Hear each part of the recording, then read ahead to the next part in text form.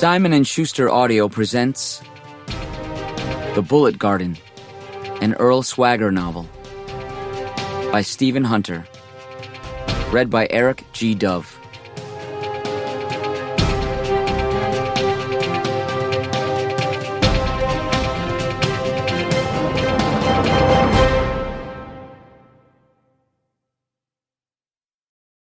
To the novelists of the war, some great, some not so great, whose work illuminated my youth.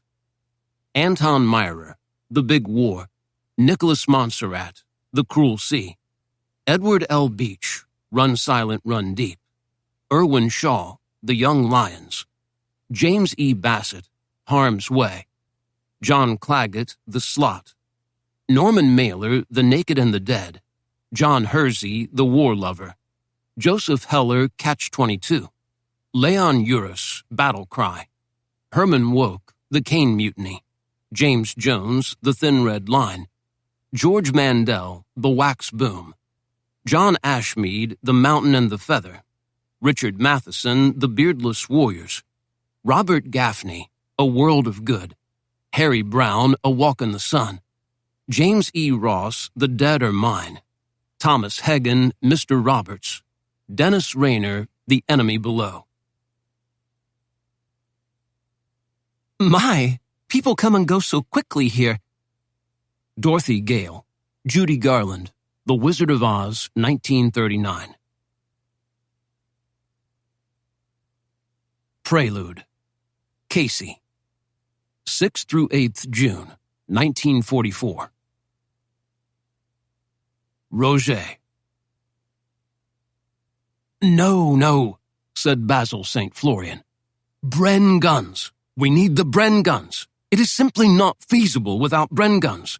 Surely you understand. Yes, Roger understood, but he was nevertheless unwilling. Our wealth is in the Bren guns. Without Bren guns, we are nothing.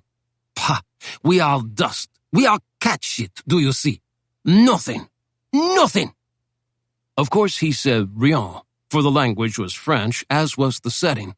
The cellar of a farmhouse outside the rural burg of Toula, department of Corrèze, in the region of Limousin, 250 miles south and east of Paris. Basil had just dropped in the night before with an American chum. Do you not see, Basil explained, that the point in giving you Brens was to wage war upon the Germans, not to make you powerfully politically in the post-war after we have pushed Jerry out. FTP communists, FFL Gaullists, we do not care. It does not matter or matter now. What matters now is that you have to help us push Jerry out. That was the point of the Bren guns. We gave them to you for that reason explicitly and no other. You have had them 18 months and you have never used them once. I will not give you Bren guns, said Roger. And that is final. Long live the Comintern. Long live the International. Long live the great Stalin, the bear, the man of steel. If you were in Spain, you would understand this principle. If you... Dear Roger, listen to the American lieutenant here.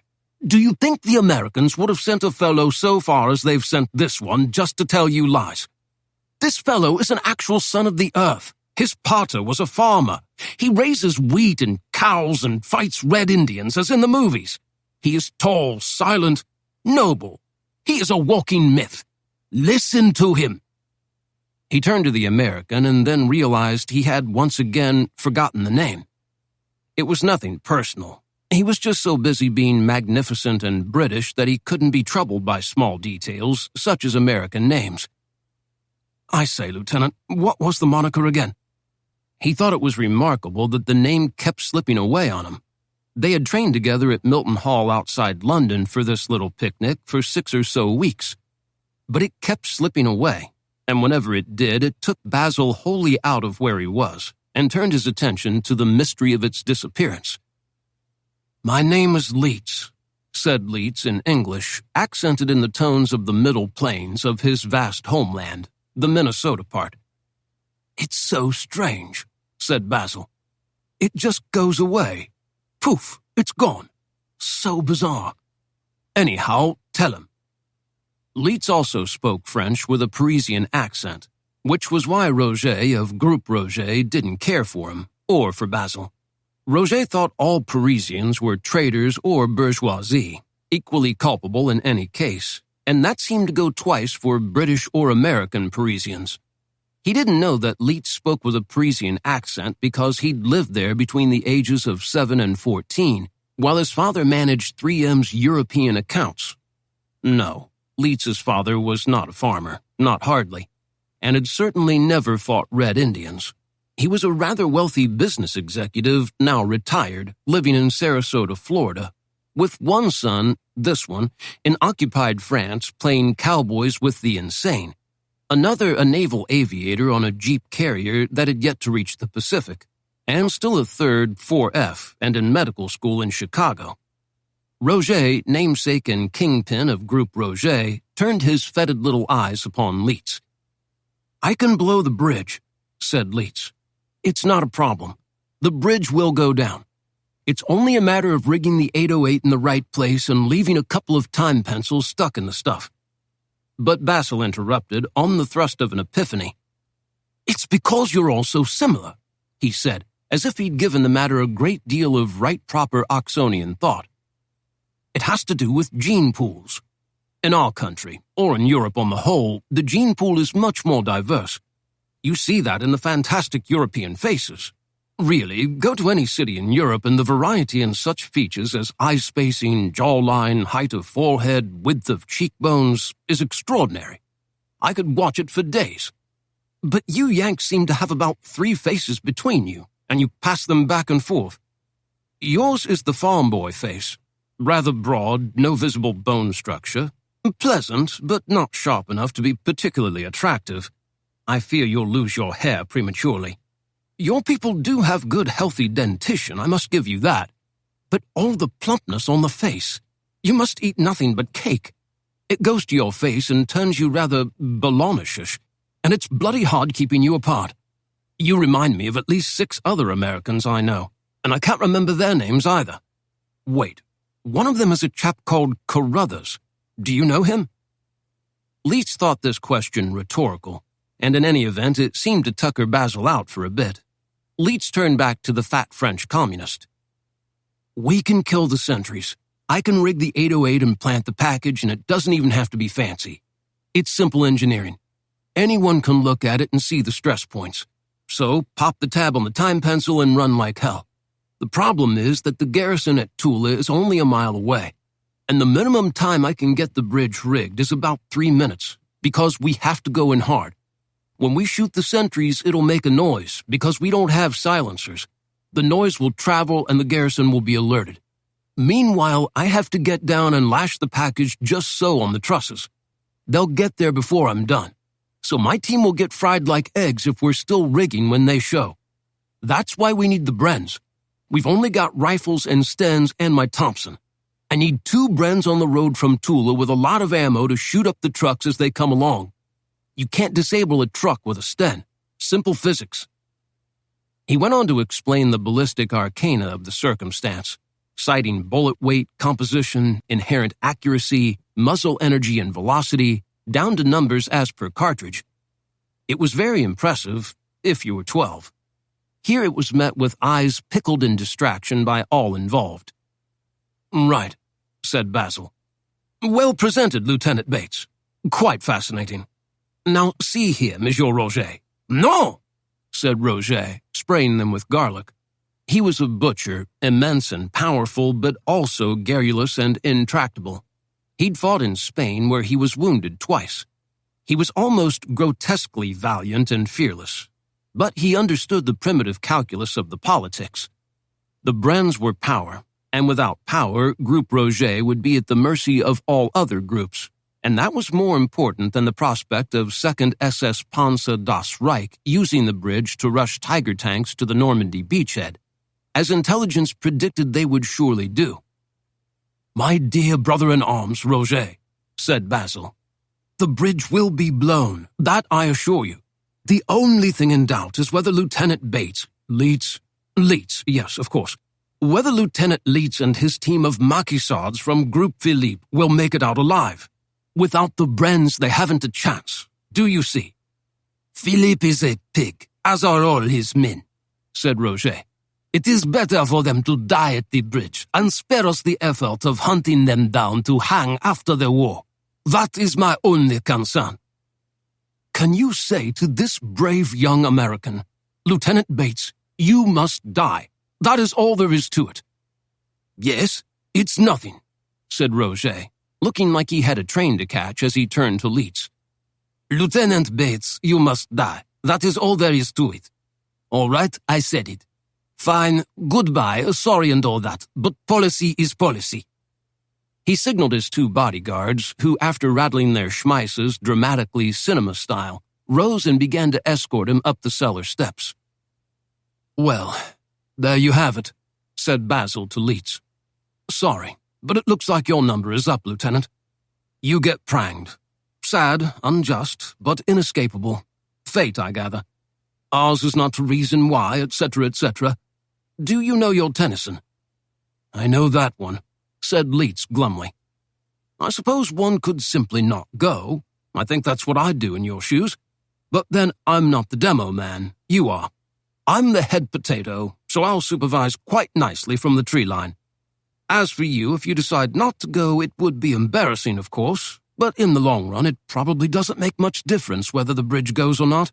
And it seems silly to waste a future doctor of all the fabled Minnesotas on such a local Frenchy balls up between de Gaulle's smarmy peons and that giant stinking garlic-sucking red butcher. If I catch it, said Leeds, I catch it. That's the game I signed up for. I just hate to catch it because of some little snit between Group Roger and Group Philippe. Stopping Das Reich is worth it. Helping Roger prevail over Philippe is not. And I don't give a shit about red or white guerrillas. Yet they can't really be separated, can they? It's always so complicated, haven't you noticed? Politics, politics, politics. It mucks up everything.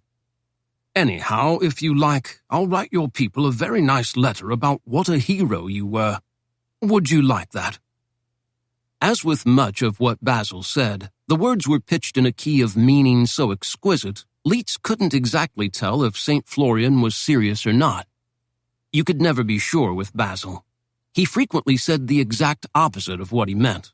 He seemed to live in a zone of near comedy, where nearly every damned thing was amusing, and he took great pleasure in saying the shocking thing. The first thing he said to Leeds all those weeks ago at Milton Hall was, "It's all a racket, you know. Our knobs are trying to wipe out their knobs so they can get all the war gold. That's what it's really all about. Our job is to make the world safe for Anglo-American knobs." Now, Basil said, I can, however, in my tiny British pea brain, concoct one other possibility. What's that? Well, it has to do with a radio. We don't have a radio. The radio was lashed to André Breton's body, which unfortunately had hit the earth at about 800 miles an hour when André's parachute ripped in half on the tail spar of the Liberator that had dropped them the night before. Neither the radio nor André were salvageable, which was why Team Casey was down 33% strength before its other two-thirds landed under their chutes, a minute or so after André had his accident. The Germans have radios. We're not Germans. We're the Allies, remember?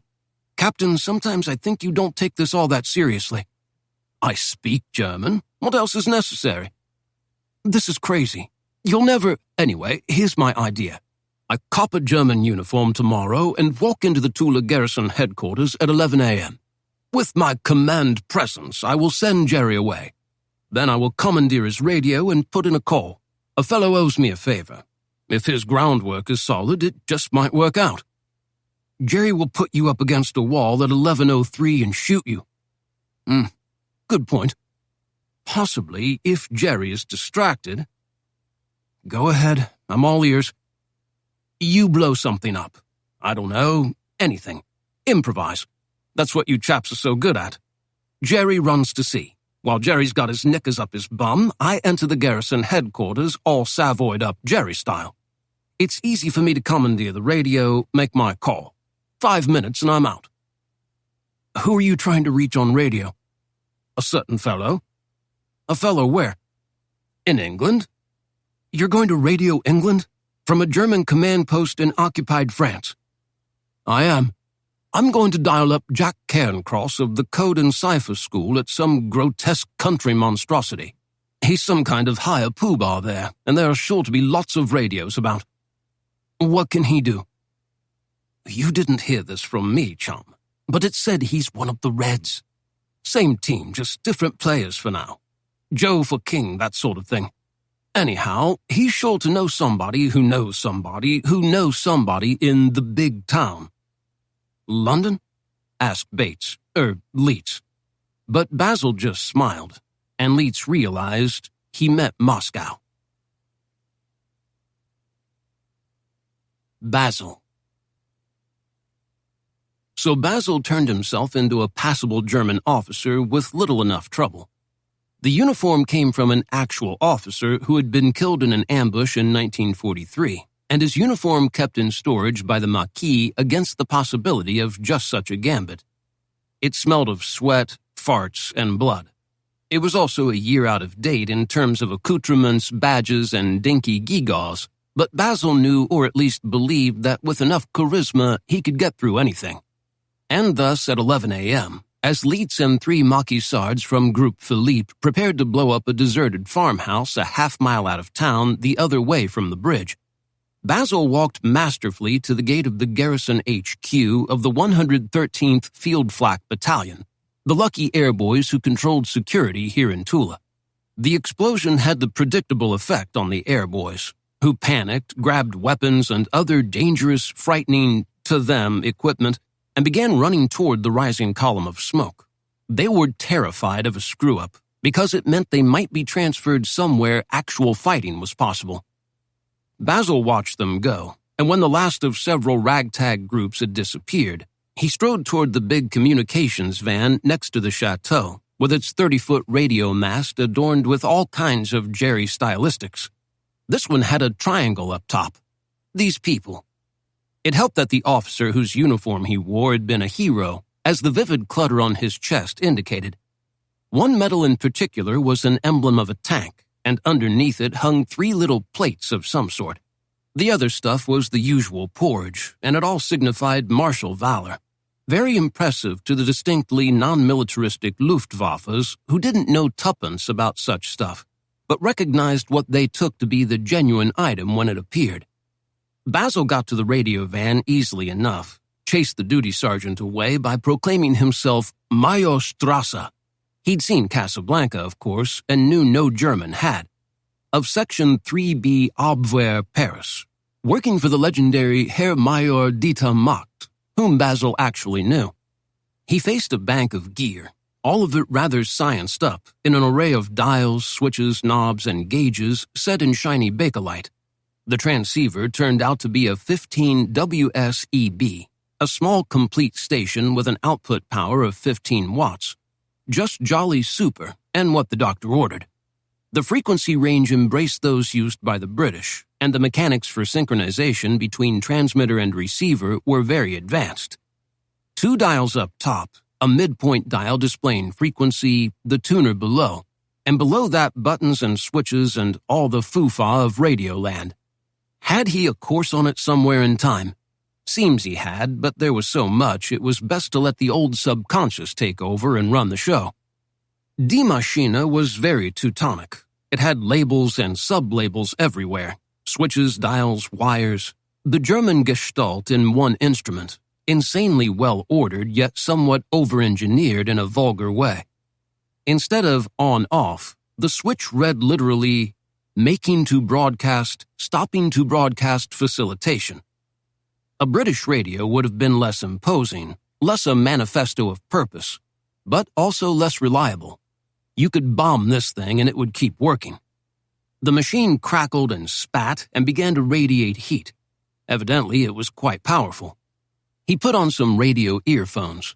The noise of static was quite annoying. Found what had to be a channel or frequency knob and spun it to the British range. He knew both sides worked with jamming equipment, but it wasn't useful to jam large numbers of frequencies, so more usually they played little games, trying to infiltrate each other's communications and cause mischief. He also knew he should flip a switch and go to Morse, but he had never been a good operator. He reasoned that the airwaves today were totally filled with chatter of various sorts, and whoever was listening would have to weigh the English heavily, get interpretation from analysts, and alert command. The whole process had to take days. He decided just to talk, as if from a club in Soho. "Hello, hello," he said each time the crackly static stopped. A couple of times he got German screaming, "You must use radio procedure! You are directed to halt! This is against regulations!" and turned quickly away. But later rather than sooner, someone said, "Hello, who's this?" "Basil St. Florian," Basil said. "Chum, use radio protocol, please. Identify by call sign. Wait for verification." "Sorry, don't know the protocol. It's a borrowed radio, do you see?" "Chum, I can't—" "Basil St. Florian. Were you at Eton, 28 through 32? Big fellow, batsman, ginger. I was on the Harrow 11, June 23, 33. You got a century that day. Out for 126, wasn't it?" "Actually, it was 127. Edged it to third slip." "Ah, right. The wicket was deteriorating a bit. Funny bounce. Good showing, though. You had a smashing classic cover drive. Beautiful to watch. The god of batsmen smiled upon me that day. I was at fine leg. Damn good if I say so myself. I dismissed you finally. You smiled at me. Lord, I never saw such a striker. I remember. Who knew we'd meet again like this? Now look here, I'm trying to reach the code mucky mucks at that ghastly toad hole. Chap named Jack Cairncross. Can you help? I shouldn't give out information. Old man, it's not like I'm just anybody. I remember you. Reddish hair, freckled, looked like you wanted to cosh me. Remember how fierce you were. That's why I winked. I have it right, don't I? In fact, you do. All these years, now this. Know which hut he's in? No idea. Can you help? I can get you Bletchley Central. Let me see. Yes, via the day code, they'd be King 6 Orange then. Let's make you Freddy 7 Pip. I'm going to have Evers do a patch. Thanks ever so much. Basil waited, examining his fingernails, looking about for something to drink. A nice bottle, say, of something red from 34. Anything would do. 34 was such a fine year. He yawned. Tick-tock, tick-tock, tick-tock. When would this Evers fellow... Identify, please. Is this King 6 Orange? Identify, please. Freddy 7 Pip. Looking to speak with your man Jack Cairncross. Put him on, do you mind? Do you think this is a telephone exchange? No, but nevertheless I need to talk to him. Old school chum. Need a favor. Identify, please. I can't remember. Something like Freddy Pip. Listen carefully. I am in a bother and I need to talk to Jack. It's war business, not gossip. Where are you? In Toula, France. Didn't realize the boys had got that far inland. They haven't. That's why it's rather urgent, old man. This is very against regulations. Dear man, I'm SOE. You know, the Dagger Boys. I'm actually at a Jerry radio, and at any moment Jerry will return. Now I have to talk to Jack. Please, play up for the game. SOE. Public school, weekends in the country, all that then. I hate you all. You deserve to burn. We do, I know. Such officious little pricks, the lot of us. I'll help you light the timbers after the war and then climb into them smiling. But first, let's win it. I implore you. Ah, said the fellow. You'd best not put me on report. I shan't. He is, in fact, no longer here. The Scot beggar has left us for the Knobs at 6. Can you patch me through, then? It's rather urgent. Basil could hear hubbub in the yard. Had the airboys returned? I suppose I must, 7 Pip, said his inquisitor with a tragic sigh. More clicking and buzzing, and whatever magic lurked in the wires and antennae of His Majesty's secret apparatus was again put to the test. Until somehow Basil's voice had been repurposed to the rotting old buildings on Broadway. Station K identify? I think it's something 7 Pip. Does that help? Observe security protocols, if you please. Look here, it's one of your old boys, Basil St. Florian. Everyone at Broadway knows Basil St. Florian. I need the code word before... Freddy, that's it. Freddy 7-Pip. Authenticated, Basil waited again until he was shunted at last to some office or other, one hoped close enough to the target. Philby? Yes, see here, I need to speak with... Kim? Kim Philby, can that be you? It is indeed, Basil. Why, I'd know that voice anywhere. Lord, how I've missed those nights we tried to empty all the gin bottles in Soho. What gay lads we were. You're off blowing up Jerry's kitchens, are you? Actually, Kim, I am. And that's why I need a chat with your chap Cairncross. That one, the Scot, dour as haggis in vinegar. Can you get him on the blower for me? Of course. But Basil, do call back any time. I'd love to hear your adventures. You've much to tell, I'm sure. In a minute or so, another voice came over the earphones. Yes, hello? Jack, it's Basil. Basil St. Florian. Who? We met at the Citadel briefing with all the other senior codebreakers. I'm with one of the Hugger-Mugger outfits. Was all banged up. Last year in the war rooms. Oh, but rather fuzzy, but if you say so. Right, Jack. Now see, here's the thing. I need a favor, do you mind? Well, depending, of course. I'm to go with some rough chaps tonight to set off a firecracker under a bridge. Nasty work, but they say it has to be done. Sounds fascinating. Not really. Hardly any wit to it at all. You know, just destroying things. It seems so infantile in the long run. Anyhow, our cause could be helped if a gang in the area called Group Roger, have you got that, would pitch in with its Brens. But it's some red-white thing and they won't help. I thought you had Uncle Joe's ear. Who did you say you were? Good heavens, man. People may be listening. No inference or judgment meant. I tell no tales and let each man enjoy his own politics and loyalties as I do mine. That's what the war's all about, eh? Let's put it this way. If one had Uncle Joe's ear, one might ask that Group Roger in Tula vicinity pitch in with Brens to help Group Philippe. That's all. Have you got that? Roger, Brens, Philippe, Tula. Thanks, old man. It's not like you can just ring them up, you know, but I'll give it a whirl. There's the lad. Basil put the microphone down, unhooked the earphones from around his head, and looked up into the eyes of an Oberleutnant and two sergeants with machine pistols. Leitz looked at his Bulova. It had been an hour, an hour and a half. I think they got him, said his number one, a young fellow called Leon. Shit, said Leitz in English. He was at a window in the upper floor of a residence 50 yards across from a gated chateau that served as the 113th Luftwaffe Field Flak Battalion's headquarters and garrison. He held an M1 Thompson submachine gun low out of sight and wore a French rain slicker, rubbery, and a plowman's shabby hat. We can't hit it, said Leon. Not four of us. And if we got him out on the surprise aspect of it, where'd we go? We have no automobile to escape. Leon was right, but still Leitz hated the idea of Captain Basil St. Florian of the Horse Guard perishing on something so utterly trivial as a bridge in the interests of one Team Casey that existed out of a misbegotten SOE-OSS cooperative plan, silly, cracked, and doomed as hell. Strictly a show, thought up by big headquarters brainiacs with too much spare time, of no true import.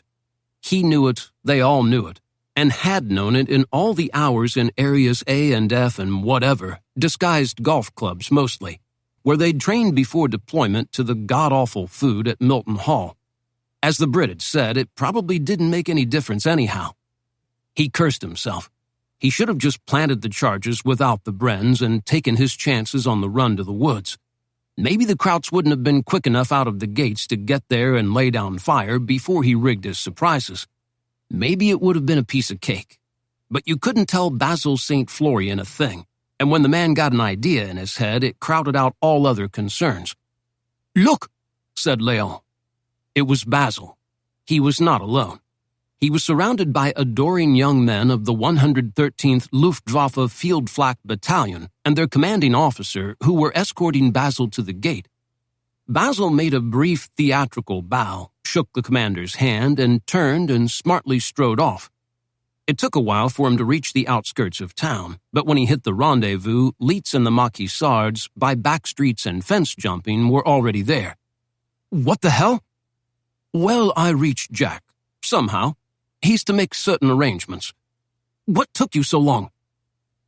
It seems the previous owner of this uniform had an illustrious career. This little trinket? He touched the metallic emblem of a tank with its 3 tiny plates affixed serially beneath.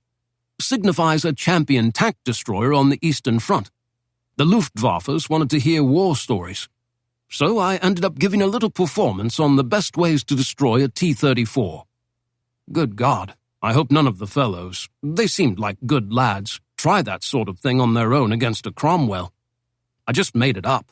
Something about the third wheel of the left tread being the drive wheel, and if you could hit that with a Panzerfaust, the machine stopped in its tracks. Could there be a third wheel? And I don't believe I specified left from which perspective. All in all, it was a rather feeble performance, but the London Times critics weren't around. Just some dim Hanoverian farm boys drafted into the German Air Force. You made the call? You got through? Why, it worked better than our trunk lines. No operator, no interference. It was as if Jack had been in the same room. Amazing, these technical things these days. Now, what's for dinner? Leets. Leets applied the last of the burnt cork to his face. Burning corks had turned out to be no picnic, but finally he managed to do a reasonable job of masquerading his broad, uninteresting, and very white American balloon face against the darkness. He looked like a potato that had fallen off a truck. He was now ready, though he felt more like the football player he'd been than the soldier he was, so packed with gear very like the shoulder and thigh pads that had protected him in Big Ten wars. He had a Thompson gun, 7 mags with 28 45s in each, the mags in a pouch strapped to his web belt, as were 6 gammon grenades, always fuses packed with half a stick of the green plasticky explosive 808. They were all ready to have their caps unscrewed, their linen lines secured, and tossed to explode on impact. They smelled of almonds, reminding him of a candy bar he had once loved in a far-off paradise called Minnesota.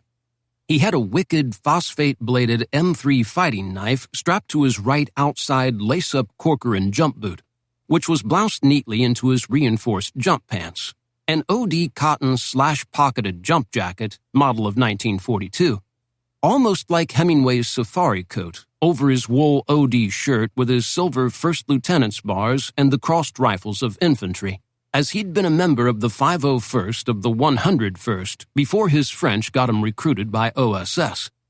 Then, too, a Colt 45 automatic on the web belt, 7 fat cartridges in the mag, 2 more mags on a pouch on the web, a black watch cap pulled low over his ears so that he looked like one of the lesser Our Gang members. He also carried a satchel full of explosive 808 and time pencils. That is, delay switch number 10, a tin of 5 of them in the satchel with the 808 for quick deployment. He weighed about 1,000 pounds. It wouldn't be a sneak and plant and run job. It would be more like a 1934 bank job. Go in shooting, take, in this case, plant the loot, and run.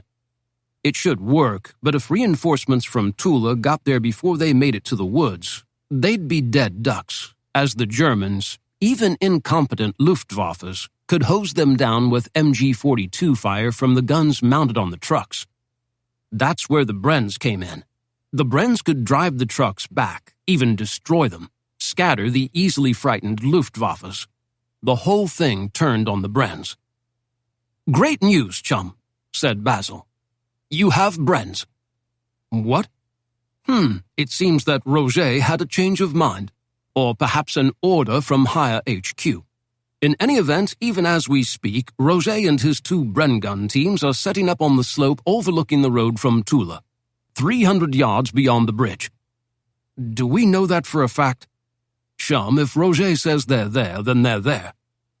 I wish I could actually see the guns.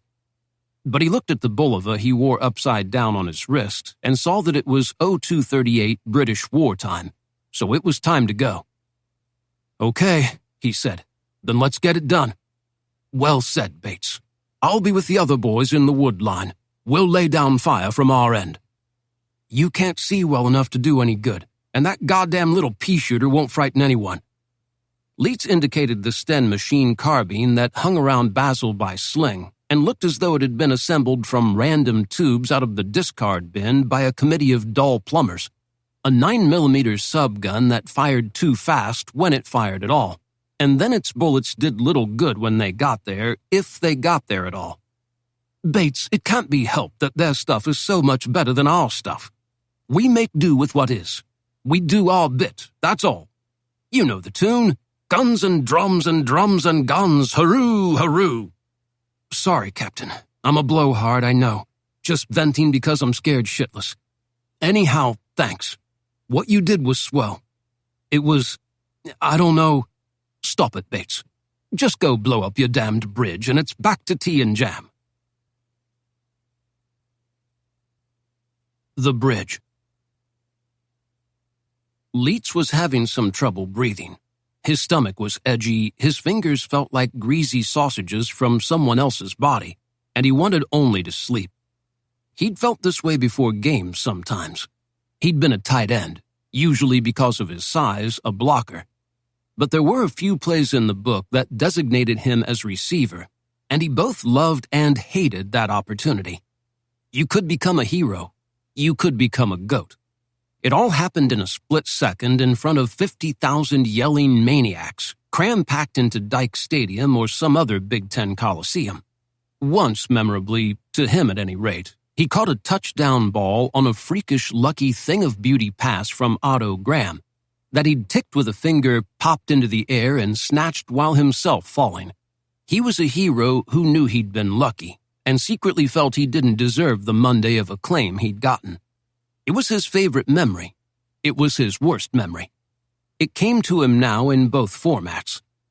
The car rolled onward. No wonder they called them coffee grinders. A little tin pot of a thing powered seemingly by rubber bands. Chut, chut, chut it went. Léon drove. Leitz was in the front passenger side with the Thompson. In the back seat in fetal positions were Jerome and Franck. Good guys. Kids, really, all with Stens. They'd have trouble getting out, so it was up to Leitz, really. He'd deliver the first blows for freedom in this part of France. He felt sick about it, but it was increasingly obvious that it didn't matter how he felt, since what would happen, and if the Brens were there, thank God, and Basil St. Florian. And if they weren't, Dad would be so upset. A bottle was produced.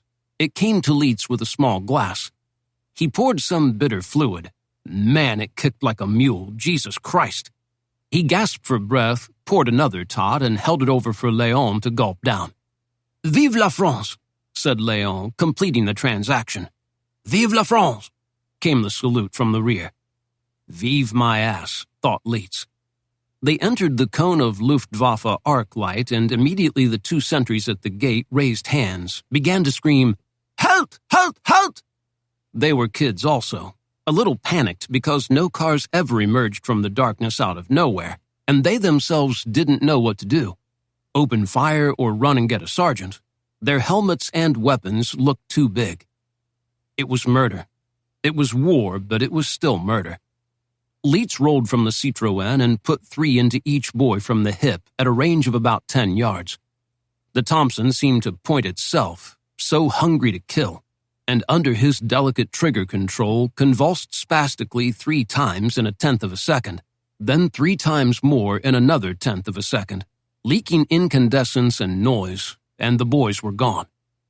He pivoted, brought the gun to his shoulder, zeroed in on the guardhouse through the aperture sight to the wedge at the muzzle, and feathered off the rest of the magazine, holding the butt tight into his shoulder, watching the wood and dust splinter and leap as the rounds struck, glass shattered, a door broke, punctured, and fell. The gun empty, he reached into his pocket pouch and pulled an already primed gammon. With a thumb, he pinned the little floppy lead weight at the end of the gammon linen against the side of the bag, feeling the slight squishiness of the clump of 808 inside, cranked slightly to the right to the classic QB pose so he could come off his right foot, and launched a tight spiral toward the guardhouse 50 feet away, following through Graham style. As the bomb sailed through the air, its weighted linen wrap unfurled, and when it separated, it popped a restraining pin inside the always fuse, arming that gizmo to detonate on impact. That was the genius of the gammon. When armed, it was volatile as hell, but it always went off. Great throw. The guardhouse went in a blade of light and percussion, making Leets blink, stagger, have a momentary loss of reality. So fucking loud. His men were next to him, emptying stens into the wreckage and at fleeing figures. "Un autre," said Léon. Another. Leets got another grenade out, pinned the weight, and this time put more arm into it. It sailed into the darkness where presumably Germans still cowered, perhaps unlimbering weapons, but the explosion was larger than the last. The gammon power depended wholly upon how much 808 was packed about the always, and evidently Leets had been a little overexcited on this one. Dust rose, half the lights went out, burning pieces of stuff flew through the air. It was all the chaos and irrationality of an explosion. Hearing was gone for the night. Leets paused for a second to get another magazine into his Thompson, made sure the bolt was back, and raced forward into the madness. He reached the center of the span when a volley of rifle shots kicked dust and splinters up. He flinched, realized he wasn't hit, recovered. The fire surely came from the other end of the bridge, where a small security force had been cowering, uncertain what to do. Fortunately, the Luftwaffes were as poor at marksmanship as they were at aggression, and so all the shots missed flesh. Leets answered with another long burst from the reloaded Thompson, while his comrades chipped in with stens. "Throw some bombs," he ordered, while he himself went to the railing of the span, looked over it. It was not an impressive bridge. It was, in fact, a rather pathetic bridge. But it would do well enough to support the weight of a 56-ton Tiger II tank, a column of which, under the auspices of SS Das Reich, now headed toward it on the road to Normandy. Leets had seen the structure at daylight. 2 buttresses, heavy logs, no apparent stone construction except at the base. He simply had to detonate enough 808 where the truss met the span to disconnect the support. The span would collapse of its own, or at least cave in enough to prevent passage of the heavy German vehicles. It needn't be pretty or dramatically satisfying. A little tiny bang would be fine, just enough to get a little bit of a job done. He knelt, slipped the Thompson off its sling and the satchel of 808 to the ground. He reached into it, pulled out the tin of the time pencils, and beheld the 5 6-inch-long brass tubes, each with a tin-wrapped nodule at the end. The problem with them, goddammit, was that as clever as they were somewhat retarded in their firing rate. Supposedly, they were set to fire a primer in 10 minutes, but just as often they went in 8 or 9, or 11, or 12.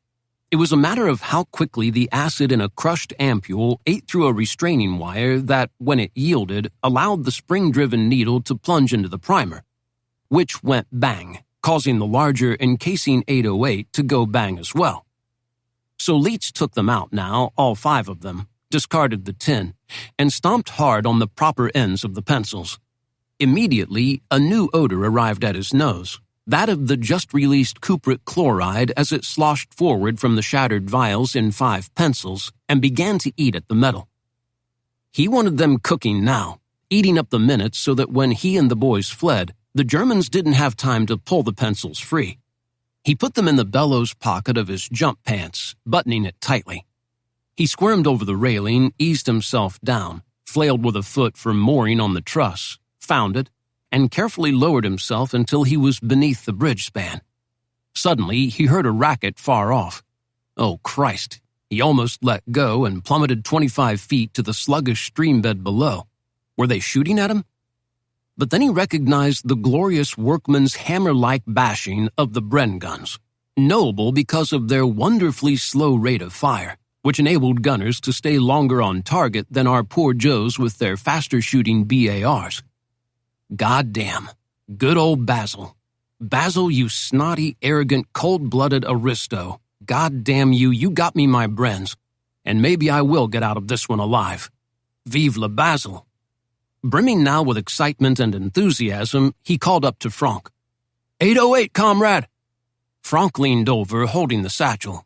It was a stretch, Franck dangling the satchel by its strap off the edge of the bridge, Leitz clinging to the truss, grasping at the thing which seemed somehow just out of reach. But in what seemed a mere 7 hours, he finally snared it securely and pulled it in.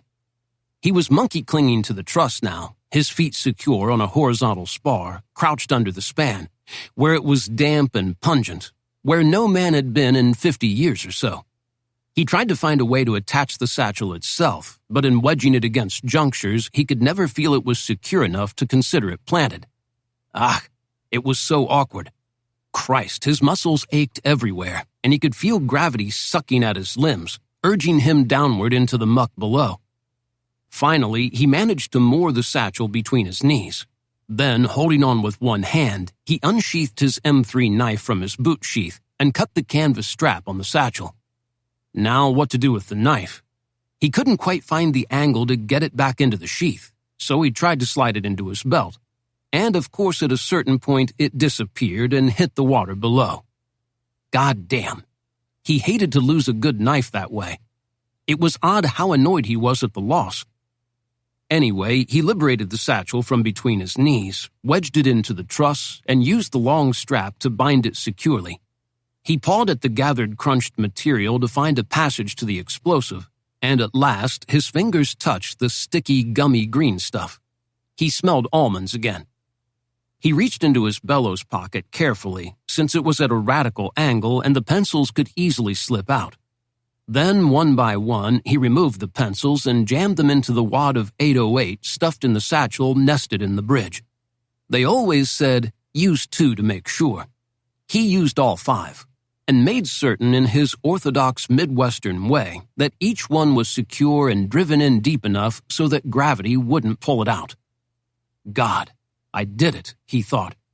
It seemed to take an hour to clamber back up to the bridge span itself, and Franck and Léon pulled him while the third Maquisard hammered away with the sten periodically. On the span, he was elated yet also exhausted. Whoa, he said in English. Wouldn't want to do that job over. Then reverting to French, he said, Friends, let's get the hell out of here. He grabbed his Thompson, ran back down the bridge past the blown-out guardhouse, deserted, sandbagged gun pits with their silent 88s pressing skyward, the wreckage and small fires from the gammons. Now it was only a question of the long run up the hill to the tree line in the darkness, waiting for the boom from the... That's when he noticed the Brens were no longer firing. That's when he saw a German truck scuttle over the crest of the road, stop, and begin to disgorge troops, many of them, while on top a soldier unlimbered an MG-42. Leitz did a quick tumble through the facts as he thought them to be, and concluded that, yes, Team Casey had a chance. Luftwaffe troops, basically anti-aircraft gunners, their rifle marksmanship and combat aggression had to be somewhat deficient. It was dark. Untrained, unbloodied troops didn't care for the dark. They weren't sure where they were going, and at best they'd put in a half effort, each fellow thinking, I don't want to be the one guy who dies tonight. Okay, he said to his 3 musketeers. We'll go ahead by leapfrogging. As each guy runs, the other 3 pour fire on Les Boches. When you hold on them, aim a man high, or your rounds won't reach the target. 3 rounds, no more. Shoot, move, don't stop no matter what. We spread out, try and go about 50 yards per spurt. Up top, they'll be covering us. We don't need the damn Brens. We're fine. Fuck that fat Roger, said Léon. He is pig filth, swine, a screwer of mothers and babies. That communist shit. The Reds should be rounded up after the war, and we will visit Roger, I promise you, said Leitz. Now come on, guys, let's get a move on. Franck went first, then was passed by Léon, and finally Jérôme. Leitz crouched behind a sandbag revetment and had a wild, insane, heroic impulse. Maybe I should stay here, cover them, and keep the Krauts off until the bridge blows. Then he thought, fuck that. He was moving, was past Franck, past Léon, almost to Jérôme, moving through fire that was sporadic at best, now and then licking up a spit of dust in the general area, and he'd heard nothing blazing by his ears, which would show that Jerry had zeroed in on them. The flare popped, freezing him. Flares? These clowns have flares? He looked back to the bridge and beheld with horror the reality that 2 more trucks had arrived in the dappled camouflage coloring of 2nd SS Das Reich, and watched as from each truck spilled Panzergrenadiers in their camouflage tunics, hardened by years on the Eastern Front. A unit noted and feared far and wide as the finest of the SS divisions. These characters carried the new STG-44, something the Germans called an attack rifle with a high rate of fire. Oh fuck, they could really lay fire with that son of a bitch. How did they get here so fast? Another flare popped and then another, and the whole scene lit up. This puny French river valley, he and his 3 Maquisards racing uphill through a landscape of flickering shadow, as the descending parachute flares caught on the stumps of the so recently cut pines, and threw blades of darkness this way and that like scythes. The Germans still 200 yards away, but coming strong. The camouflaged Panzergrenadiers racing through and past the confused young Luftwaffes. And now suddenly from the ridgeline, a long arc of tracer as the MG-42s tried to range the target. We are screwed, he thought. This is it. The bridge went.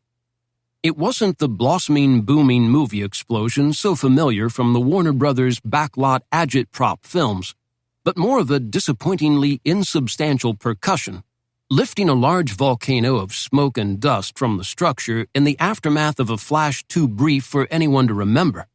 Leitz stole a moment in the fading parachute flare to examine his legacy.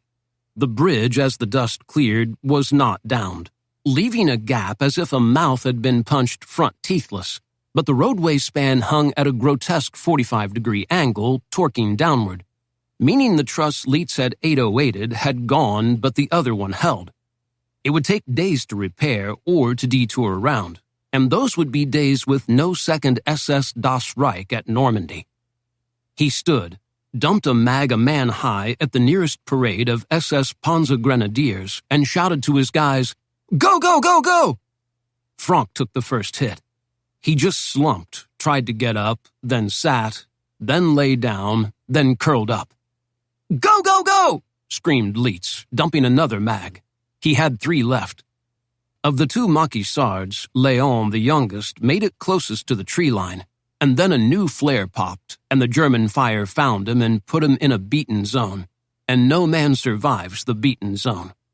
Jerome didn't make it nearly as far, and Leitz had not gotten clear either, for he ran himself through a sleet of light and splinter as the Germans tried to bring him down. But in the second before he was hit, he saw Jerome jack vertically from his runner's crouch and go down hard as gravity took hold of his remains and decreed it unto the earth. The bullet struck Leitz in the left hip. Man, did he go down, full of spangles and fire flashes and lightning bugs and flies' wings. His mind emptied. All visible movement ceased in the universe, and it went silent. I am dead, he thought. But he blinked himself alive again and saw SS coming up hard in the light of a new flare, holding their fire, for they wanted someone alive for the info before the execution, and he cursed himself for throwing out the cyanide tablet he'd been issued. The pain was immense, and he tried to make it go away by rushing a mag change, lifting the ever-loyal, faultless best friend of the Thompson gun, and running another mag, seeming to drive them back or down or whatever. He was 24. He didn't want to die. He tried to get through another mag change, but dropped the heavy weapon. He got a gammon bomb out, but couldn't get the cap unscrewed. He pulled out his .45, jacked the slide, held it up stupidly without aiming, blinked in the bright light of another flare just overhead, and squeezed off a few pointless rounds. The gun locked back. He saw 2 Panzergrenadiers quite close with their fancy new rifles. Then the 2 Germans sat down as if embarrassed. A wave of explosions wiped out the reality that was but a few yards ahead of him. There, Bates, chum," said Basil. "The fellows are here with a stretcher. I don't see any splintered bone, just huge purple smear from bum to cod. You might even live." "Basil, what? Get out of here.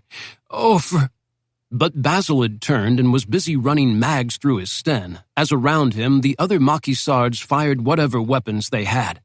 Somehow Leitz was on a stretcher, and Bean humped at speed the remaining few yards to the tree line.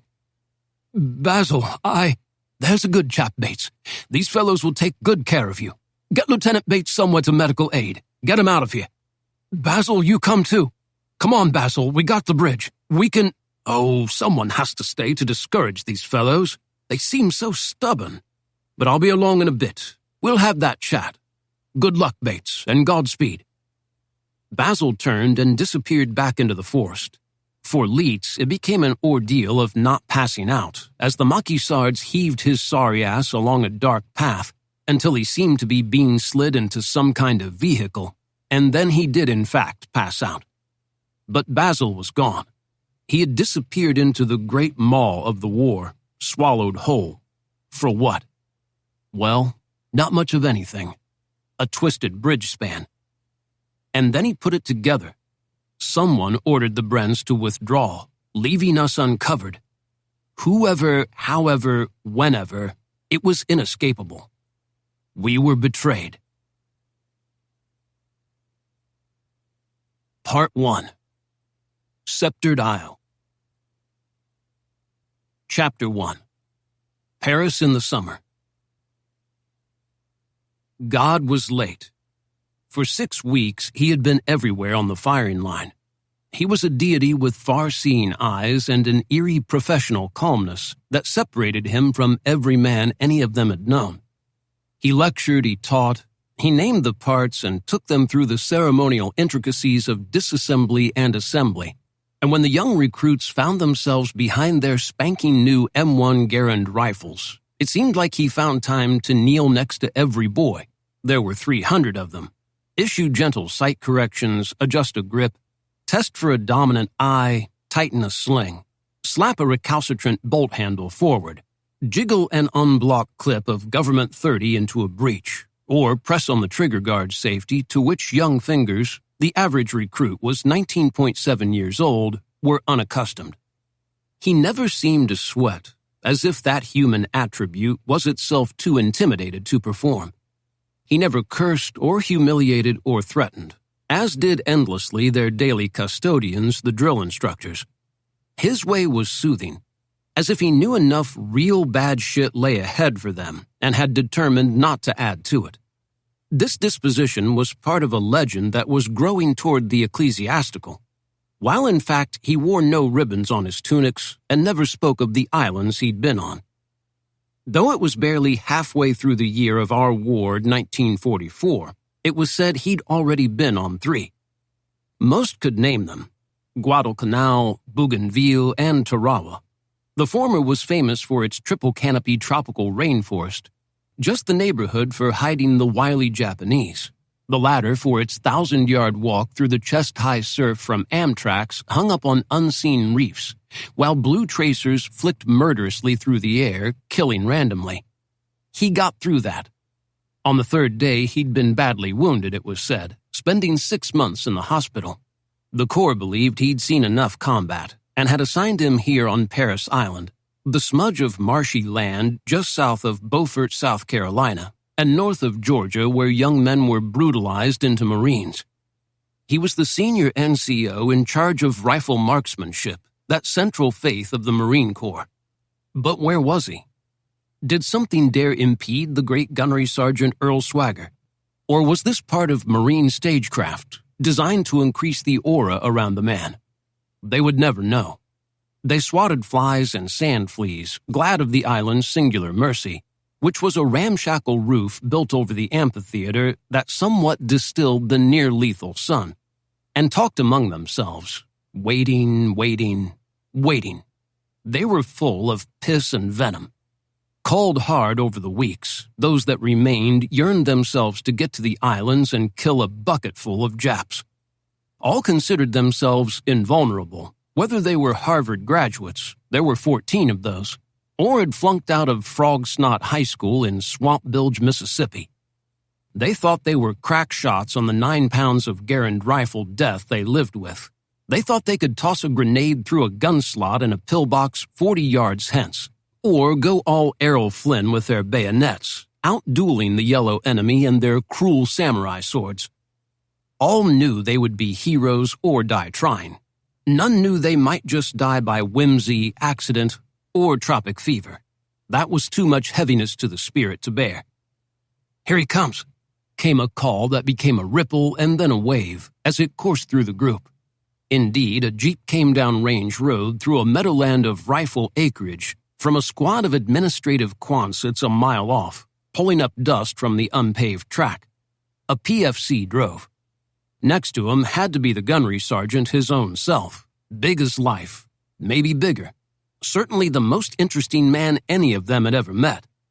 The sergeant bailed briskly from the vehicle to be instantly attended by the DIs who supervised each platoon of the 3rd Recruit Training Battalion, and each gave a smart report to the effect that all were present and accounted for, meaning that the recruits were seated and wrapped. This would be Swagger's last time to address the battalion as a whole, and he had words for them. Swagger was a solid 6 feet, immaculate in Class A khaki shirt, and for the occasion, blue dress trousers with marine red stripes, ending cufflessly in black Oxfords so bright with shine you could signal a plane with them. His visored cap was white. He wore no tie, but the shirt was starched hard, its array of pockets and plackets arranged to form a metaphor for perfect USMC-style order on the chest, and a perfect pie of T-shirt showed in the valley of the collar. No ribbons. Just the dark 3 up and 2 down over the diamond on the sleeve that signified rank. No one would call him handsome. No one would call him ugly. He was simply a Marine. His face had been baked in Pacific sun, so that it now resembled a Spartan shield picked up after the big fight on the Greek coast. It was a long, hard, lean face, unadorned by flesh. He had cheekbones like howitzer shells. His nose was a blade, its precision testimony to the fact that even while winning Pacific Fleet light heavyweight champion in '39, he had been quick enough to keep it pristine. The jaw appeared to have been smelted from steel, and the eyes were intense. They were also legendary. Every time he took a physical, naval aviation boys came calling to beg him to take a commission and an appointment to Pensacola and fly with them, because they knew he'd see the Zeros before they saw him.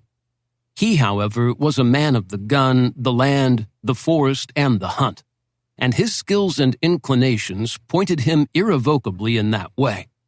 Besides, generations of Swaggers had found the earth good enough to die on. He went swiftly to the podium, not requiring the seated youngsters to rise, as he knew that would unsettle them for no point at all. He faced them. "Good morning, Marines," he said in a tone of voice familiar to military formations for a good 5,000 years, and linking him to a long line of the foremen of battle who got them up the hill or across the river or through no man's land, whether the setting was Guadalcanal or Borodino. His variation on the NCO's voice had the softness of the Mid-South to it, as he hailed from Polk County, Arkansas, but the tone could have been Zulu, Greek, Roman, Hun, even yeoman's as spoken in the mud of Agincourt. "Good morning, Sergeant," they replied, and he passed on any follow-up Corps standard theatrical bullshit, as in, "Sound off like you got a pair," or "I can't hear you," to get them even more ginned up. Swagger thought such rhetorical excesses unnecessary and of no use to the combat bound. "I call you Marines and not recruits, because though a week shy of graduation and assignment to your next units, you have all passed rifle marksmanship. You are therefore riflemen, and are therefore entitled to the respect of men, for all of you fellows are now men. Even that squeaky little redhead over there." He pointed to Richie Murphy, a kind of battalion mascot who was officially 17, but widely believed to be even younger. "And in short order will be facing Japanese infantrymen in places you never heard of, you can't pronounce, you couldn't find on no map because they aren't big enough. That's man's work. Only men can do it, and you have proven yourself. No matter how it turns out, know today you are a man and a Marine." They cheered themselves. They had earned it. By mastering the hard craft of the march, the compass, the push-up, the grenade, and most of all the rifle. In that discipline, they showed the skill to lie flat and put rounds on targets to 600 yards. It would be harder under fire, but if their luck held, nobody said it would, the fundamentals Swagger had pounded into them would get them through it. "Now you may have noticed, ain't no officers here today," he said. Some had, some hadn't. But yes, it was strange, as platoon commanders and battalion staff had been ever present over the rigorous 9 weeks that had preceded. "That's because I want to speak freely, with no reports being filed and investigators from the Navy Department showing up. So what I tell you ain't official Marine doctrine as vetted by the old men with stars on their collars. I'm just giving you straight shit, and I hope you listen on it and take it to heart. I believe it may save your life someday. But before I begin, let me ask, is there a man here from Harvard University?" In time, a few hands raised. Swagger pointed to the nearest and said, "All right, son, you come on up here." The boy climbed onto the stage in his much sweated-in herringbone twill dungarees. Though tall and slim, he wore the olive-drab cotton poorly, so that it hung on him like pajamas, obscuring the crew athlete he'd once been and the war athlete he'd become. His cover was the pith helmet, a jungle gym thing that actually did its job against the sun, no matter how goofy it looked. He was shod in boondockers, rough side out, giving him the aspect, however unlikely, of a man who made his living pushing a plow behind a mule. He came to attention. "Stand at ease." The boy's posture relaxed, but still showed strength through core muscles. "What's your name, son?" "Sergeant, my name is Wallace F. McCoy, Sergeant," he said smartly. "Now, McCoy," said Swagger, "I know on account of your fine university that you're a smart fellow. I'm guessing you have a good memory. Would I be right?" "Well," the boy paused. "Sergeant, I can name all the presidents and all the states. I know the Table of Elements, the Declaration of Independence, the names and stories of all the constellations. I've read every British novel ever written and all the poets and playwrights. I know the Pledge of Allegiance, Shakespeare's sonnets, the words to the Marines hymn, and I speak Spanish." "That would seem to be what I had in mind," said Swagger. "Now, I believe in that brain of yours there might have been room enough for something the Marine Corps taught you, called the Rifleman's Creed. Tell me I'm not wrong." "Sergeant, you're not wrong, Sergeant." "Excellent. Now I want you to recite it for me and all your chums in 3rd Recruit Battalion sitting out there. Speak it loud so they can hear in the balcony." There, of course, being no balcony.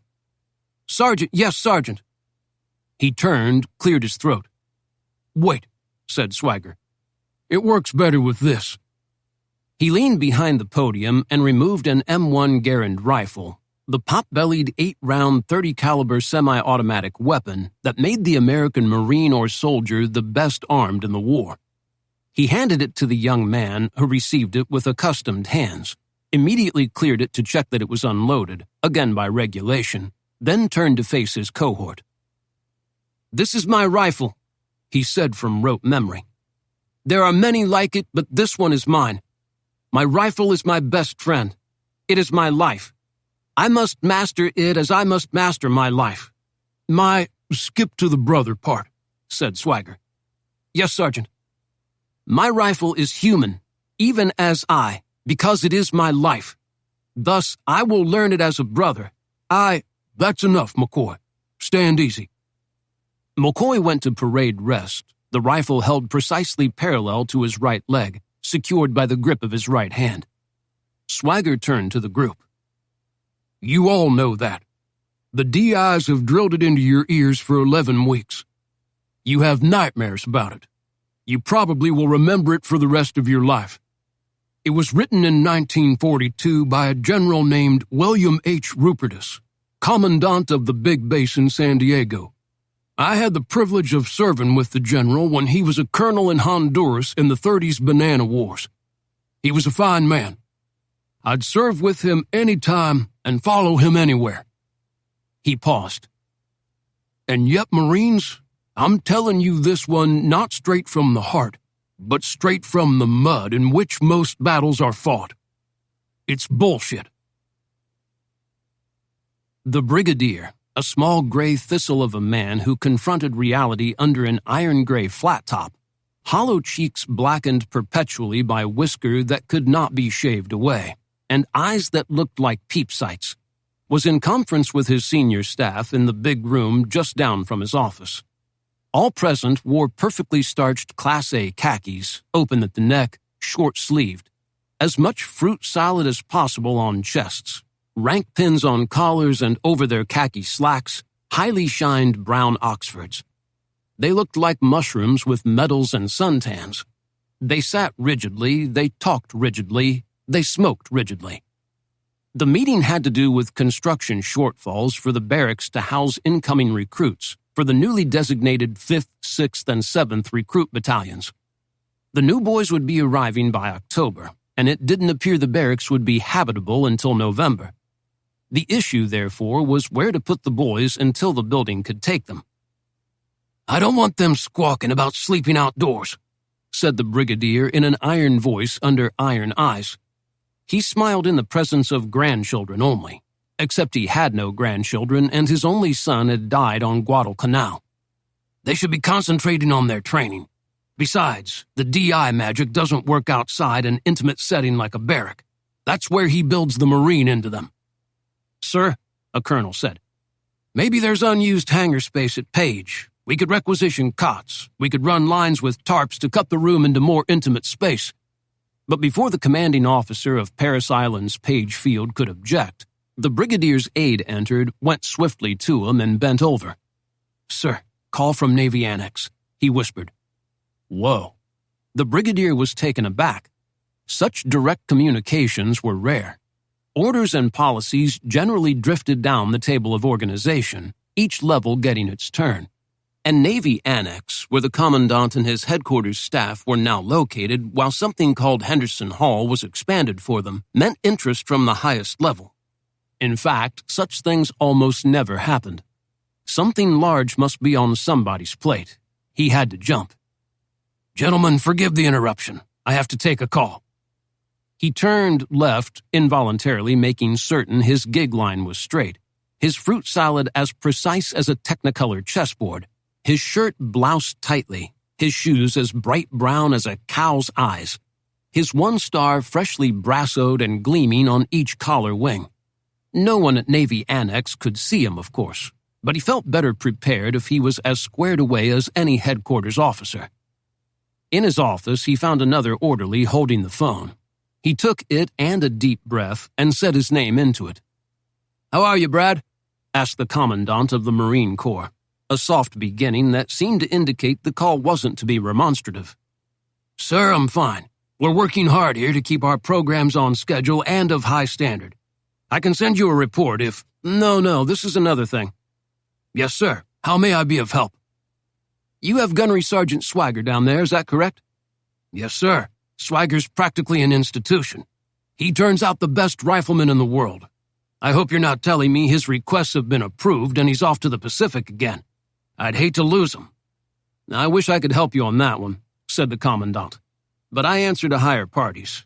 In about an hour, a B-17 from the 8th Air Force. Those were the boys who were bombing the Reich from England. We'll put down at Page." Was Page big enough? Well, if the pilots were good enough, and the brigadier instantly understood that a far more normal procedure would be to land them at Naval Air Station Beaufort, 20 miles to the north. So this had to be highest priority. "Yes, sir," he said. "It will be carrying 2 men.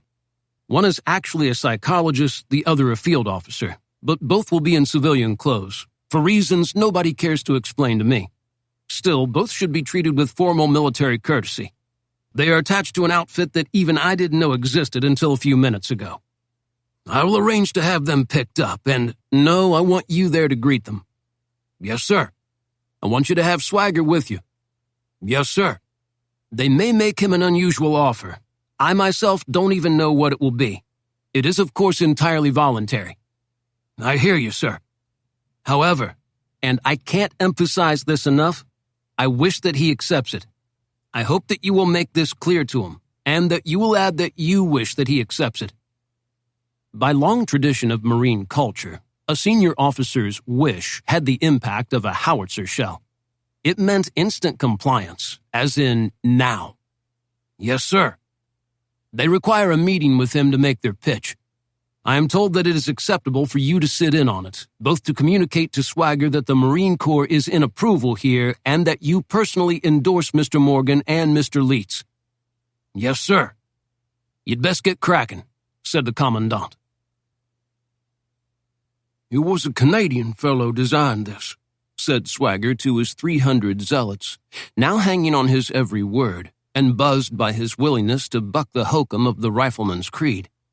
He held McCoy's Garand high in one hand, at the perfectly engineered point of balance, so that his audience could appreciate the lethal architecture, the high engineering art, the functionality that was the best part of the beauty that the 9 pounds represented.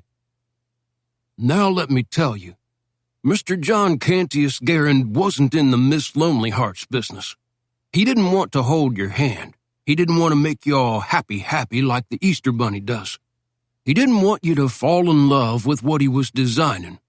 It ain't your best friend. It ain't a girlfriend, your baby, your brother, your grandma on Thanksgiving who knows how to roast up them birds, your old uncle. It's not. No matter what General Rupert is sitting in his office with a bottle of bourbon and all head up over Pearl Harbor says, it's not you. In fact, it's your enemy. He let that one sink in, as the boys, most of them, even the 14 from Harvard, gasped at the apostasy. It wants you dead. It will always be looking for mud to choke on, for rocks to bang, for grease to slip it out of your hands and fall hard, for rain to turn its steel rusty and erode out the grooves in the barrel. Its gas plug wants to vibrate loose so it don't get the right measure of recoil energy to operate reliably. Its rear sight wants to go out of zero. Its front sight wants to bend. Its sling wants to rip off your shoulder in the prone. Its extractor wants to break so it don't eject and it ties up. I'm telling you, young Marines, it ain't your girlfriend. And if you think it is, you will be sorry. Suppose you have to use someone else's weapon when Miss Mary Ann is blown up. Suppose you have to use Jap weapons. Suppose you get picked to replace the assistant machine gunner, and now you got his dinky little carbine.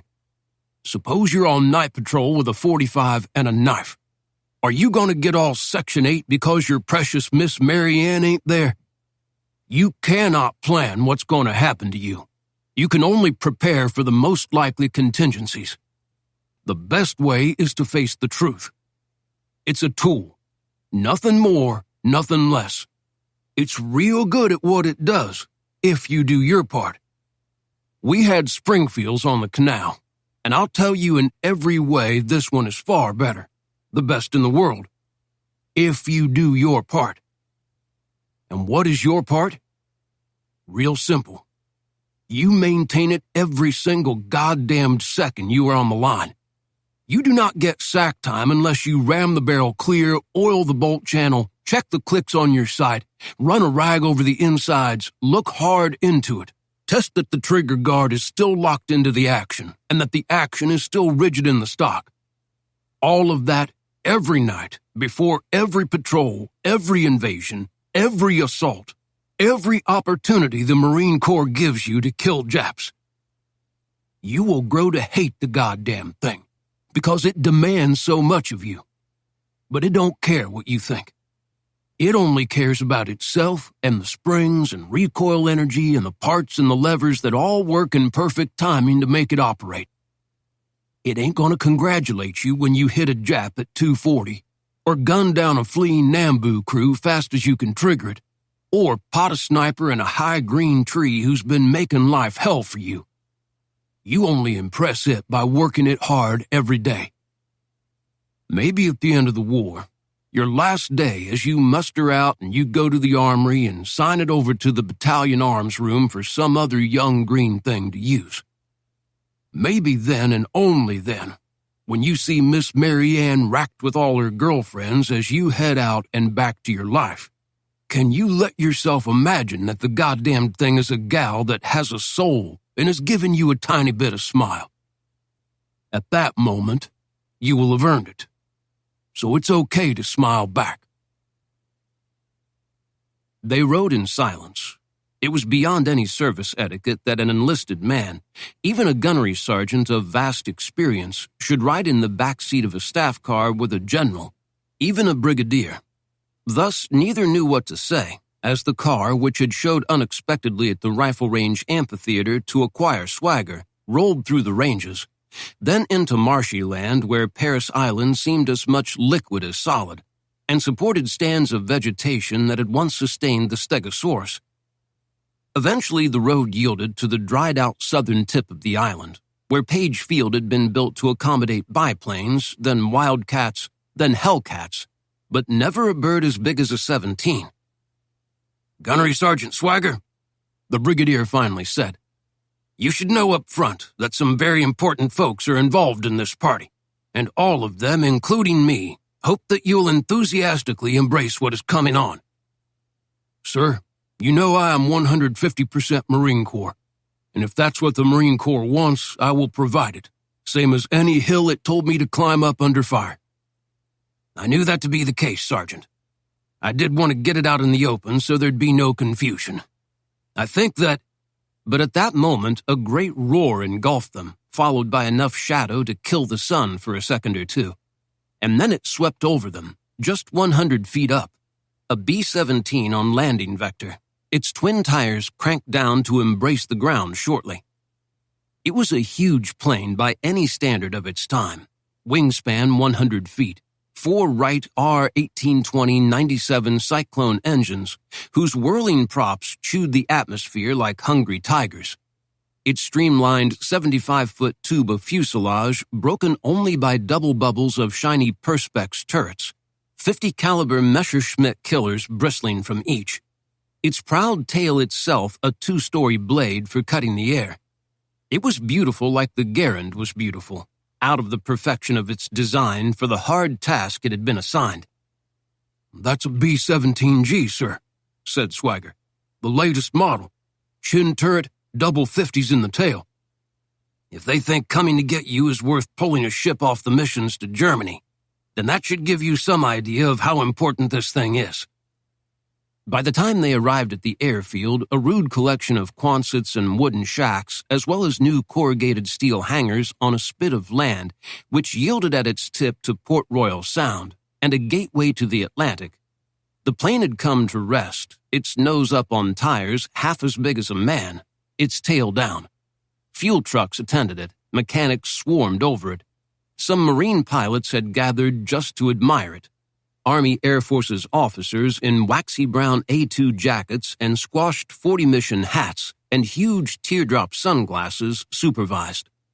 No Air Force's enlisted men were visible in the ceremony of refueling, which even more suggested the plane was stripped for weight for its longer-distance job today. The brigadier and Swagger got out of the car and were greeted by the exceedingly nervous captain, who was now in command of Page, since the authentic CO was back at base HQ, presumably still arguing over using the extra hangars for the new recruit battalions. "Sir, they're in here, sir," he said. "Were they annoyed we couldn't be here to greet them off the plane, Mason?" "Not at all, sir. Very friendly fellows, casual and joking. I have them in the pilot's ready room enjoying good Marine Corps coffee, and I've promised them and their crew real eggs and bacon as soon as Cookie gets it together. They seem to like that." "Okay, fine, Mason." Mason led them in, through a briefing room loaded with photos on the wall of famous air machines and their flyers, all in jaunty leather coats with diagonal rows of buttons or slanted zippers, all smilin' Jack for the tremendous adventure of roaring through the air. The ready room was smaller, a comfy warren and fewer pictures with an alcove of lockers, a chalkboard with names and missions scrawled on it, and a sign that read, "In the air, on land and sea, from the Marines' hymn." One older, one younger, in suits gray and brown. The ties were red, the white shirts had little buttons on the collars. The shoes, heavy for both, had patterns of perforations about them. They were like star maps in Florsheim leather. One looked like the sort who'd be comfortable anywhere. His relaxed position on the central sofa suggested ease of being, quick study, confidence in charm and wit, and nimble mind. The other, younger, had football written all over him. Pleasant open face, blonde crew cut, maybe, despite linebacker size and shoulders, a little less sure. One smoked. One enjoyed a mug of Black Joe, and they seemed to be chortling over something. They rose, smiling. "Gentlemen," the older one said heartily, as if all were old pals meeting at a golf course watering hole. "Thanks so much for accommodating us so quickly. Brigadier and, I presume, Gunnery Sergeant Earl Swagger, Marine Corps star and already a three-island vet." This annoyed the shit out of Swagger. It was as if they were welcoming outsiders to their little club, not the other way around. It was also clear that they had no real interest in the Brigadier, who took all this with dignity, but again it pissed Swagger off, because it upset the order of the world. All rule breakers start with the little ones like these two, while working up to the big one that fucks everything up. The Brigadier nodded, let himself be ushered to a leather chair, while Swagger felt himself maneuvered toward another, better, closer one. "We're not much on ranks in our outfit. I'm Bill Morgan," said the older. "This is Jim Leitz. I'm the psychologist, he's the hero. Mr. Morgan then, Mr. Leitz, welcome to Paris Island, and please tell us how to help you," said the Brigadier. "Here it is. We have a bad jam up in Europe," Bill Morgan said. "Our organization, it's supposed to be secret, but I don't think I'm betraying anything when I tell you we're called the Office of Strategic Services." "OSS," said the other, Leitz. "We do spy stuff. We blow stuff up and kill field marshals and connect with the underground all over Europe. At least that's the idea." "Jim, tell them why we're here." Leitz the younger continued. "On highest priority, we were assigned to find the best combat rifleman in American service. Didn't matter if he was a Marine or a Boy Scout or an Army Jeep driver. The deal is, we find him, we get him to Europe by the fastest route possible, and he starts working on our little problem." "You wouldn't go wrong with Swagger," said the Iron Brigadier, unbidden. "He may be the best NCO in the Corps. He should be a colonel by now. Why he won't take a commission is something even the Commandant has lost sleep over. So we hear." "Can you tell me the problem?" asked Swagger. "In one word," said the one called Leitz. "Snipers." Chapter 2.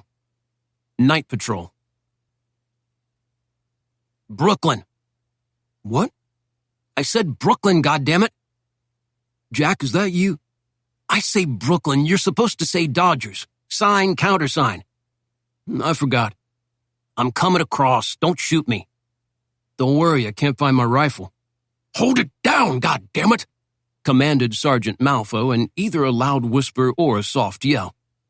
Private Archer of 2nd Squad, 1st Platoon, Dog Company, 2nd Battalion, 9th Infantry, Lieutenant Joe Collins's 7th Corps, Omar Bradley's 1st Army, Ike Eisenhower's SHAEF, plunged into the cold water of a stream that ran randomly across this part of France, that happened to be about 27 kilometers west of Saint-Lô, on the Saint-Lô-Perrier line, where 7 American divisions faced 6 German divisions. The Germans seemed to be winning. Their position was solid, their gun pits well hidden, their machine gun lanes laid out and staked, their artillery ranged, their elite SS Panzer units stationed to fly to attack points and torch the outgunned American Shermans. They were shrewd, tough, full of zeal and energy, and so pleased not to be in fucking Russia anymore they'd fight like lions. The Americans, meanwhile, kept botching the skills of war, beginning with an intelligence failure that totally missed the primary difficulty facing the 5,000 GIs ashore since D-Day. That before them lay a death trap of hills, forests, twisty roads, and worst of all, a maze-like array of 8-foot-tall, impenetrable hedgerows. Other mistakes followed quickly. Attacks in which preliminary shelling hadn't hit, getting lost on the complex of roads, out of coordination and communication, with all the commanders at each other's throats, and the Shermans reluctant to risk running into tigers on the country roads, so they were always behind or had gone to the wrong place. The line had been static for 3 weeks. D-Day was 4 back, though neither of the soldiers had been there for it, and nothing seemed to suggest fortunes would change. Archer, wet to the thighs, his Garand rifle held high over his head, scrambled up the bank, slipped in the mud, got some leverage, and rolled heavily into his squad's position, a gully hidden by foliage overlooking the stream and the meadow through the trees that he had just low-crawled across. By daylight, it looked like a land of lush, romantic fantasy where Cinderella might have lived, but at night it revealed its true nature. A nightmare region full of vegetable walls, ditches, tricky, treacherous, unknowable, unmappable, and full of men who wanted to kill you. He breathed in heavily, glad to be alive, if wet and back from tonight's adventure in the war. "Cigarette," he said to his friend on sentry duty, Private Gary Goldberg. "Jack, I'm low. Mine got all wet when I fell in that fucking stream. Come on, Gary, give me a cigarette." Neither of the boys, one 21, the other 22, were heavy smokers, or had quite mastered the inhale action of the cigarette, but they were of an age and a disposition that mandated conformity, and the American Army ran on tobacco. Some of the men claimed tobacco was the sixth food group, others that it belonged in with the vegetables. Goldberg got a victory pack of Camels out of the pocket of his M1941 jacket and flicked it out, a very Bogart Casablanca move. And Archer took it, cupped it in the same Bogart style, pulled a Zippo, and fired up. He sucked in deeply, accidentally inhaled, had a brief spasm of coughing, but then got with it, settling back, and joined the buzz. Both were new not only to the squad, the company, the battalion, the division, the corps, but also to the war. They were high IQ draftees, over 115, who'd been sent to college for a year in the strange Army Specialized Training Program, with the ultimate objective of turning them into officers. Then someone had noticed, what the fuck are we sending these guys to college for, while the other guys are getting killed all over the world? Thus the program was suddenly ended, and the formerly lucky boys were simply distributed into line units. This meant two things: that everyone hated them for being designated geniuses and for spending the last year safe and warm, and missing the rather hectic time the Ninth had experienced in North Africa, in Sicily, and assaulting Cherbourg, and that they became friends for life, however long that might be. Their little cigarette tete-a-tete was shortly interrupted by a rather intimidating non-commissioned officer. "You okay, Archer? Goldberg, I almost tripped over your rifle. Pick it up." "Is that where that is?" "Yes, Sergeant," said Goldberg. "Goldberg, nix on the wisecracks. Save 'em for Broadway. Archer, talk to me." "Well, I got pretty close to them." "How close?" "I could have used their latrine, but the line was too long. Is that close enough?" Sergeant Malfoy wittily responded with a dead eyeball look that would have crushed ball bearings.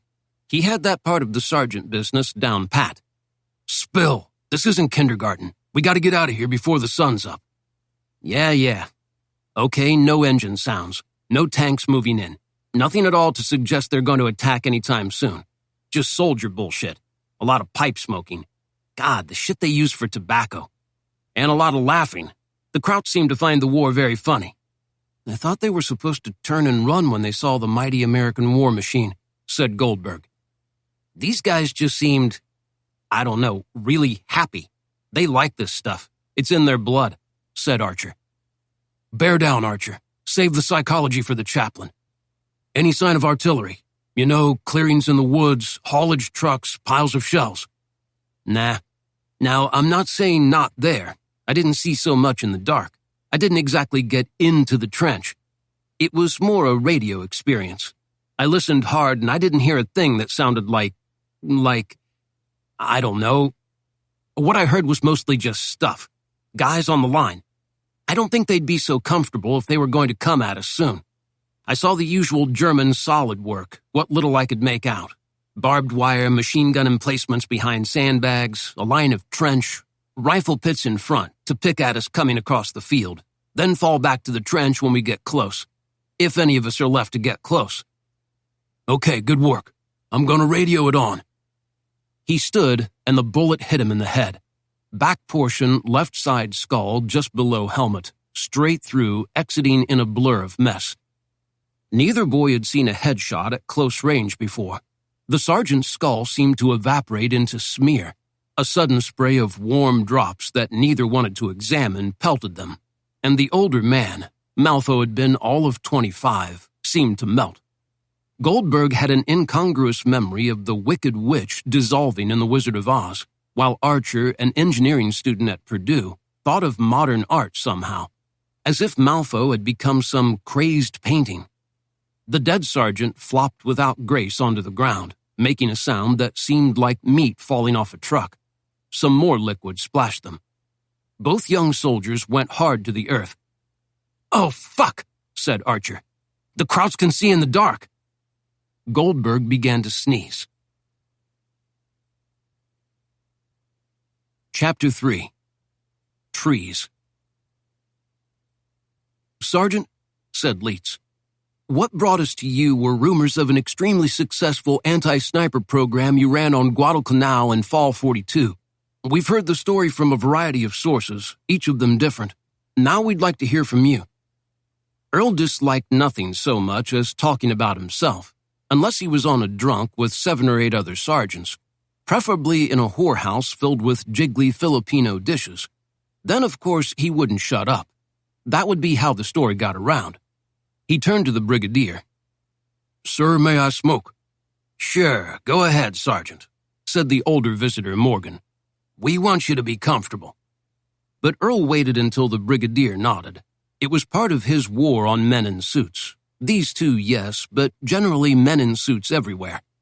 He shook a Lucky loose from the pack in the pocket of his Class A, lipped it, produced a burnished Zippo with USMC engraved on it, lit, inhaled deeply, then sent 2 lungfuls of smoke on patrol into the room. The smoke lingered, separated into layers hanging heavily, forming its own weather system. More would soon join it. "October, the rainy season. Everything had bogged down. We were low on supplies and energy, but not mud. Plenty of mud.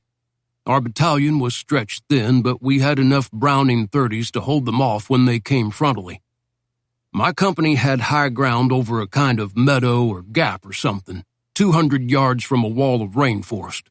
Believe me, nobody wanted to go in there, much less attack it. Thick, dark, wet, everything the Japanese love, everything the Americans hate." He took another puff, savoring it.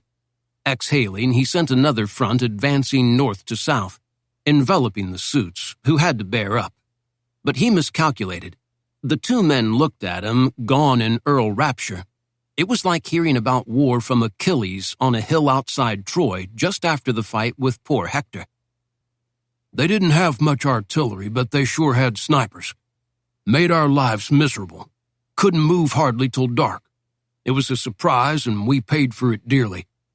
I lost 7 boys killed or bad wounded the first 2 days. We never suspected they'd be that good. They were hitting dead zero from at least 200 out, maybe further. Where'd they get glass that good? Where'd they get ammo that good? Where'd they get men that good? How were they hiding that good? Tried everything.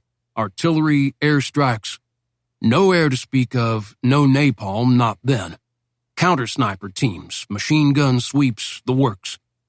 Every day they hit someone, and we just got fewer and fewer, since no replacements were coming in. There were nights when if they'd hit us hard, they'd have busted on through to the sea. Morale stunk. The boys were extra jumpy, the officers sullen and scared. Yep, happens to Marines too. That's what sniper war does. So I'm thinking, what don't we know about this shit? What questions ain't we asked? What do the Japs know we don't? I come up with one answer. Trees. They had to be in trees. Sure, but which trees? Thinking harder, I reasoned out that they'd have to be stout, tall trees to get the elevation so they wasn't shooting uphill, which is always tricky. But what trees in a rainforest are like that? Nobody knew. So I went to the skipper and told him I wanted to do a one-man tree recon. I'd infiltrate down low in the dark and move into the rainforest. By day, I'd be trying to figure which trees. Where were they? How could we ID them in the triple canopy, which was so dense it obliterated everything? That's what I done. I learned that most rainforest trees are shallow of root and weak of limb and trunk. Banyans was one I recognized from the Philippines. Mangroves was another. It was the one that grew in water. Some palms and shit on the ground like barbed wire, all tangled, thorny, tough. That jungle could take a man down hard and fast. The smell of rot. Everything wet and crumbly. Mud everywhere, some flowers. Lizards, birds, maybe monsters. But there was one tree that was strong and tall. It had kind of fins deployed from the trunk to make it sturdier. It looked kind of like something from another planet or another age. Not so many of them. I guessed it could only grow in certain spots where it could get deep roots in. I later found out it was called a koa, but the name didn't matter. I just figured if snipers were there, that would be the tree they were in. I managed to climb one. Hard going for a light heavyweight, not easy, but happily there was no Jap in that one. Though when I got up there, I realized that one had been there. Obviously, they perch in one of them trees for weeks at a time, then move on before we get them zeroed. The thickness of the trunk was protection against random fire and artillery. Pretty good setup, and the nip who'd been there had cut one limb for a rifle rest, just above a juncture where he'd sat. So the question was, how do we ID that tree so we can concentrate fire on it? From the ground looking up or from our line looking downhill, the jungle was so thick you couldn't see nothing. He took a puff. Even he had to acknowledge that what came next was smart. It saved lives. Boys got off that island that might otherwise not have. Made him happy. He'd done his duty that day. So I wiggled out a ways on a limb and cut off a branch. Looking at it carefully, I could tell that the leaves was significantly lighter than all the other jungle haberdashery. Couldn't see it from the ground, but maybe from the air. I got back that night and the next night got a jeep to Henderson Field, which we just barely controlled. I found an Army Piper Cub pilot, I think they call it an L4 in the Army, and told him my plan. So he and I flew over our positions that afternoon, and he got me a big Army camera for aerial recon. Hardly been used as all it showed was trees. A day later, the pictures come to battalion. We look at them and sure as shit. Another deep draft of Lucky, toasty, smooth, and pure, bringing buzz and happy, producing another front of heavy weather on the same north-south axis, smothering his admirers. Suits, outsiders, know-it-alls. Fuck 'em. From 500 feet up, you could pick out the taller, stronger trees because of the color difference. They looked near white in the black and white photography. So we oriented the photo to the compass and from a certain arbitrary point down slope, shot azimuths to each of the trees. 14 of them within Jap 7.7 range to the battalion front. Next night, I took a volunteer gun crew down the slope. We dug in at the selected point, oriented the tripod to the photos, and were able to set the gun by tripod clicks on each azimuth. I figured there was no point in waiting for daylight, because by that time the Japs would be in their shooting positions with the trunk between them and us. Plus, they could bring fire on us. So at 0430, we fired 14 250-round belts of 30 ball along the azimuths that led to each tree. Figured the first 100 would cut away through the foliage and the next 150 would spray the spine of the tree. Fire for effect, it's called in our talk. We got the water to boiling in the water jacket halfway through. We were firing so much so fast. It boiled off and we had to refill from our canteens. Then we broke the gun down and crawled back up the slope, had a cup of joe and caught some sack. The test was next morning. Would we catch same old sniper hell or what? And the truth is, we didn't. And we never did again, even when we moved into them trees and across the island. And no other battalions did neither. The Japanese aren't said to value life, said Bill Morgan. Why do you think they didn't just reload the trees and take the losses for the damage inflicted? I figure it was because their snipers were their best men. Smart, great shots, dedicated, willing to die. They're the ones who make the outfit operate. Probably NCOs with a lot of time on the trigger. Been through China and Malaysia and the Philippines. It's one thing to sacrifice conscripts, but if you get your best killed, you're destroying yourself. Even the Japs ain't that stupid. I later heard from an intelligence officer that they'd intercepted some radio chatter, and the Japs thought we had some new weapon that could see in the dark and through the heavy canopy. Nah, it was just Swagger and Corporal Tommy Malloy, 2 PFCs and a John Browning 30 water-jacketed. Malloy was a terrific gunner.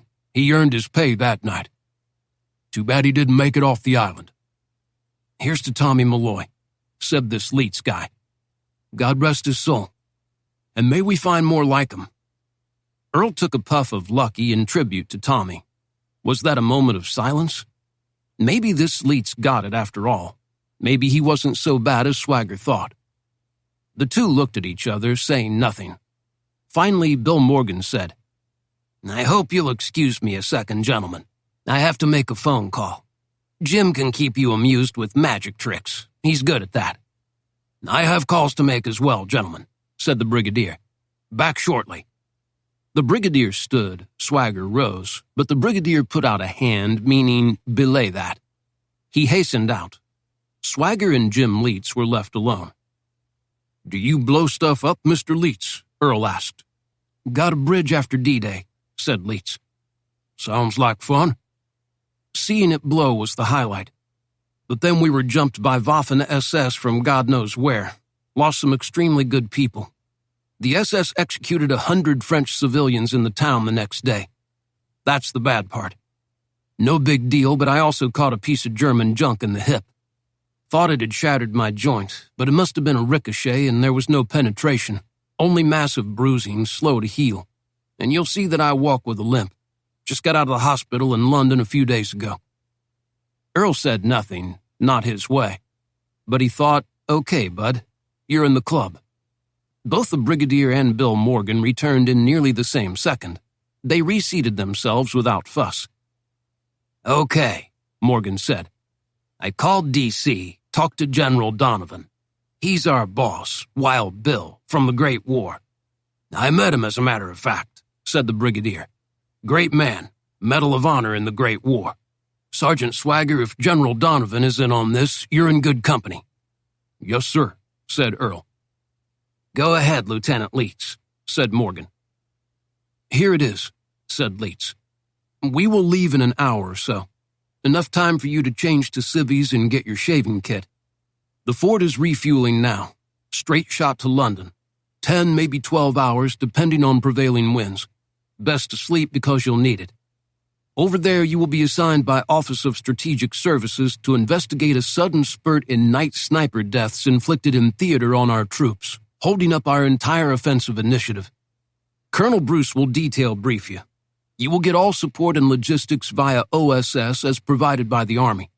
You'll have carte blanche to travel, investigate, interview, and we hope develop an anti-sniper campaign similar to the one you deployed on Guadalcanal. Much wider front, of course.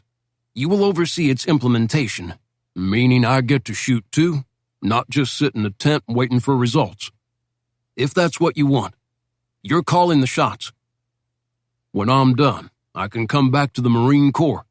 You'll use whatever influence you might have through the War Department into the Navy Department to get me back to the Pacific. Again, if that's what you want. Earl looked at the Brigadier, caught a nod so imperceptible any civilian would have missed it. Sure, he said. Let's do it.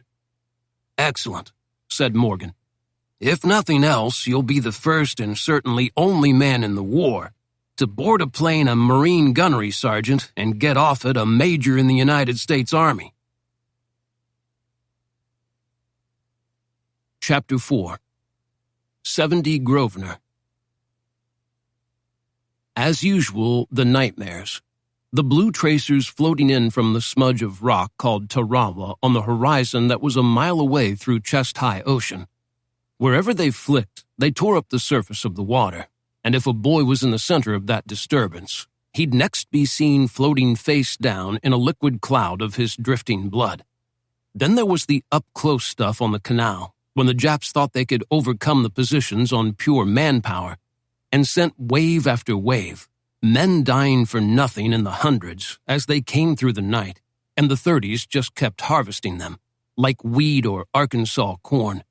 In some places breaking through when the guns jammed on their own heat, which meant it became a knife and shovel fight in the dark. You did things to them you didn't want to remember, but would never forget. That's what the knife was for. But even Earl knew it was bullshit, and so tragically wasteful, thought up by men far away. On the ground, it's hard to hate a guy you've just sliced open from nipple to hip, but there wasn't time to process it, as another one was on you in a second. And the big wound. It was like being in the center of an explosion. You were blown out of your body, and when you came back to it, you were wrecked. Legs, arms, all gone. A fog of fatigue that drew you into the sleep that was death. And when the shock lessened, the pain arrived, like someone corkscrewing into your chest on a lubrication of lava and gravel. You screamed, but no one heard you. There was so much noise. The sky filled with dust, smoke, blue streaks. And then a pair of eyes, and then another. 2 colored stretcher bearers. "Gonna be fine, boss," one said. "Me and Marcus get you on back now." And they did. And when he woke in the aid station, the man next to him was Marcus, and Marcus was dead. He awoke in the cold, vibrational dark of the B-17, chilled and yet thirsty. He'd awakened in many strange places. The Marines will do that for a man. It took him a second to get it organized, but then he had it. It was clear. And he knew that the fun was just beginning. In an OD staff Ford, they drove through London, the newly uniformed major, after a stop at the Airborne Logistics Building at USAAF Station 486, previously RAF Greenham Common, and Leeds in back. Silence. The city prowled by, its buildings, those that stood, old-time with ornamentation and fancifulness built into them. Far off, unnecessary barrage balloons floated at the ends of tethers. Sandbags were built into walls everywhere to secure them against bombs that no longer fell. The traffic was sparse, but the streets jammed. It seemed now a largely military city, as if the parade had ended and the men in uniforms, dozens of different ones, just milled about, looking for, as usual, liquor, women, and fights, in that order. "Leeds," said Earl finally. "Brief me on Colonel Bruce." "David K.E. Bruce. 2 middle initials tell you something. Married to a Harriman. Wealthy, connected, charming, very social, which is his job. You will like him, as everybody does. But he'll seem more civilian than military. Yale or Princeton, I think, then into politics, so getting along, making allowances, achieving compromises. Not Tommy guns are his preference. Wants to do diplomacy after the war, I've heard, and this is a great first step. But don't underestimate him. Smart as they come. Not a yeller or a martinet. Not too comfortable with military etiquette. Has back-channel connections to the Roosevelt administration. Well known in Washington. Knows wines, theater, literature. Reads both the New York and the London Times each day. Well thought of by Brits."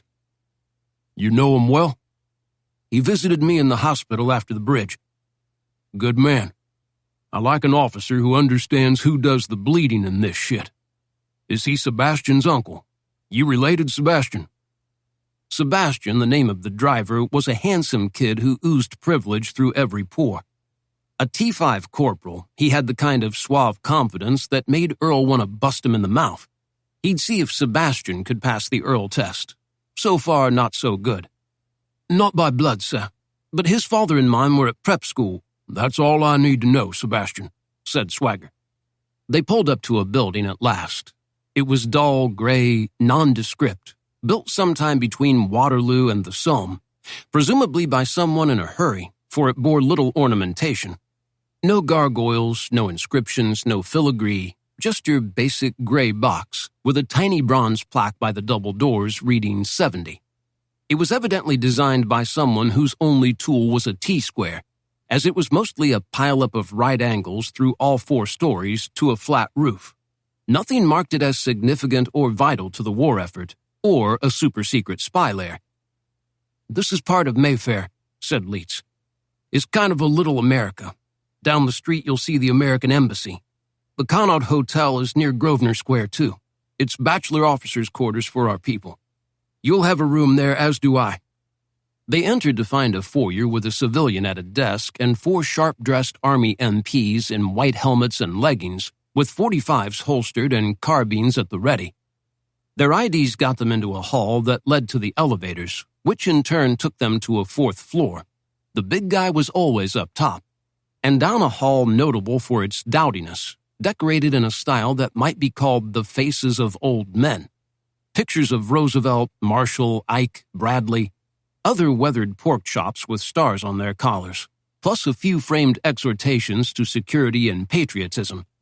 Nothing to suggest the mayhem that this building was said to unleash. Entry into the last office yielded a view of a young woman sitting behind the desk in a uniform of a WAC lieutenant, next to a typewriter and 2 telephones. "Lieutenant Fenwick," Leach said. "I'm here with Major Swagger to see the colonel." "I'll notify him, Lieutenant," she said, smiling. Maybe it was the smile, which showed a set of brilliant white teeth. Maybe it was the quiet precision of the makeup, applied by someone who knew of such things. Maybe it was the size of the eyes or the luster of their expressiveness. Maybe it was the symmetry of the face, the tautness of the noble cheekbones, the aquiline perfection of the nose. But she was definitely a cover girl waiting for the flash to pop. Or maybe an actress, with a face that was still flawless when blown up 300 times on screen. He thought, too, that he picked up a little something between her and Leitz. They both did a good job at pretending to perfunctory engagement, but Earl sensed it to be performance, not authenticity. "Gentlemen, please go in," she said. Was this OSS or MGM? Another movie face. Bruce, mid-40s, looked like someone Earl had seen a few times 20 feet tall on a screen, but the name hadn't stuck. Maybe Walter, maybe Philip or Kenneth. Probably Walter. Blade of nose, silver-gray hair brilliantined back, face too tan and lineless, eyes too bright and lively, mustache too trim like a brush. He was in shirt sleeves, tie tight and cinched in a precise Windsor knot, the khaki shirt tailored perfectly, fitting as if poured over his still lithe body. Not a waddle or jiggle anywhere. You'd think he rode to hounds every morning. Behind him, a cityscape of London seen only by generals and German Henkel pilots stretched across 2 windows, divided only by a corner. Big Ben, the Houses of Parliament, Whitehall, Nelson on his column, the King in his castle. The view tourists used to pay Cunard hundreds for a gander at. "Gentlemen, do come in," the colonel said. Both men fronted the desk, came to smartly, saluted. Colonel Bruce threw a loose wag back, then stood. "So glad to see you, Major. Welcome to our little tea party. Leitz, how's the hip?" "Sir, it's fine." "I doubt that, but I admire your willingness to push on." "Come, I don't want this too formal. It's too important for formality." He gracefully shepherded them to a sofa and leather chairs arranged at a fireplace. On the mantel, photos not of old men in uniforms, but of the dogs he must have once raised at his estate, wherever that was. "Please sit down. Coffee? Millie, get us some coffee, will you?" "Yes, Colonel." Vogue July 39 called in. "Major," the colonel asked, "thanks for pulling up stakes and getting here so quickly. How was the flight?" Earl, face professionally stern, could not but yield to the colonel's warmth and modesty in its package of upper-class American perfection. "Sir, it was cold and bumpy, and long, but I got enough sleep, ready to go to work." "Good man," said the colonel. "How do you like being a major?" "Feels pretty much the same as gunnery sergeant. I guess it's legal." "You may not have noticed, but one of the signatures on the paper you signed was General Eisenhower's. That makes it legal. That makes anything legal." "Hope to be of service, sir." "All right, let's get to it. You don't have time to waste, and I don't either. You may wonder why you're here, in a building with the professors and code breakers instead of at Schaeff HQ with soldiers. The reason General Eisenhower decided and General Bradley concurred is that Schaeff or Henderson Hall or the Ministry of Defense or the War Department, any military bureaucracy that considers itself important, is usually a nest of cliques, factions, plotters, coups, and counter-coups. politics. Everybody watches everybody, and it's a wonder anything gets done with all the watching. We don't want you getting waylaid by any of that. You'll work from here, and your contact with regular Army will be through liaison. We don't want you on the phone yelling at lieutenant colonels who won't return your call unless they hear from their boss. Yes, sir. Leitz is a good man, knows the ropes. He'll get you anything you need. If he can't get it, my door is always open, as are several other doors in this building. Everyone behind those doors knows who to yell at. Every one of them gets his phone calls answered. Don't hesitate to pull rank. That is what rank is for. Thank you, sir. Now, Major Swagger, let me introduce you to an unfamiliar phrase. The Bullet Garden. Chapter 5. The Bullet Garden. Where are we? Asked Goldberg. In France, I think. Jack, I'm the comedy writer. Where in France?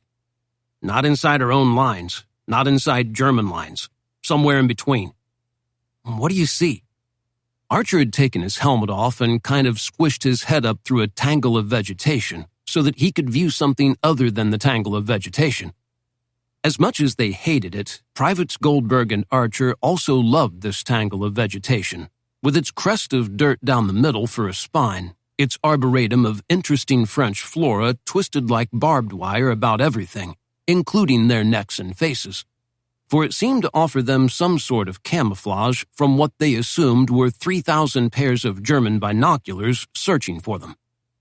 I see fences made out of this shit, said Archer, meaning the veg.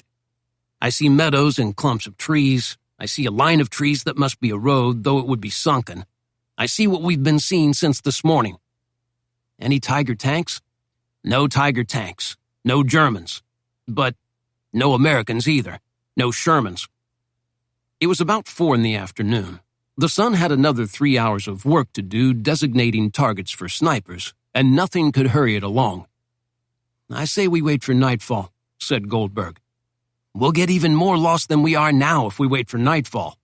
We'll walk straight into a prisoner of war camp. Maybe for you, Farmer Brown. For a Goldberg, it's a bullet in the head. I'm not a farmer. I'm an engineering student. So engineer us a way home. The two had lain next to the fallen Sergeant Malfo for at least 5 minutes, frozen in terror and utterly incapable of movement. The only sounds they heard were the other patrol members as they hauled ass away from the site of the sergeant's sudden death.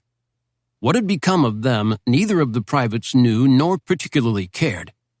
After a bit, when they realized the German airborne wasn't about to parachute onto them, they got up and decided that it was time to vacate. Goldberg remembered his rifle, located the end that went up, and grasped it to his chest. He couldn't remember if the safety was on, but he also couldn't remember where the safety was. Meanwhile, Archer had been wise enough to snatch the dead sergeant's map case, hoping it might offer them some kind of guidance. But what good is a map when you don't know where you are?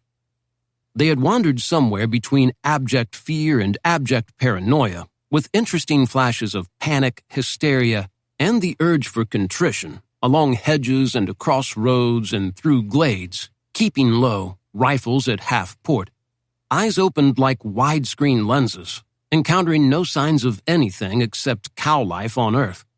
And when the sun reached its zenith, they realized almost simultaneously that walking around in broad daylight in no man's land was a good way to get killed.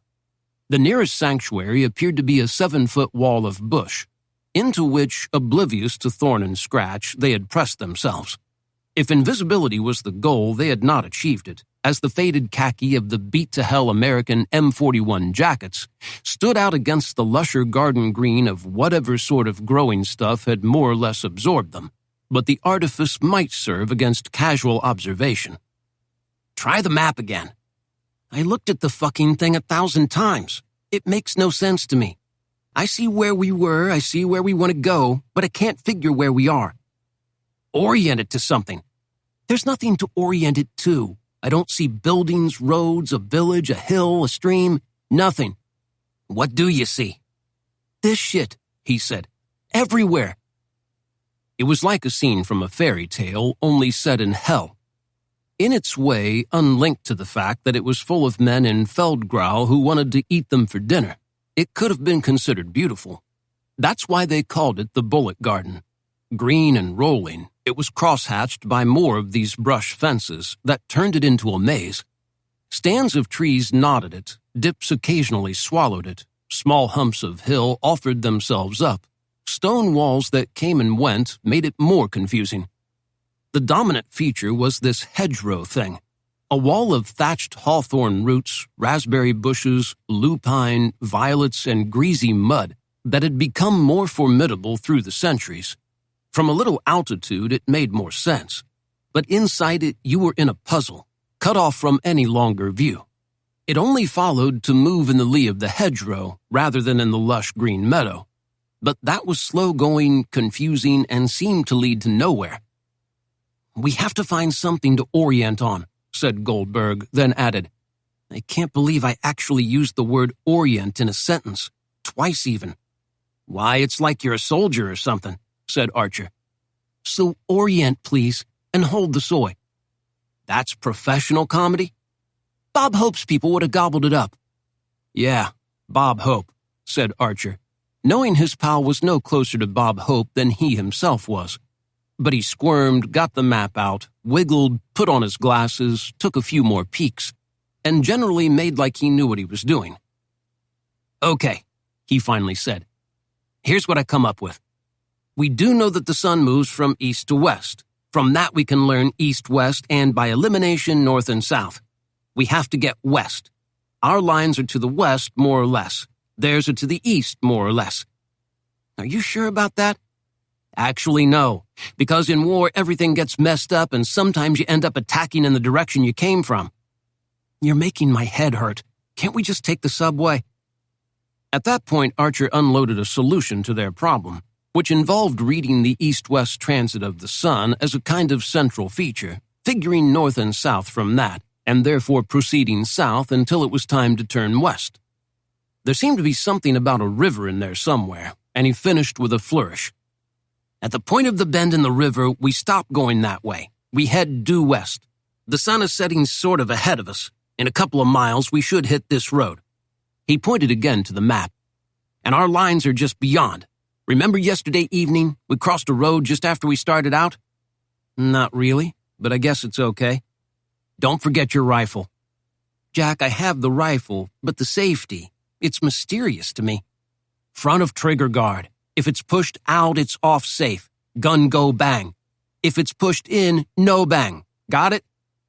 "I really don't belong in the infantry," said Goldberg. "Nobody does," said Archer. They disentangled themselves from the hedgerow. It was like escaping a giant, ill-tempered octopus. All tendrils and crawlers and thorns scratching at them, puncturing them, drawing blood, tears, and sweat. Prickly annoyances severed, they assumed the scuttle position, bent forward, ready to move on, all equipment, well, most, present and accounted for. "I think I lost a couple of grenades," said Goldberg, counting only the 4 of the 6 he'd been issued. They scared him, actually. He couldn't actually imagine setting a bomb to ticking in his hand, then throwing it. Or rather, yes, he could imagine it. He just couldn't imagine himself doing it. "Don't worry about it," said Archer. "Should I take my safety off?" he asked. "No, because you're more likely to fall than run into a kraut. If you accidentally fire, we could run into a whole lot of krauts." "Okay," said Goldberg, quavery in both heart and voice, but game to do his best. It was the war, after all. They scuttled. It was not fun. Walking standing up would not have been fun either, but it would have been easier. Instead, in the artificially constructed caution posture, bent double, 9 pounds of rifle at diagonal across chest, 6 or 4 pounds of grenades on belt, plus bayonet and canteen, rucksacks full of candy bars, cigarette packs, socks, and even underwear changes and condoms. You never knew.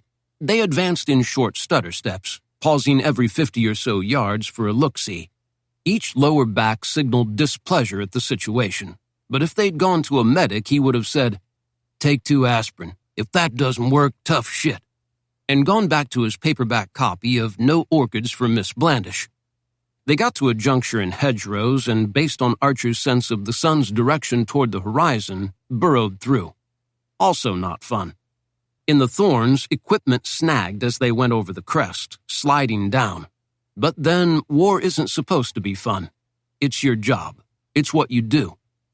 In this manner they proceeded, sweat eventually blossoming on all the danker body areas, but including the undank forehead where it slid down into eyes, bringing blur and salt, causing squinting, sniffing, general discomfort. Insects, attracted to the smell of greasy man-meat, seemed to swarm even as birds made bird sounds, vegetation ignored them, and the sun moved, if warily. Finally they came to a road. Blunder across it? No, sir. Not that dumb. Instead, they sort of lay up next to it. It seemed to be in a kind of trough, garlanded on each side by heavier rows of shrubbery and tree, the limbs interlocking overhead until they formed a kind of green tunnel in each direction. It reminded Archer of an Orrington Avenue on which he'd grown up 1,000,000 years ago. He kind of slid down the bank, got to the road, packed dust and gravel, looked each way hard for a minute or so, detected no sign of human activity, and then made clicking sounds, their version of secret code, and Goldberg, much smaller and scrawnier, slid down the embankment. His helmet, not very tightly attached to his head, rolled around, threatened to pop off. He got it under control, gathered himself, adjusted his glasses. Let's... At that moment, the Tiger tank cranked around the bend. Chapter 6. Bocage. The French word, actually it's a Norman word, said Colonel Bruce, is bocage. Ancient by any standard. Won't trouble you with etymology. Basically, it describes a terrain featuring a checkerboard of pasture, woodland, brush, hill, hedgerow, farmers' fields plowed or unplowed, lots of cows and bumblebees, all set across a rolling landscape. Heavily riverine, verdant beyond imagination. The GIs call it the Bullet Garden. It sounds like sniper territory, said Swagger. Not a place to go walking. Not a place through which one advances an army. General Bradley's First Army is run hard against it, and is now and has been and will be stuck for a long, long time. Why? Mainly snipers. Thoughts, Major? The Germans have been there for months. They know the ranges, the hides, the get-outs and fallbacks, the elevations and their own ballistics. They're all hard from Russia or Italy and won't make a beginner's mistake. It gets worse. Some of them, the most terrifying and morale-shattering, work at night. Maybe it's new technology. Maybe it's closer-range shots. Maybe it's highly developed hearing capability which enables them to target our boys at night. We don't know. These night snipers. That's why I'm here. Yes, Major. We need someone with the brains to approach the problem from a new perspective. We need him to come up with a counter-program and fast. The war has stalled. The British are hung up too, but not as bad as we are. Ike is frustrated and losing bargaining power with Montgomery. The president is embarrassed and the press is harping. Is there some kind of time limit, sir? What are the bigger parts in which this all fits? We've got to break out. Something is planned, yes. We'd like a program in place and operating before then. No dates, no operation names, but I think the last week in July, a month off. So there's a lot of chafe pressure to produce. If you can shut down the night snipers, you will have made a major contribution. What are your needs? First off, I want all technical ordnance intelligence on German sniper training, German sniper equipment, especially ballistics, German sniper tendencies in other theaters, particularly Russia if possible. Millie, you getting that? Yes, Colonel, came an amplified voice. She's on intercom. She's taking dictation. Not too many Smith graduates do shorthand, but Millie's a whiz. Swagger shot a look at the inert Leets, who was himself scrawling notes in a notebook. Nothing showed on his face, but his ears burned red. Out of some significant emotional reaction, Swagger noted it. Go on, Major. Next, I want our POW reports to see if we've taken any snipers alive. If so, I'll go to the camp and interrogate them. SS and regular Army. I have to say, for whatever reason, you won't be finding too many sniper POWs. Most important, though, I want carefully culled casualty reports on entire First Army engagements since hitting this bullet garden. The culling should be along these lines: on all men killed by single rifle shots to upper body and head. Multiple wounds indicate firefight, meaning machine guns, grenades, artillery. The single-shot deaths may or may not prove sniper, but it reduces the number considerably. I want time, date, and if possible, circumstances. I want to calculate attrition rates by single rifle shot across the front, not just at night. I have to figure out how that effort fits into the overall sniper campaign. We need to understand where are they most active, where the least. Does it shift? Do the night shooters move from sector to sector, and if so, how? Leitz scrawled. That will take time and manpower, said Colonel Bruce. But General Eisenhower's name on the order should prove helpful. Nice to have a 4-star general backing you up. Sure is, said Swagger. At a certain point, when we've broken the dope down far enough, Leitz and I will head to the front and find survivors. We need to know exactly how the killing occurred and look for signs. Ejected shells, boot prints, shooting platforms improvised into trees and buildings. All of that is valuable. What do they shoot? Standard infantry rifle with a scope screwed on, or a hand-built marksman's weapon tinkered over for maximum accuracy at long range and nothing else? What does such a weapon allow them to do?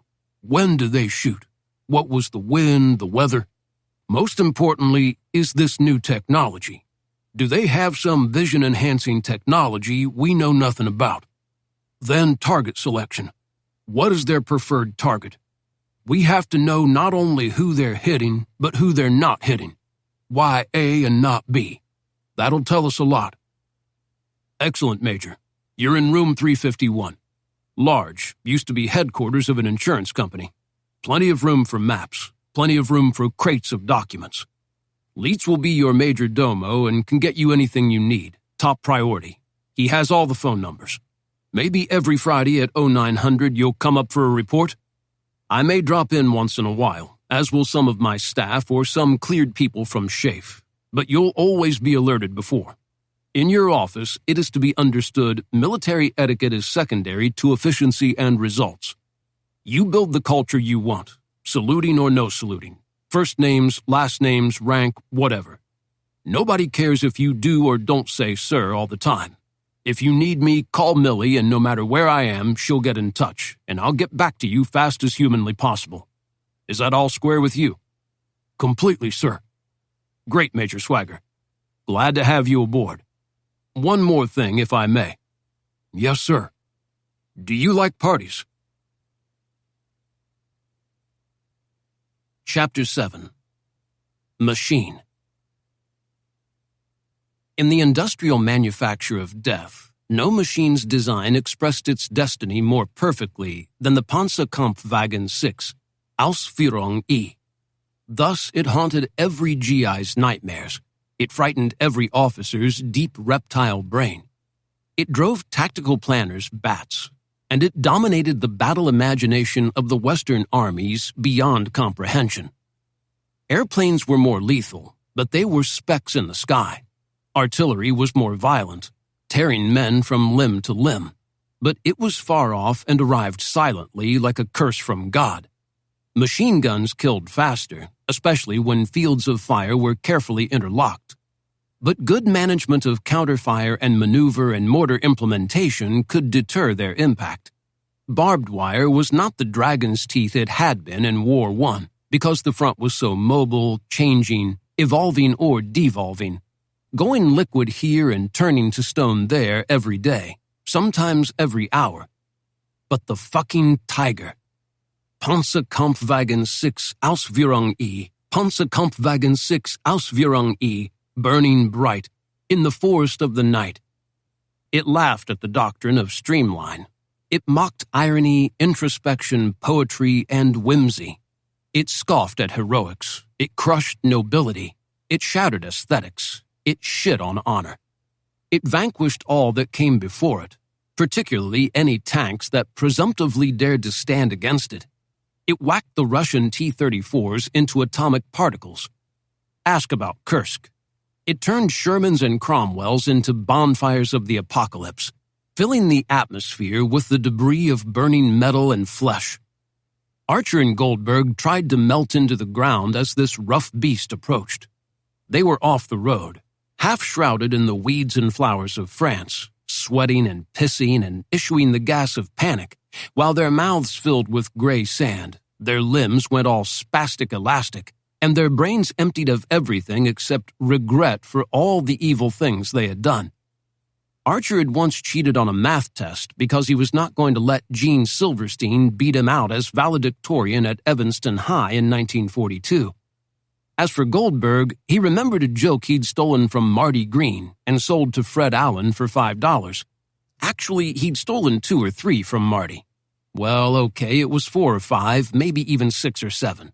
Marty was funny, but he was shy, and his stuff would have died if Gary hadn't moved it along the chain.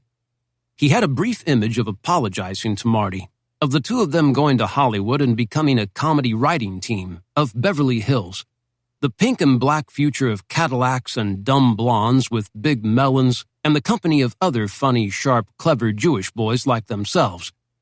That is, if the tiger didn't kill them. Though of different faiths that were practiced in different languages, their prayers were identical, almost to the syllable. Please God, please God, please God, please God. It didn't match the formal elegance of either Old or New Testament, but it was all they could come up with at the moment as they lay fetid and craven in the vibrational zone of the thing, 56 tons on the hoof, smashing remorselessly toward them, followed, they now saw, by a loose gaggle of Panzer Grenadiers. The machine. Each caught a glimpse as they went hard to and into earth and tried to become one with the soil itself, was perhaps the single most masculine object in the world. It had no feminine curve, no whispers of softness anywhere about its being. It was primarily that most male of constructs, the box, or rather several of them, all croup steel, arranged as if by a child on a carpet, held together by the blue purity of a welder's torch, then mounted on the biggest caterpillar treads in the world, about a yard wide, which in turn encompassed 9 steel wheels, staggered in precise density, giving traction at the insistence of the mighty engine, capable of moving the whole construct virtually anywhere it wanted to go or through anything it wanted to go through. Here the word through meant penetration, violation, disruption. No house, no building, no wall, nothing erected by man could resist its moods or whims. It bristled with guns, most notably the famous 88mm cannon with a telescopic barrel, the most feared ground weapon of the war, which so far could outshoot any other tanks on either side. It quite routinely turned blots on the horizon into volcanoes of melting steel and men. To see the length of the thing was to know that in far-off lands, engineers toiled into the night, trying to figure out how to get something as big as an 88 on one of their own brazen chariots. Maybe it would happen, but it hadn't happened yet. A machine gun snout protruded from the shelves of steel lowered down, and up top, next to Herr Kommandant, another gun was at rest, ammunition belt dangling insouciantly from the breech. Still, this particular Panzer, as mighty a war dinosaur as it might be, sounded discordant notes. For one thing, the sloped castle keep of the turret was turned backwards, as if in the reflective mode, not the predatory mode, contemplating where it had been. Russia? Not where it was headed. Death? And the cannon was itself depressed. Herr Kommandant, enthroned within the turret but seated so that his upper half was free to enjoy the health-giving benefits of German nudism, was a strange fellow, far from the black-coated, monocled Raymond Massey type of desperate journey. Instead, he wore a beard and thick torrents of blonde hair pushed back, and had hung sunglasses on his broad, rather handsome face. He had a scarf wrapped around his neck, but he had no shirt on. He was smiling. He was happy. He was exactly what the Germans were not supposed to produce, an individual, free-born and ecstatic to be so. He had no interest in the MG-42 on a steel pedestal next to him. Moreover, 2 other hatless German heads peeped out of the hatches forward beneath the turret, and they too were pleased to be taking a day off. Archer, who had come to rest with his head tilted to the right, saw all this as he saw the number 503 in heavy Gothic script on the flank of the turret. Meanwhile, the heavy infantry boys in support seemed themselves on some kind of lark. No marching here. Helmets off and strapped to belts, just Feldgrau cloth caps, those who wore them.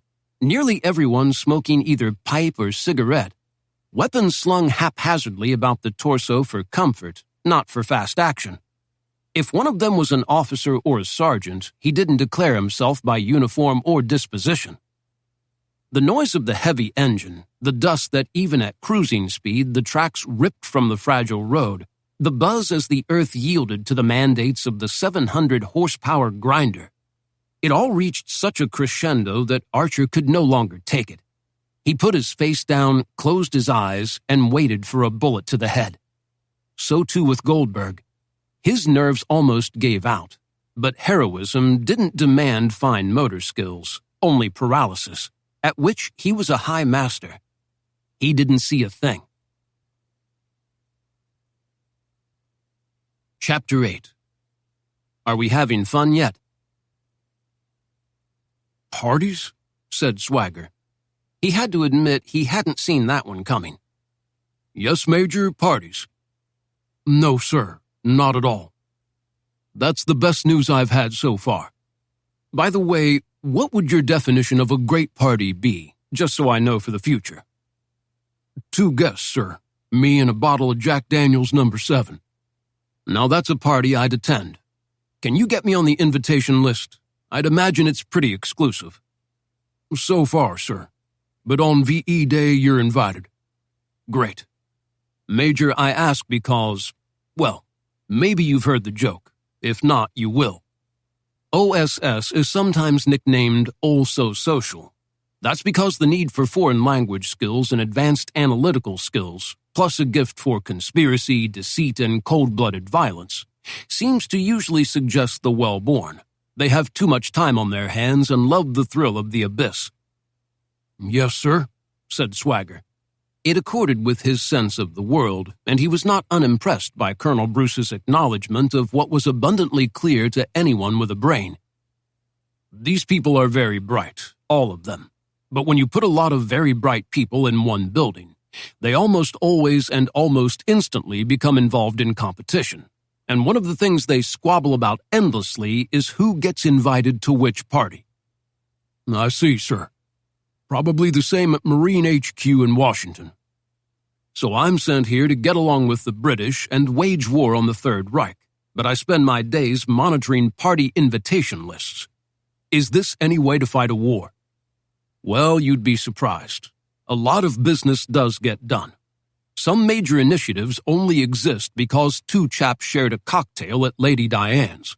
So I suppose they are necessary. At the same time, human nature, alas, is eternally human nature, whether in wartime London, Berlin, Tokyo, or Washington. God, the wasted energy, the stupidity, the nonsense, the sheer folly. That's why I'd never write a book. Nobody would believe it.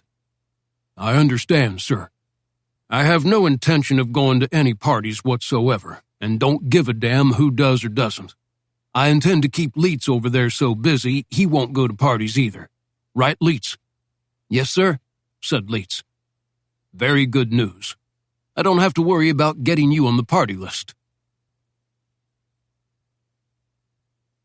Chapter 9. Yes, they have some bananas.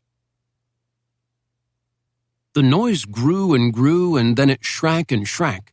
Finally, it was gone. Archer lifted his eyes and saw only a settling shroud of dust, illuminated in late shafts of sun, randomly sneaking through the canopy. Gary? Did you die? Twice. Me too. I wet myself. Don't tell the guys. I won't if you won't. Deal. Man, did you see that thing? It was a dinosaur. It was a Tyrannosaurus Rex. If it decides to eat you, it eats you. I feel like an hors d'oeuvre. I'd hate to be where it's going. When they buckle down for the game, they'd be hard to stop. In his exhaustion and still febrile terror, Goldberg reverted to his native language. Etzley et gay the ukfe out of earhay. Amday Itre, said Archer. Behind them, somebody said, Elohe oisbe. It was a German with a big black gun. Chapter 10. Paper Deaths. It took a while for the anonymous clerks of SHAFE to cull the necessary death reports from the casualty lists, and in the intervening time, Swagger tried to make himself an authority on the German sniper. What he learned was slightly surprising.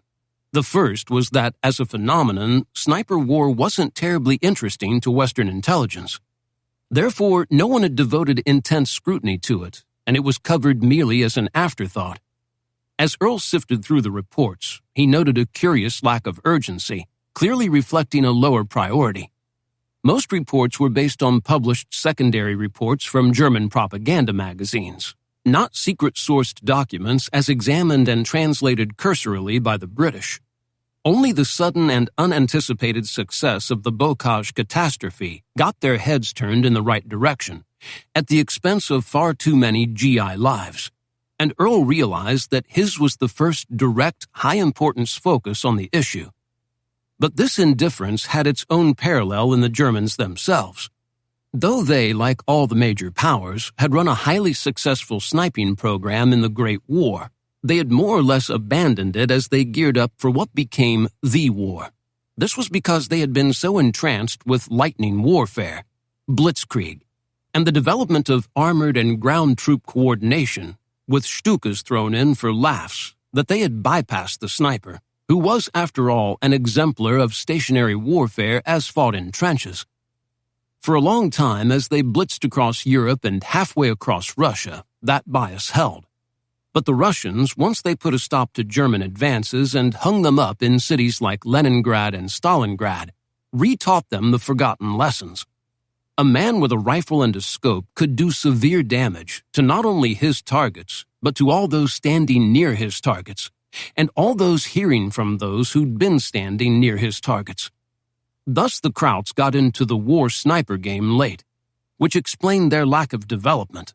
These fellows almost always fired the standard 8mm Mauser K98K, but with a bewildering complexity of telescopic sights and mounts, most from the commercial sources, or so the authorities of Army Ordnance claimed. As they tried to come up with doctrine, they fumbled. Their initial foray into an official weapon was coded ZF-41, and it had a little long eye-relief 2-time sight mounted halfway down the barrel, where it seemed like a toy and had to be more appropriate for hitting squirrels than men, as the image would have been tiny to eyes 20 inches from the lenses. Moreover, its lens was so narrow, 20 millimeters, that its light transmission capabilities would be minimalized. It would be useless in stormy weather, dawn or twilight, deep forest, or even the shadows of ruined cities. What was the point? Realizing this and dumping the program, they had commercial scopes from manufacturers like Ajax, Hensoldt, Zeiss, and J.W. Fecker in a multiplicity of powers, 2 to 10, and diameters, and a multiplicity of graticules, as they called reticles, ranging from crosshairs with different thicknesses to the hairs, post and line sometimes touching, sometimes not, and even target dots. Such a disparity of elements meant that it was up to each shooter to master his optics, as there could be no consistent doctrine. What a mess. Whoever was hunting the bocage was doing much better. But who was that? Chapter 11. Kurt. The German, who was in a t-shirt, seemed quite casual, except for the rifle with its curved stock and Amazing Stories ray gun look. "The look on your faces when you saw this gun," he said, delighted. "Man, that was something I'd like to have a photo of. Scared shitless? You were beyond shitless." Neither hero could think of a thing to say.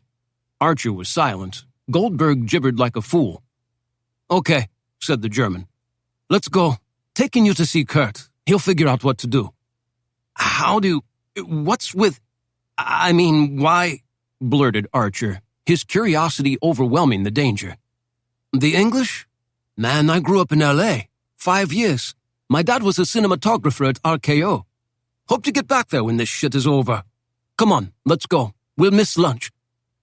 The soldier led them down the middle of the road, hands up, to a bend, where they discovered the Tiger had halted and its crew and the soldiers had taken a break in the lee of a particularly high spurt of hedgerow under a cluster of shade trees, where they'd be spared the sun and the predation by thunderbolt. The machine itself was still mighty and gigantic, bigger than any tank either GI had ever seen, dappled in the colors of the woods. But the men attending Die Maschine hardly looked like avatars of Blitzkrieg. Instead, the get-together resembled a fraternity party. A lot of laughter and horseplay, maybe some girlfriend teasing or football chatter, some letter writing, some pipe smoking, some catching up on nap time. One played the harmonica, not Lily Marlene, but jumpy licks from Benny Goodman. The boss was the bare-chested, bearded sergeant sitting atop the fender of his vehicle, as a fullback sits on the bench after his 5th touchdown that afternoon. Most of the pack was gathered around him in fear, fealty, or admiration. Who could tell? He looked at them. He began with a critical strategic question. "Have a banana?" He was indeed himself having a banana. He did indeed have a bunch of bananas next to him, slightly greenish at either end.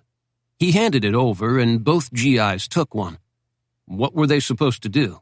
Turn down a banana from a German? He smiled at them. If they expected torture or at least a brutal grilling, it did not arrive. Instead, the German tanker said, "I'm cut." Then he spoke rapidly to the guy who'd captured them, who no longer held the rifle on them. "Kurt wants to know if you're snipers." "No, sir," said Archer. "Good," said the first German. "Kurt hates snipers. Go ahead, eat your bananas." Again, Archer and Goldberg flashed, "What fresh hell is this?" looks, and then tore into the fruit. Actually, it was pretty good, if a little chewy. All that fiber. Good for the stool, good for the spirit. "Good, yes?" asked Kurt. "Yeah, I'll say," said Gary, a little over-anxious to please. Kurt spoke again to his translator. Was it German? Maybe yes, maybe no. After all, what did Archer or Goldberg know? But it somehow didn't sound like Raymond Massey in Desperate Journey. The translator said, "He wants to know what you're doing out here so far beyond your own lines. You don't look like commandos or paratroopers or saboteurs." Goldberg and Archer stumbled all over themselves. The message, though garbled, was something like, "On patrol, sergeant killed, lost, wandering, no idea where our lines are."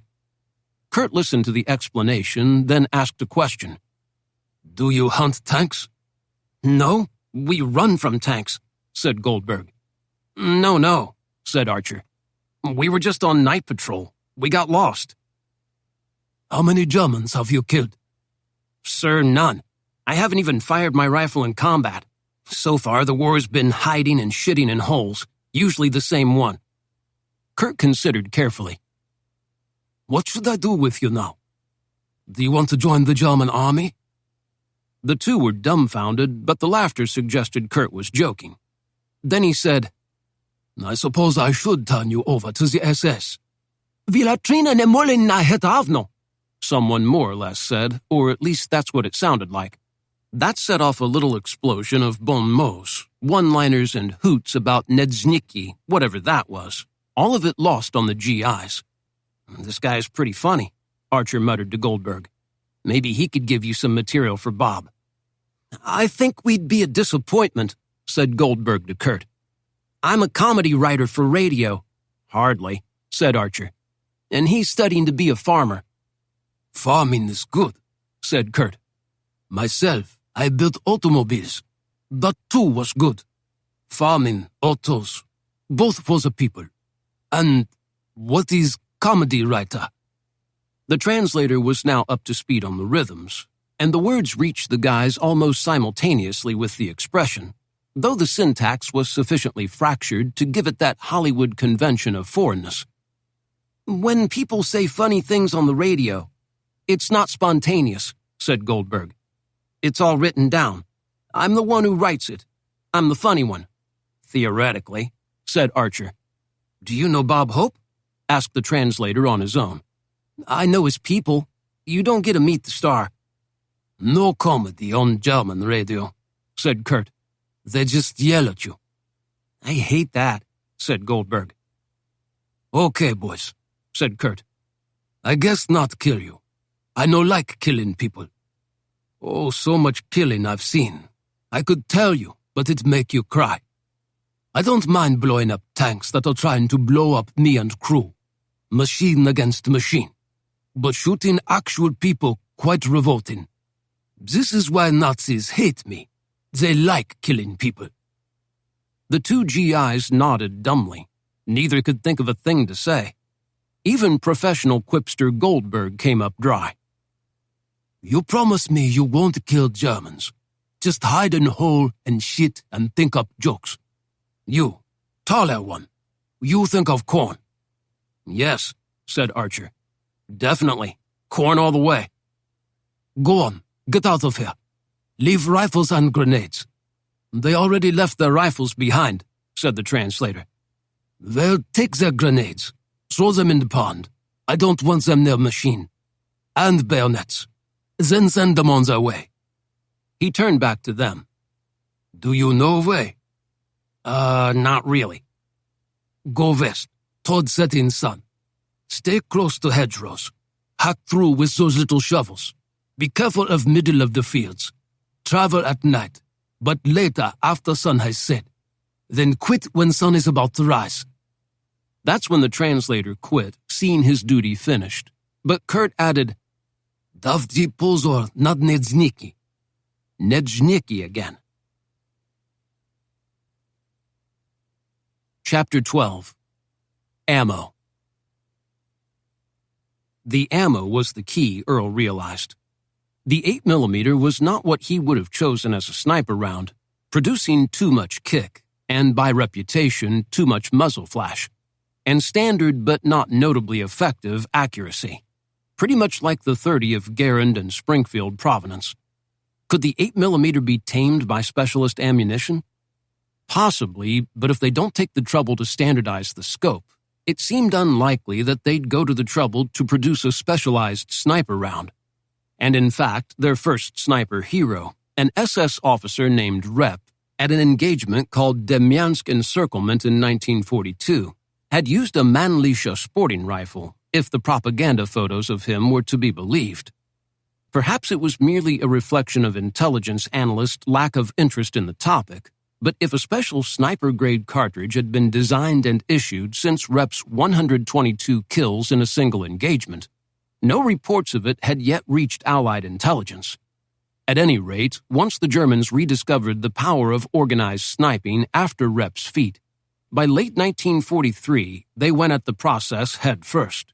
They finally settled on a rifle and a scope, this one called ZF-39, a K98F Mauser with a turret scope by Hensoldt.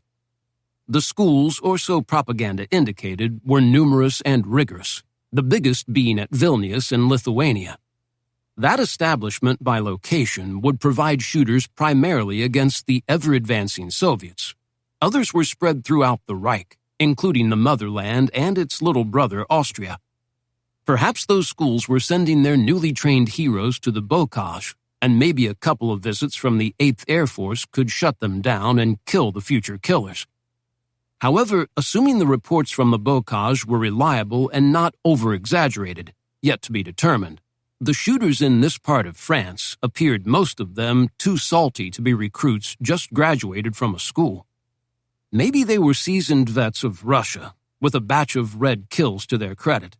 But it wasn't as if the snipers weren't desperately needed in Russia either. So Swagger doubted the Germans would pull their most productive soldiers out of the more urgent Russian battlefront and send them to Normandy. If that assumption held, the question would then still be, where are they getting these guys? Who are they? Is it little Hans, the champion of the Frankfurt Junior Shooting Club, all grown up? Or someone else from somewhere else? Chapter 13. 503. Hard to believe, but they were there. Nobody had shot them. Nobody had thrown a potato masher grenade down their pants. It had been a long, stoop-shouldered, dash-and-squat progress across rural France, amid loveliness too beautiful to describe, but they were too anxious to have noticed. Now they were collapsed in fatigue just a few yards from the actual beginning of American territory. They were a mess, drenched from stream crossings, bleeding from thorns, exhausted from the frequent long, low crawls across the pastures, and basically into hour 40 of sleeplessness. Archer could make out sandbagged revetments and what he took to be the barrel of a .30 air-cooled in a gun notch. Shapes clustered behind, but butts, ever present in all armies in the world, glowed in the dark. The odor of the tobacco was definitely American. After all, LSMFT. "We made it," he said to Goldberg. "We just have to get through this part without getting shot to ribbons," said Goldberg. "We'll take it real slow. No sudden moves, no shouts, nothing to get the boys riled." "Got it. But Gary." "What?" "I've been thinking. Always a bad sign. No, listen. When we tell them about the last couple of days, maybe we ought to skip the Kurt and the bananas part." This had never occurred to Gary. When he hadn't been fantasizing about his own death, he'd been trying to imagine a radio skit built around a funny German who kept saying, "Have a banana." He knew it was good stuff, but he just couldn't get the right angle on it. If Bob says, "Hands up, Schweinehund," maybe Bing comes back with, "Have a banana." No, there was a beat missing. It needed another wrinkle, a complication. Maybe the response would be, pie or split? "Why?" he asked. "You can't outguess these officers. You don't know how they'll take stuff. Maybe they'll say, 'Well, why didn't you grab your grenades and pull the pins and kill everybody, yourselves included?' What, and ruin a perfectly good pair of pants? I think that's our job out here, and we didn't do it. Instead, we had bananas with a batch of oddball Nazis, including a guy in a t-shirt from L.A. and a bearded nudist, and went our merry way." "What I want to know is, where did they get the bananas?" "I would say Germans are supermen. They can get anything they want. I mean, if you can build a Tiger tank, you can get a banana." "So ixnay on the bananas, and the whole Ermin J thing." "Right. We saw the tank and the soldiers. Then we lay there another hour. Then we took off." "The rifles?" "We left them in panic when Malfo got his brains blown out." "The grenades?" "We never had grenades. They scare us." "They do. But we're supposed to have grenades." "So they can yell at us. They can put us on KP or send us to Graves registration. But they won't put us in front of a firing squad." "Americans coming in," Archer called. "Sign?" Archer turned to Goldberg. "Do you remember the sign?" "Yeah, but it was a patrol sign. But that was yesterday. They've probably changed it anyway." They were closer now. They crouched behind a tree and the sandbags were just a few yards away. The .30 caliber air-cooled barrel sticking out of it seemed to rotate toward them, or was that imagination? Now just this last little... The machine gun burst ripped up a hurricane of dust and twigs and other frags, the noise crashing, the flash blinding. It stitched its welcome into 2 feet of earth to their immediate right. "Jesus Christ!" screamed Goldberg. "We're Americans!" "Sign, goddammit!" "Brooklyn!" said Goldberg. This time the machine gun burst cut into trees, shredding them, spewing supersonic nuggets of bark everywhere. "That was yesterday's sign," the gunner called. "We left yesterday," said Archer.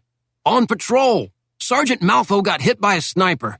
I don't know where the rest of the guys are. We've been wandering around in the bullet garden all day." "What unit?" came another voice. 9th Division, 60th Regiment, 3rd Battalion, Dog Company, 2nd Platoon, 2nd Squad. They could hear mumbling, maybe some arguing. "Okay, come in slowly. Rifles in both hands overhead. This gun is on you the whole way." "We lost our rifles." "Great," somebody who had to be a sergeant said. They scrambled over the revetment to find themselves poked, prodded, examined by hobos who were actually other American infantrymen. "You almost killed us," Goldberg said. I was trying to kill you, said the machine gunner. That's my job. You're sure it said 503? Major Bingham asked Archer. I am, sir. Absolutely. They were running on the fumes of the fumes, in waking hour 45 or so. This interrogation was occurring in the 3rd Battalion G2 tent adjacent to battalion headquarters, about a mile back from the front. A dreary village of rotting, sagging canvas and unstuck pegs, too much wet in the earth to hold, in a debriefing that surprised both privates for its detail and intensity. Even Goldberg wasn't going for laughs anymore after his "I felt like an hors d'oeuvre" line got no smiles from the Inquisitor. So let's go over this one more time, Bingham said, because I want to be dead accurate before I forward to Nutmeg under a flag. Yes, sir, said Archer, who knew that Nutmeg was regiment. Start with the map again. What was with this guy? He looked like an English teacher and carried on like a homicide detective. His rimless glasses gave him the face of a Hawthorne expert, but it was no scarlet letter, it was the scarlet map. Archer had told them over and over again he had no idea where they'd been, as they'd fled pretty much blindly through the night after the death of Sergeant Malfoy. The map was at this time pointless. I can locate the site where we laid up near the German lines, sir. But after that, I have no idea where we went, which direction. Just away, you know? I mean, the guy had his head destroyed. He looked like a dead balloon, said Goldberg. And then Gary started to sneeze. I mean, it was a ridiculous... How much time passed before you evacuated? Seemed like an hour. Gary? Seemed like 10 hours. I got him all over me. Plus, I'm suddenly ka-chewing like an old man in a snowstorm. Maybe I'm allergic to death. So 5 minutes? Yes, sir.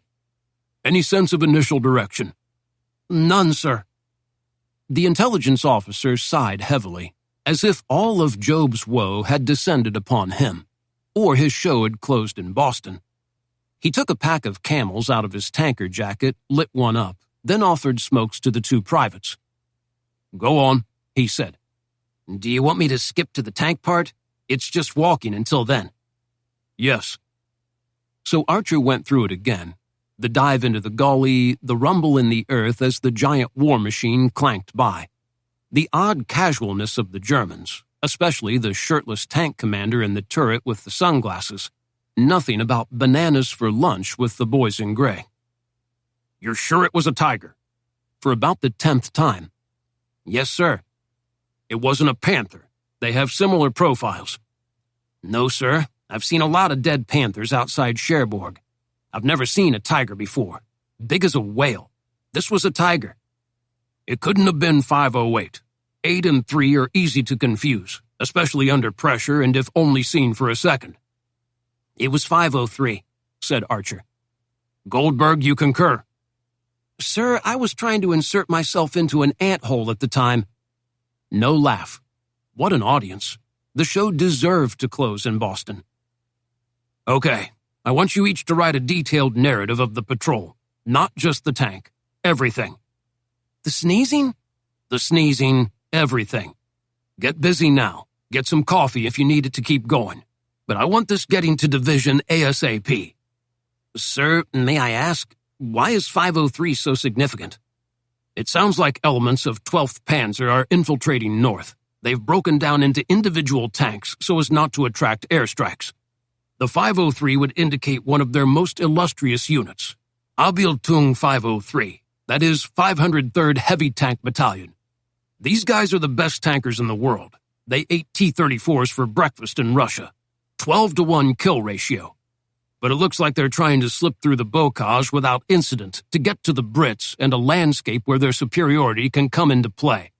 The Brits have to be alerted that the big bad wolf is at the door. Yes, sir, said Archer.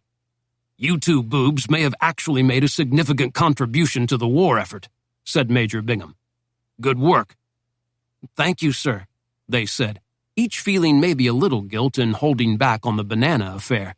But still, it was the first compliment either had gotten in their own private war against Hitler. Chapter 14. The Boy.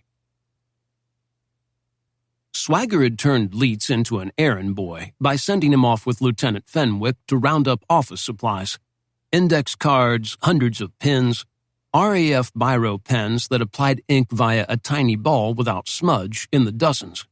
Also, there had to be a maps office, so that was on the route too, as Swagger demanded maps in duplicate of the bocage areas of France in all scales, from the whole 7-corps front down to individual village districts with their streams and gullies and winding cow paths diagrammed. He saw what was coming as a map hunt before it became a sniper hunt. That done, he went to room 351, unlocked it to find a surprisingly large space with corner windows to admit the light, though no particularly impressive views of London.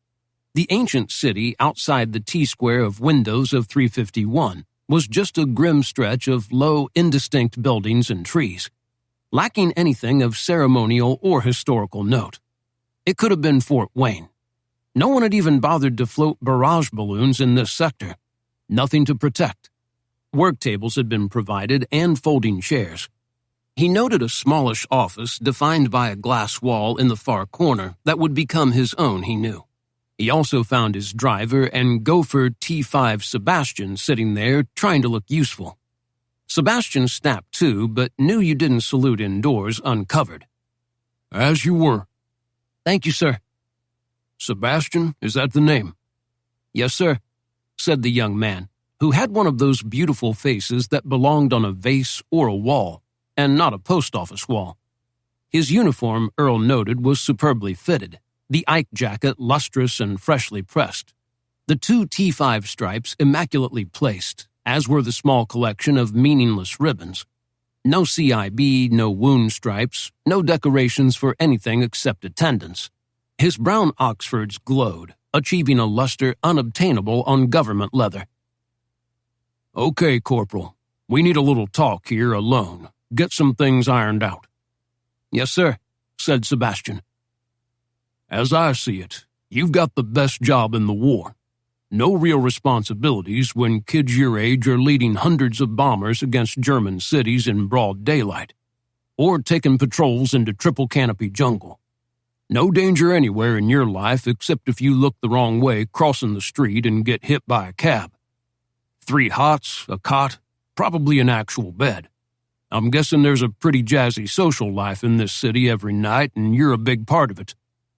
I can't deny it, sir. I don't want to know the family details, but yours is fancy, and strings were pulled, and that's why you're here instead of a shithole outside Saint-Lô. Harvard, right? Yes, sir. Like my father and his father and... In the islands, I buried plenty of Harvard boys.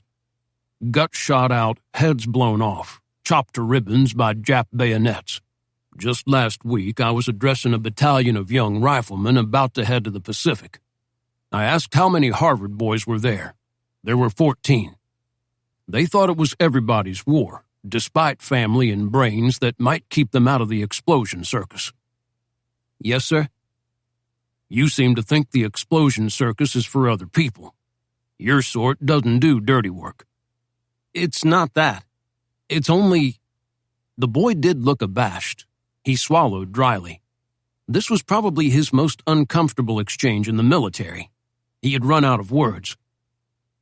Just on general principle, said Earl.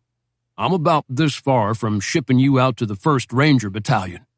You can spend the rest of the war hanging off a cliff in sub-zero temperatures while being shot at by Krauts. How does that sound? I'm afraid of heights. I'll bet you are. So you have 1 minute to explain to me why I should keep you around. What can you do? What can you bring me to keep you off that cliff? Make it quick. I can explain stuff. What stuff? This stuff, sir. Everything, really. Professors would call it realpolitik, meaning how it really operates and who's really powerful, not what the charts or newspaper stories say. Realpolitik. German word, huh? They're not stupid.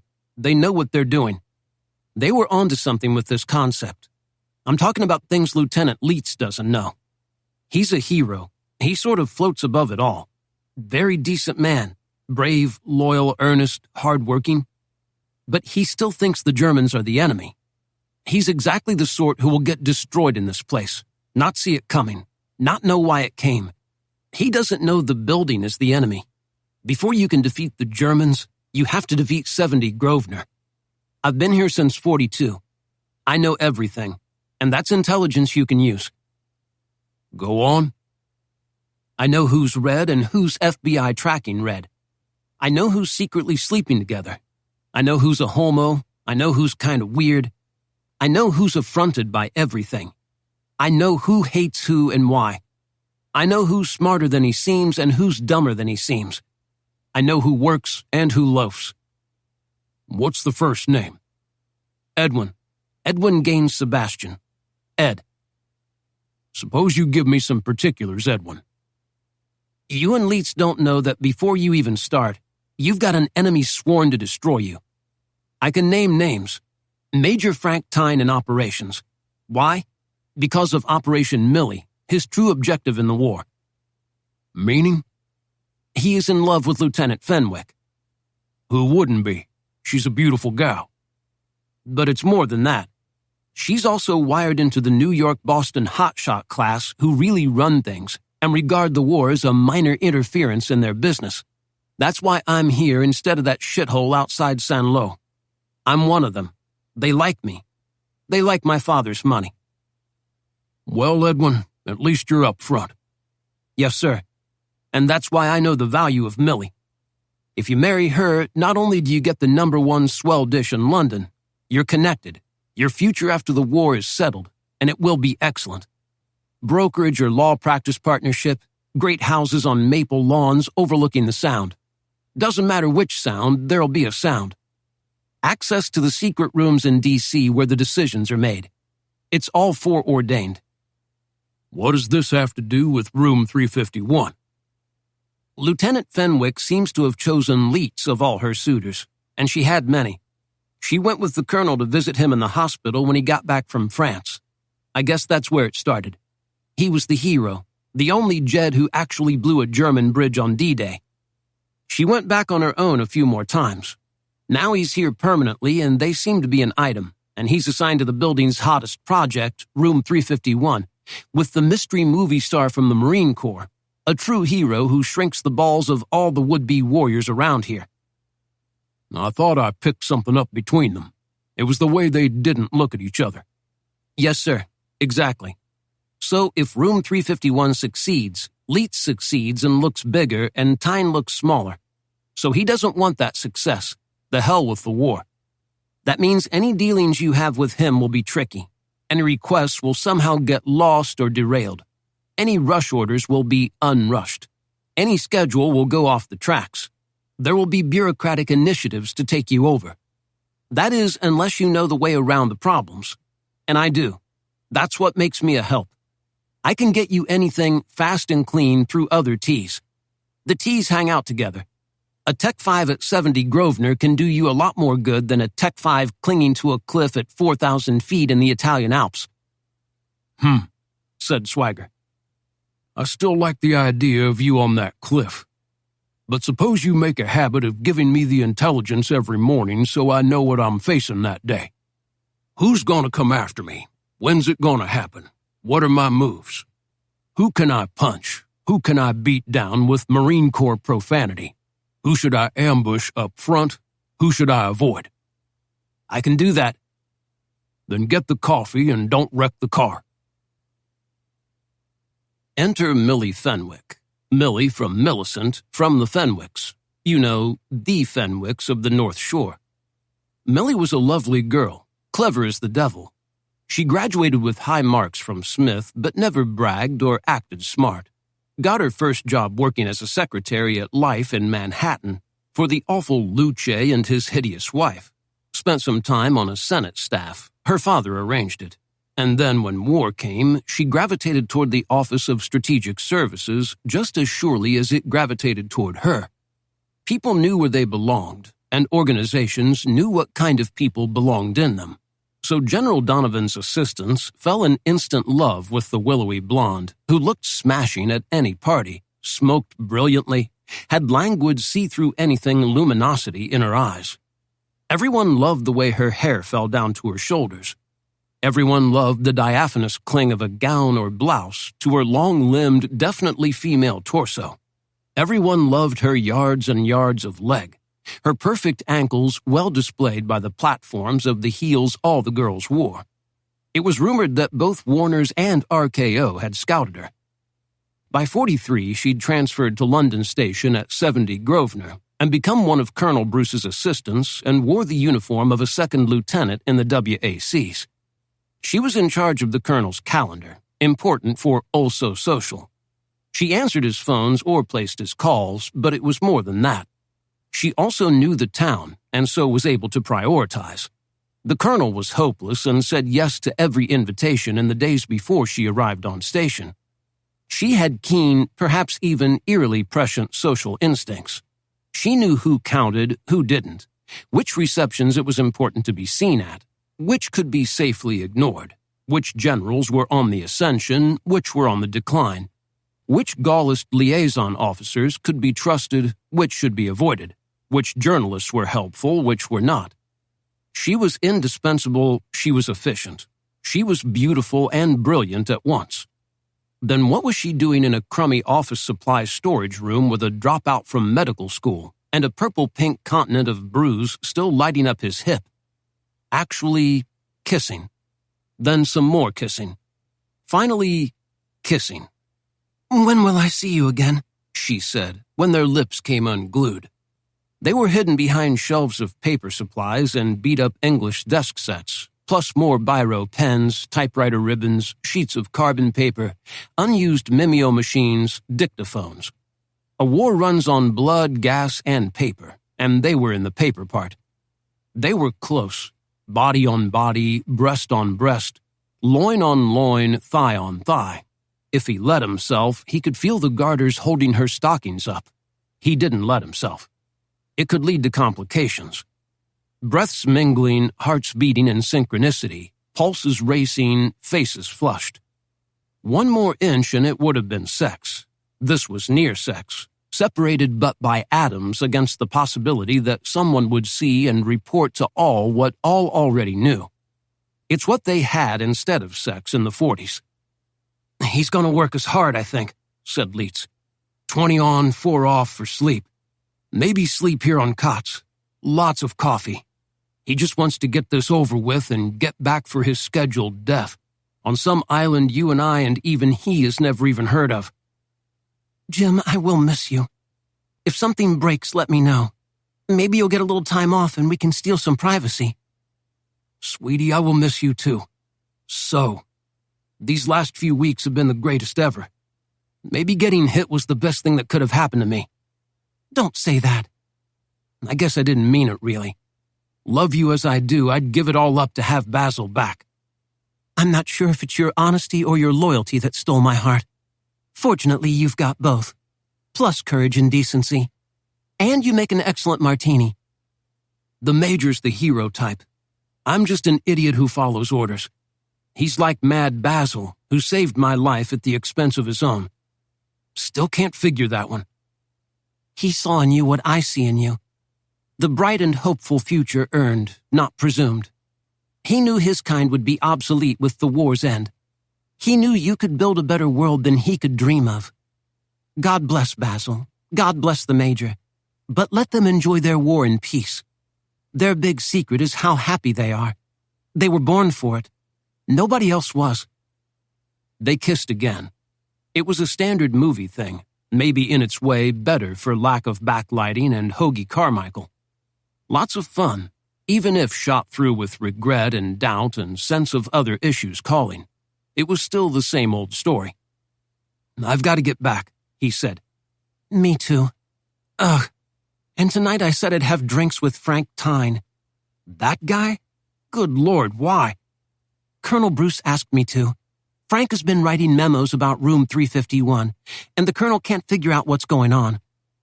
"Nothing good, I'd say," said Leitz. Chapter 15. The Hunter. Tonight's beast was loud. Sometimes they were slow and careful, moving as silently as possible, gliding between trees. hopping on stones over water so as not to splash. They rested quietly in the dark and made good use of the land's natural features. Intelligence governed, not blind instinct. But not tonight. This one was stupid. It made all kinds of noises, left enough sign to trail in a blizzard. You could track on shit and piss alone, for the rank odors of elimination trailed it and identified it on sheer miasma. Shoot into the smell of the shit and you killed. But even without that immense advantage, it presented him with others. It destroyed the foliage, looking like the path of a hurricane of shattered branches and torn limbs. It left huge muddy tracks in the damp earth, and it made endless low sounds to accompany its clumsy efforts to navigate and remain directional. A fool could follow and track. But he was no fool. Far from it. Slim, hard, tough, he was above all wise to the ways of wood and field. He had in his time faced and destroyed many beasts. Some came at the end of long stalks, days even. The distance between hunter and hunted, never opening, never closing as they ranged over the land. Those were his favorite hunts, since he felt then he had earned his kill, and the rifle shot was merely an afterthought.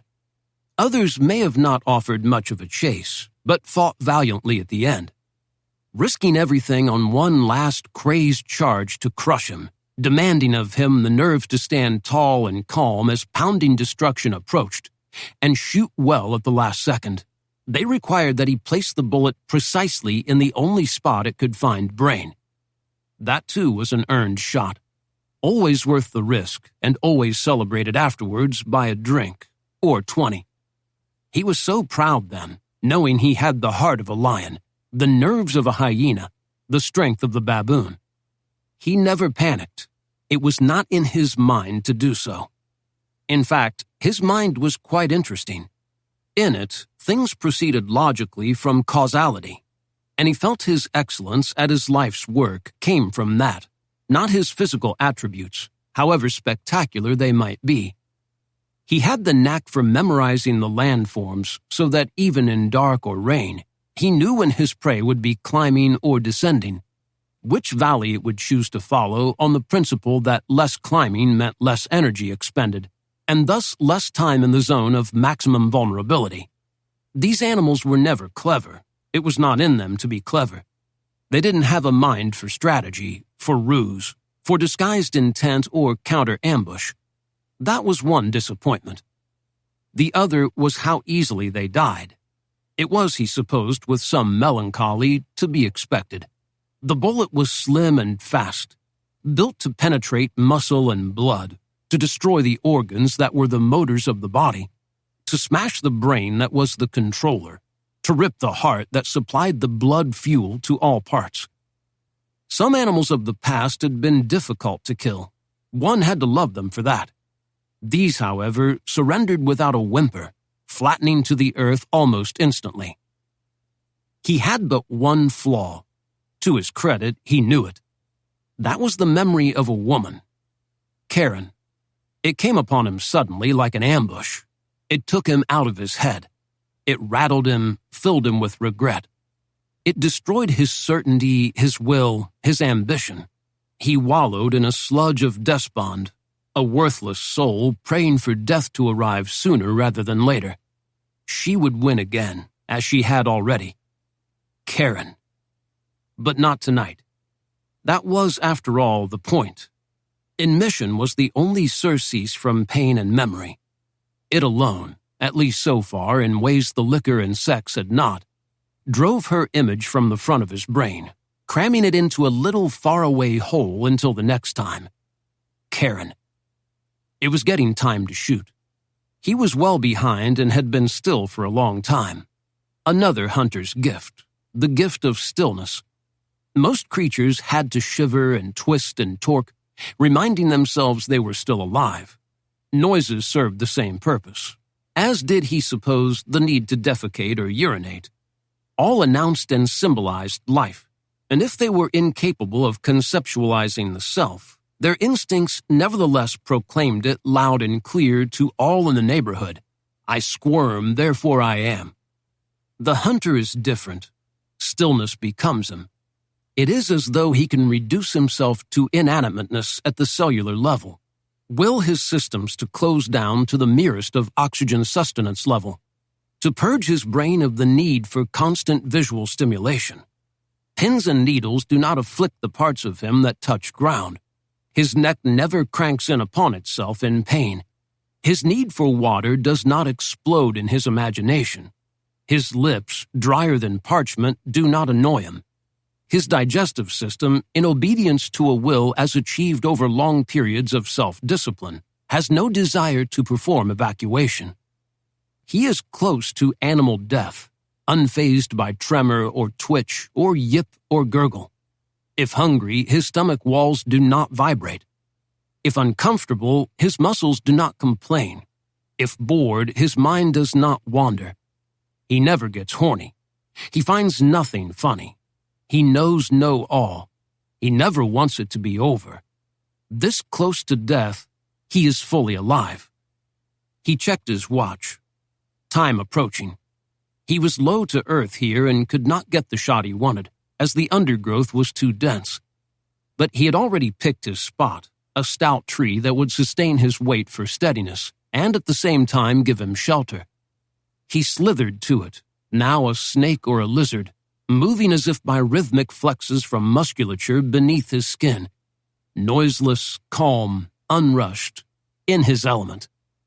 He felt the beast's comfort ahead. They were like that, complacent anywhere almost instantly. They lacked the predator's discipline to concentrate on alertness, which was why they died in such numbers. Odd bits of sound reached him, for the creature had no noise discipline either.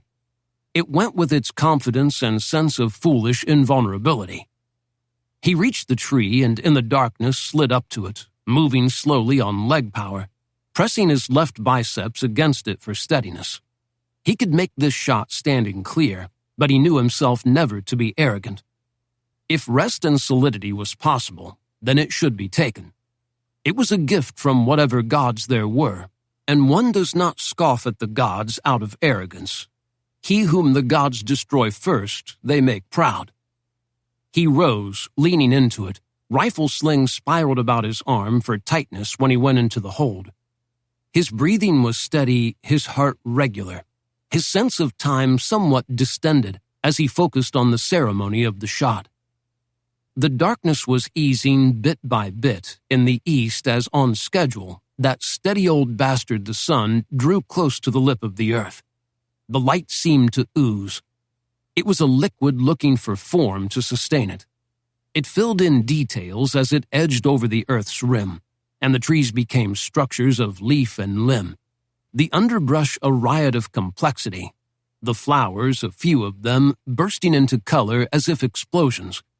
The whole scene was active in its acquisition of singularity and identity. He raised the rifle.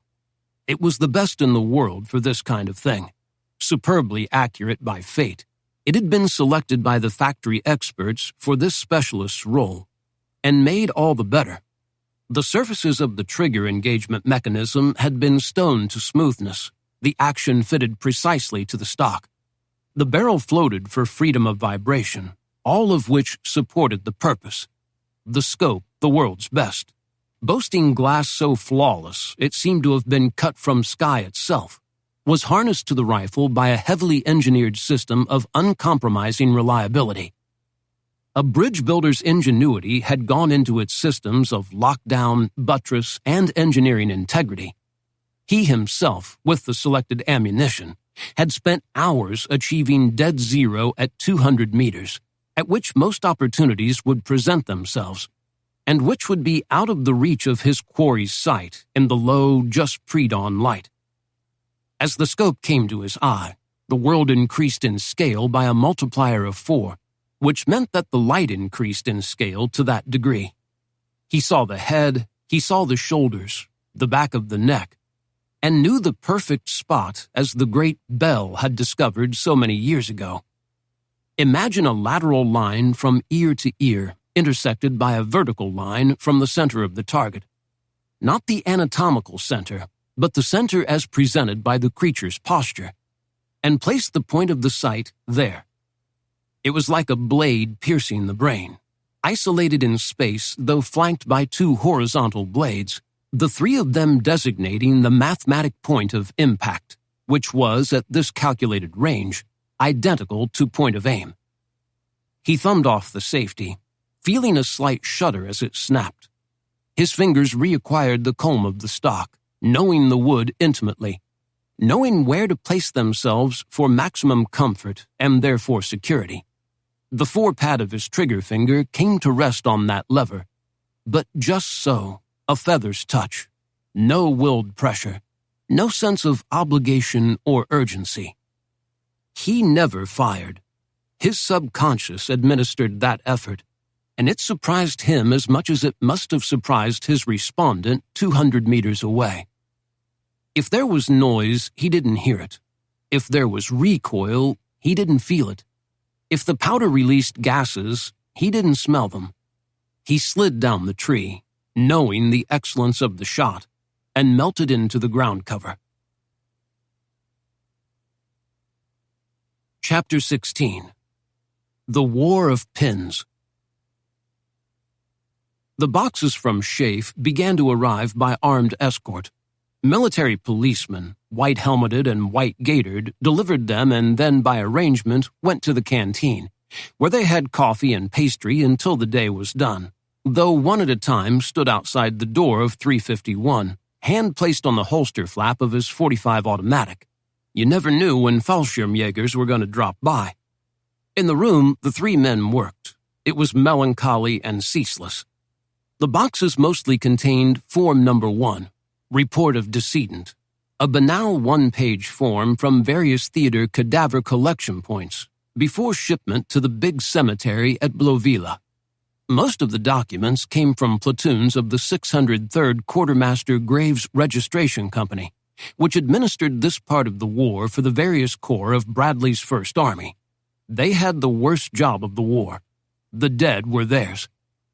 Theoretically, as the Form Number 1s arrived, packed chronologically in the crates, they had been pre-culled and selected by Swagger's criterion of only fatalities by single bullet, as designated in the cause of death box. It was a crude distinction. Maybe the poor GI had only caught one of a 50-round machine gun burst. Suppose he'd been toppled by a Luger at close range when bumbling accidentally into a German position. Perhaps a single chunk of mortar shell, falling short, had replicated the wound profile of a bullet. All of those were possible, but all were outliers. The criterion, in its clumsy way, went a good bit of the way toward identifying the victims of the sniper campaign. Leitz tried not to think of what each Form Number 1 represented, or of the process by which the blank had been filled in. But he couldn't keep it out of his mind, seeing a private in a vast tented mortuary, a democracy of the dead where white and colored, rich and poor, educated and ignorant, officer and enlisted lay rank on rank, in crude wood coffins on the ground. A man too sensitive to ontological meaning would go Section 8 in such a cathedral of the killed, and have to be straitjacketed and led gibbering and drooling to the ambulance and then the bin. Thus the guys of the 603rd had to be of impoverished imagination, who stooped, going from body to body and inspecting for wounds, identity, unit affiliation, and numbly doing the paperwork, recording time of death and condition of remains. Even at one remove, it gave Leitz the willies. He supposed the poor kid of the 603rd doing the hard work grew inured to it. Perhaps he'd been sent punitively because he was a screw-up. Perhaps he'd volunteered, hoping to go into the funeral industry post-war, or having been in the funeral industry pre-war. The boy, like a medic, was used to the impact of steel on flesh, and the necessary rearrangement of features that followed. Anything from a single red hole dead center of chest to a sack of body parts that might or might not have been just one man. If that kid, whoever he was, could get through it, Leitz determined that he could handle the paperwork at least, though over the long hours he could not put the sweetness and the softness and the nut-crunching beauty of Millie far from his troubled mind. He worked hard. They all did. Shuffle, note, record, and move on. finish, so the material could go back to chafe and be reinserted into the industrial process of loss, the war style, which would include notification of next of kin, alert to payroll for pay cessation, invocation of insurance liabilities, entry in theater-wide casualty report to chafe, and ultimately the War Department. It wasn't simple to die. It involved a lot of paperwork. There were 6 possibilities of death. A red pin was Officer Nighttime, black was NCO Nighttime, yellow was PFC or lower Nighttime, blue was Officer Daylight, brown NCO Daylight, green was PFC and below Daylight. Each went to a map designated by color. It wasn't perfect, as the battalions of dead crawled across the big theater maps on the wall. Black and brown were hard to tell apart without intense scrutiny. Nighttime as well was too broad to be of much immediate use, as it included the minutes just before sundown and just before sunrise, along with those, not many, in the hours of true dark. The end product was 6 of the full theater maps, each denoting a category of death via colored dot. They presented a selection of shapes, one linear, the others kidney-shaped, tending to oval, some darker, some lighter in color. It was something that could at last be analyzed, and Swagger poured himself into it. Nothing else existed. He told his 2 assistants to get lost. It was just him and the dots. Chapter 17. The Poet. June 23, 1944. Somewhere in France. Where I am, I'm ripe for slaughter. I am reduced to next day's fodder. There are mortars, loud and smoky. I cannot flee them. Those are orders. Worse, of course, are the snipers. They will sting you. They are vipers. And the Nazis are so nasty. Their MGs go so fasty. Makes no difference, heart or head. Either one will make you dead. War, I think, is very thrilling, except for all that random killing. Hope soon I'm homeward bound, if my luck has got turned round. $100 wound is all I ask. God should do that simple task. Why so special do I think I be? Because, of course, I'm me. Your loving son, Gary. Don't send it, said Archer. Why not? Said Goldberg. It's true. It was another day in the Bullet Garden, Dog 2-2 style. Their foxhole faced a broad sweep of nothingness. They could see hedgerows and also hedgerows, as well as hedgerows. Also dead cows on their backs with bloated bellies, legs upward. Some fields seemed to grow them. The land was empty, but at any time could fill with Germans. The sky was clear, but at any time it could begin to rain mortar shells. The atmosphere was calm, but at any time swarms of bullets could rip across it. Plus, they had to shit in a hole. All of these things happened frequently. They don't want the truth, said Archer. They want, gosh, everything here is fine. The fellas are great. The new Sarge reminds me of Uncle Ted. Uncle Jerry, said Gary. Anyway, blah, blah, de blah, blah. Love to all, even Uncle Jerry. See you soon. P.S. Morale high, food great. That's what they want to hear. That's what the censors will let you say. Well, began Gary, his mind flooding with clever ripostes. But the new sergeant, a large, perpetually angry man named McKinney, who looked like the entire Notre Dame backfield, loomed over their foxhole. Okay, you 2 cracked eggs, vacation over.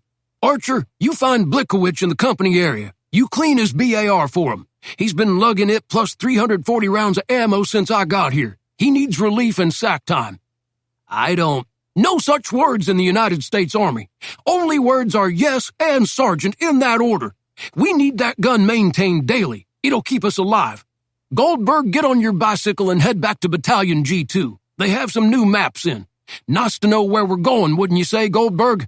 Yes, Sergeant. Now that's my language. Learn from your buddy, Archer. Now get mortars.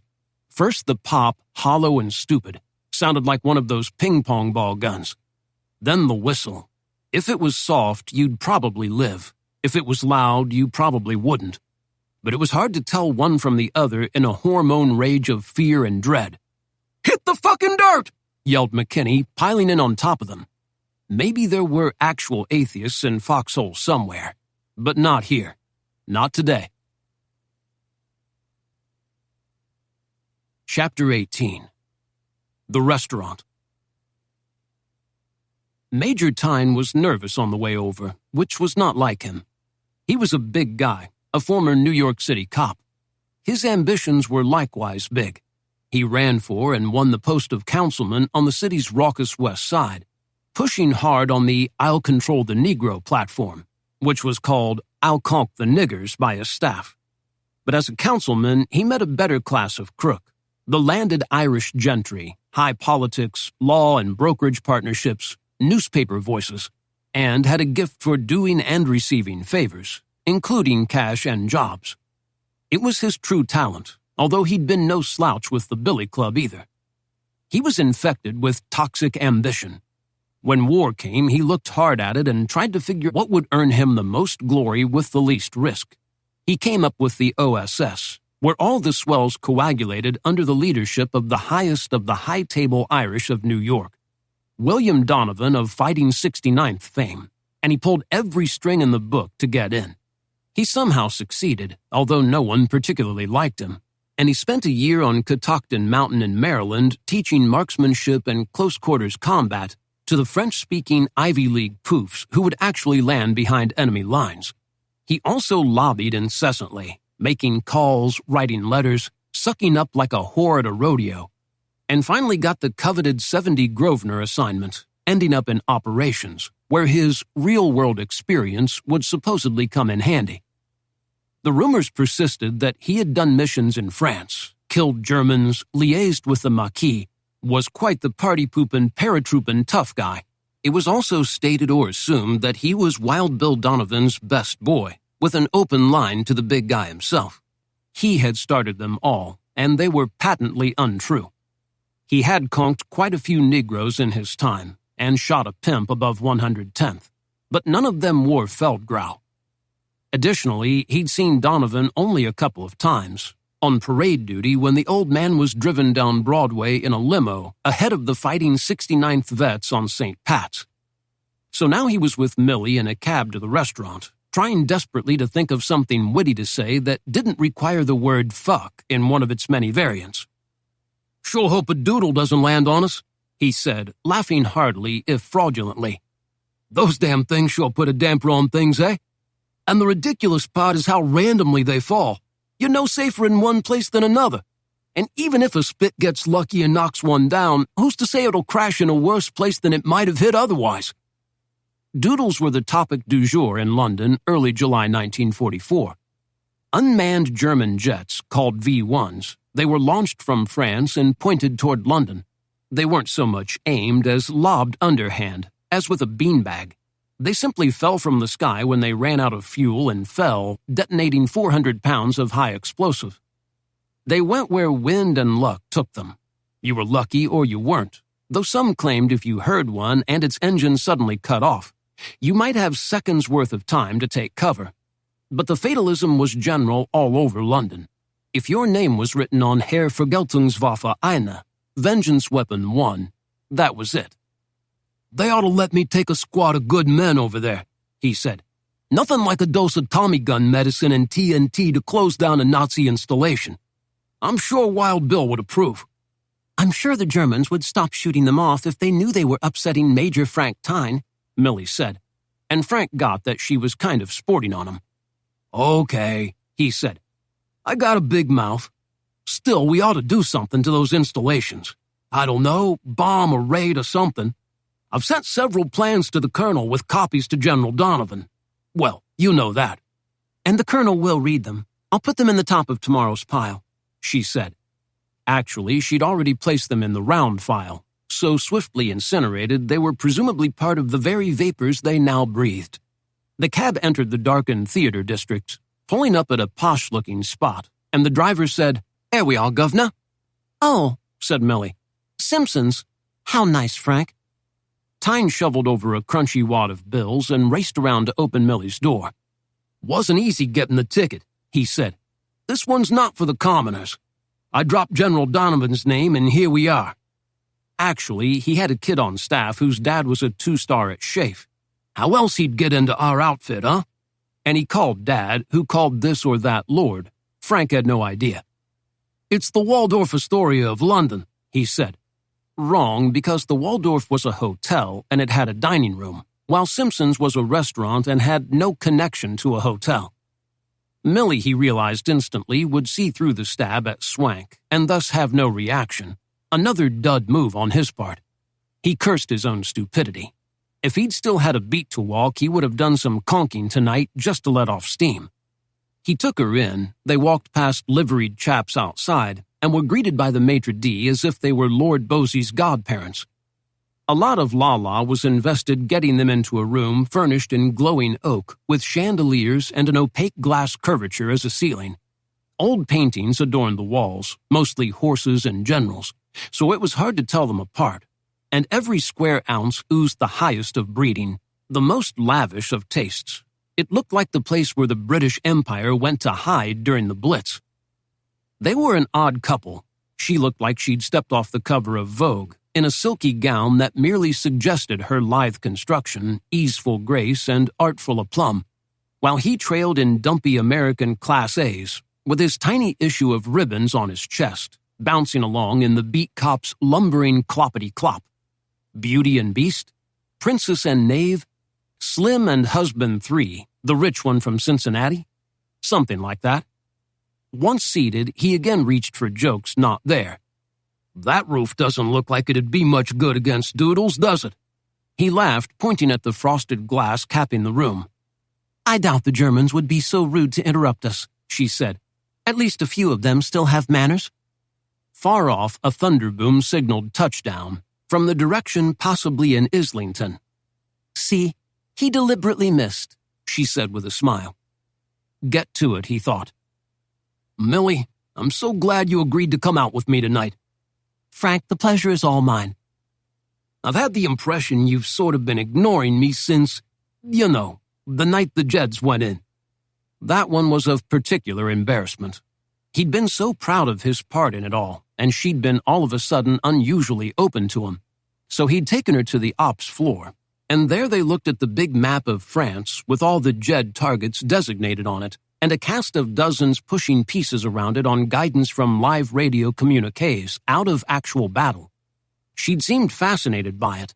He made up a little fib to make himself seem bigger. "See this one?" He pointed to a small town, Tula actually, on a small river that had a small bridge. Someone had written Casey in crayon over it. "Maybe Das Reich comes that way. Tigers and all, straight on into Normandy. So we had to blow it. Problem there was Casey had no Bren guns and thought they'd be visited by Krauts in trucks during the op. A Sten or a Thompson won't knock out a truck.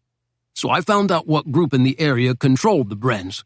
Turned out it was Red, and I went to communications, got them on the shortwave, and told them how important it was that our guys had the Brens. And that's how it happened. So if anything gets done tonight, it's because Team Casey has Brens for backup." "Oh, Frank," she'd said. "That's so wonderful," and touched his arm. It was the first time she'd touched him. The electricity was enough to fry Dillinger. Then he'd invited her to his office for a nightcap to celebrate, he said. Though the building was all abuzz with Jed frenzy, his little coop was dark and empty. Not that he hoped to Faye, not with a nice girl like Millie, but he wanted to know where he stood with her, maybe hold her close, smell her, nuzzle her neck, bank some encouragement. It was the 40s, so a kiss, even sans tongue, would have been paradise. She was so goddamn beautiful, and her father was so goddamned rich. A glass of rye, neat, American stuff, bought for just this reason on the black market. A lot of eye contact. Hers were as big as lamps, deep and brown and serene, unblinking and inviting. And just when it was getting interesting, he fainted. "I just wanted to explain. I don't know what happened. Maybe it was all the pressure of supervising the Jed teams. Maybe it was the excitement that my teams were finally going in and that this was the night. Maybe my blood pressure got the best of me. I just hope it wasn't something for you to hold against me." "Frank, whatever gave you that impression?" she asked. "Well, I can't seem to get you on the phone. When I drop by to deliver something to the colonel, you're so all business. It's just a feeling I had." "Frank, it's a terrible time." The drinks came. His a straight shot of Jameson, hers a martini, which after a first sip she would not touch. "It's so busy since the invasion," she went on. "I even feel a little guilty about tonight. The colonel's got appointments, meetings, inspections, scheduling drivers, sometimes quarters. It all has to be arranged. And the parties. His job is to go to parties and talk up the outfit. And you know what an organizational mess he is. I have to keep it all running straight. I have to supervise the list for his own parties." "Somehow I'm never on the list." "Frank, it's business. It's not pleasure, believe me." "I suppose." "Anyway, that has to come first. We all know that. That's what's going on." "Well, I keep hearing about you and Leitz. You know how people will talk. I mean, are you seeing him?" "Oh, my goodness, Frank. Where did you ever get that idea? I went with the colonel to visit him after he came back. We got along. I visited him a couple of times. Frank, he's a hero who doesn't act the part. In fact, he was upset at the way Casey turned out. Not proud." "Well, he doesn't have much to be proud of. He snafu'd in a bad way. He got his teammates killed, and everybody said it was probably the British guy, Basil St. Something, who did the real stuff. And none of it would have happened if I hadn't gotten them the Brens. The colonel needs him more for public relations than as anything else. We had to have a hero, and Leitz was the lucky guy who got on the hero bus. The people who really know what's what all say that." "Frank, I wish you wouldn't talk poorly of Lieutenant Leitz. He's a very fine young man, a football hero, in fact, and he just wants to do his duty. He's going to be a surgeon after the war. He went to a fine university and—" "I just don't want you blinded by all the light shining on him. I saw the photos on the damage Casey did to that bridge. It wasn't much. It didn't cost the Germans a damn thing." This was a lie. He hadn't seen the recon photos. Nobody had. They were still classified top secret while the 8th Air Force damage assessment team got around to them, but it had put a much higher priority on strategic recon of damage to German industry. It's true bread and butter. So the bridge photos would sit until someone got around to them, sometime in 1956. They were notoriously slow on this. By their way of thinking, it was only a dinky bridge blown up by somebody else. "Frank, really, let's change the conversation." "Millie, I have to ask where I stand with you. I just can't stand not knowing. It's making me crazy. I mean, do I have a chance? I know a dozen guys are in love with you, and maybe I'm pretty far down the list. But just give me a chance. I will be someone big after the war. I will make you proud. I have ambitions. You—" "Frank, really, there can't be an after the war for any of us until there's an actual after the war for all of us. Everything else has to be put aside." Okay, I hear you. But I'll always be here for you. If there's anything you need, I can get it for you. Nylons, lingerie, perfume, anything. I can— "Oh, the hors d'oeuvres. They look so good. Oh, Frank, let's eat. I'm starved. And then I think you should take me back to the office because I've still got work to do." He smiled, thinking, I am going to fucking massacre that prick Leitz. Chapter 19. Meeting. The colonel was due at 11. He said he'd have some brass from Schaeff and First Army with him, but not to worry. They were just messenger boys with too much junk on their collars. But everybody was looking for progress, and he hoped that the Room 351 operation had something to show for the 2 weeks of effort. Earl had definite ideas about how to present. He wanted all the maps mounted on the wall, but all shielded so that he could unveil them in chronological order. He was afraid if the various idiots tried to apprehend it all at once, they'd get all screwed up and the whole thing would fall apart. The art of the pitch was to keep it clear, quick, with a good sense of suspense toward a climax, leading to a single conclusion. It had to be a story, in other words. It's got to be simple enough for officers, he said. But at a certain moment, late, he got some eye contact from Sebastian, meaning, I have eyes-only dope. Earl said to Leeds, Lieutenant, why don't you go upstairs and wait with Lieutenant Fenwick to bring the brass down here? Leeds didn't need a second prompting to kill time with Lieutenant Fenwick. He nodded and took off. Okay, Sebastian. You look like the cat that swallowed the chicken. Spit it out. Sir, he said, I have it on authority that Major Tyne in Operations has sent a blistering memo to the Colonel, with copies to Schaeff Intelligence and finally to E Street, meaning General Donovan, at the E Street HQ in Washington, boss of all bosses, Mr. OSS himself, raising a rumpus about Room 351. It was only summarized to me by the T who delivered it to both the Colonel and to Communications for transmission. I'll summarize. He says he thinks that Room 351 is wasting resources and manpower, in that nearly 2 weeks in, it has produced no actionable material and nothing seems to be on the horizon. Meanwhile, its presence at 70 Grosvenor is so disruptive, it's interfering with the real work of OSS. He thinks it should be sharply cut back and placed under jurisdiction of operations, since it obviously is intended to reach an operations phase, and that it should report directly to him. No one should have the operational carte blanche Room 351 has. He also thinks that your position should be clarified and wonders if rumors suggesting you are actually a Marine NCO are true. And if so, you should be immediately reduced in rank to the equivalent E7 of the Army and required to address all officers via protocols of common military courtesy. Who is this fuck again? Some extraneous major in operations. He's like a vice president without a real job. He just sort of wanders around stirring things up, trying to get himself promoted. He claims to have been the mastermind behind the Jeds, but everybody knows that's bullshit. He claims he has Irish connections, being an ex-New York Pole. He likes to pretend he has Donovan's ear. Why are his shorts up his crack over me? It's not you, it's Lieutenant Leitz. Tyne's one of the hopeless dopes who thinks he has a shot at Lieutenant Fenwick, and is all browned off because he isn't getting anywhere with her, while she's widely known to be sweet on the lieutenant. Is this high school? Pretty much, sir. Do you want me to draft a reply or counter for your signature to counteract quickly? No. That's how you get a crybaby reputation and they tune you out. What we have to do is shortcut our plans, move ahead to the next stage, maybe overstate the importance of our findings, then find a way to crush this bug. I hate to play these fucking games, but if you're going to work in a building instead of a foxhole, that's what it takes. Yes, sir. Good work, Sebastian. It's always good to know who's trying to fuck you over. Plus, you get another 2 weeks in London before you report to 1st Ranger Battalion. Yes, sir. Thank you, sir. Leitz and Colonel Bruce showed up with 2 geldings from Schaeff.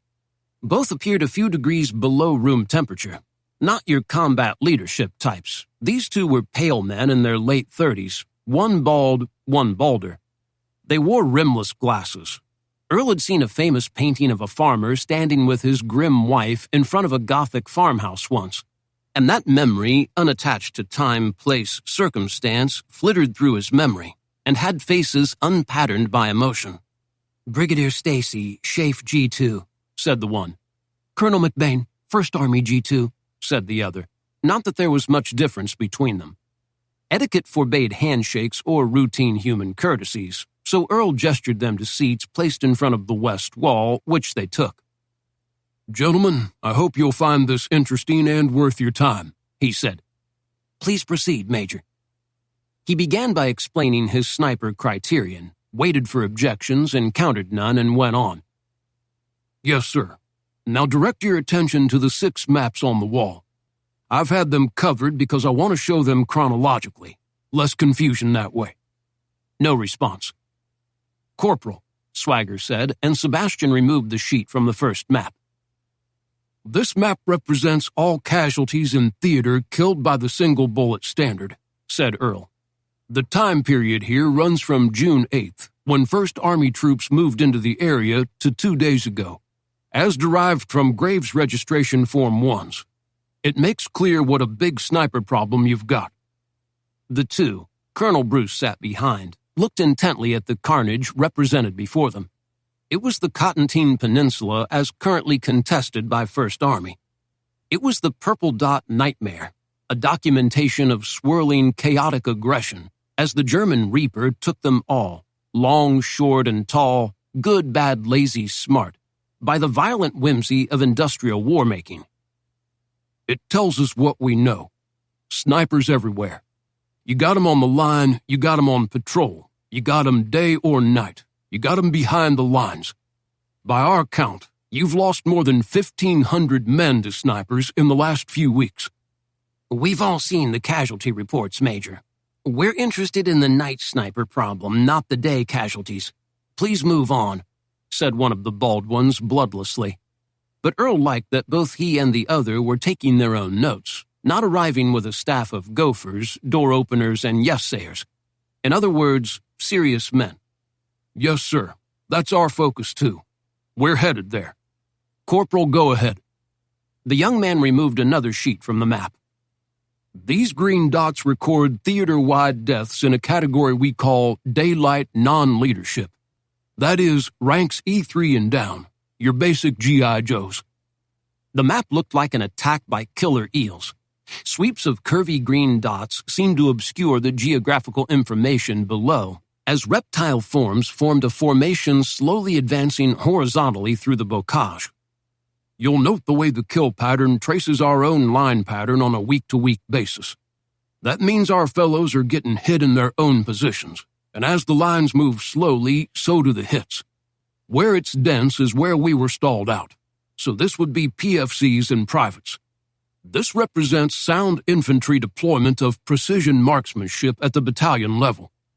The German knows what he's doing, and he places his sharpshooters where they're most inclined to encounter targets in daylight.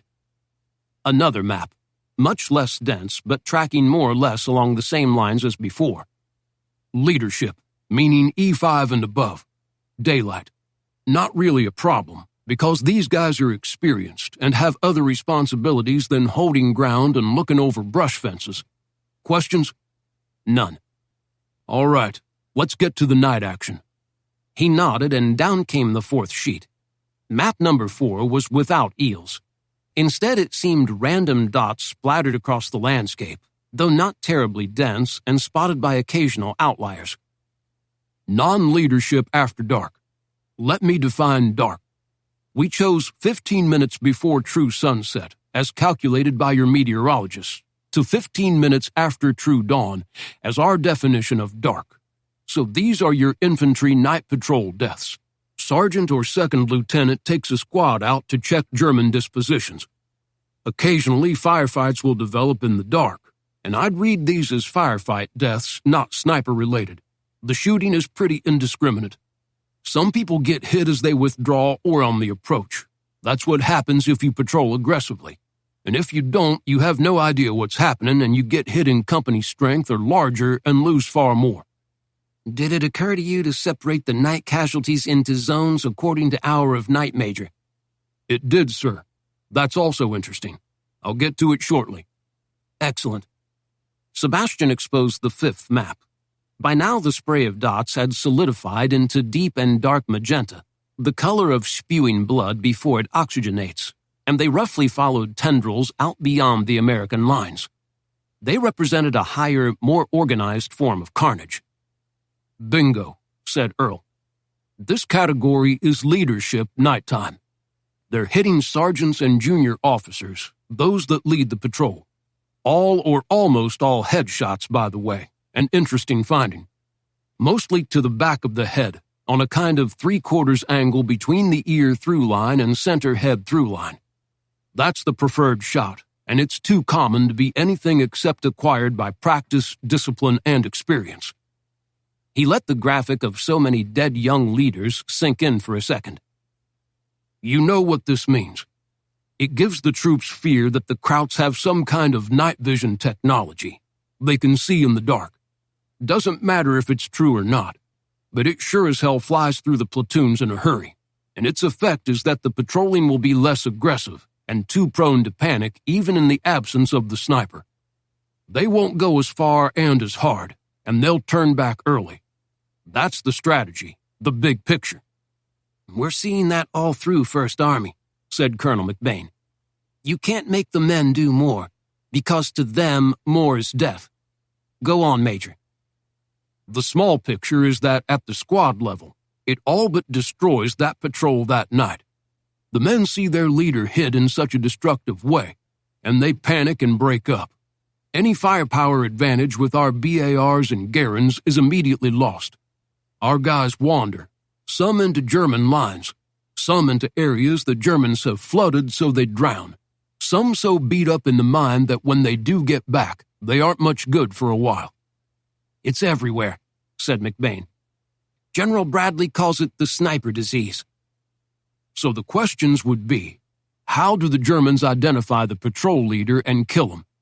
Do they have that night vision technology so refined they can read rank in the dark? How do they find our men in the first place so unerringly? Do they know where they're going? Is it an intelligence leak to be plugged?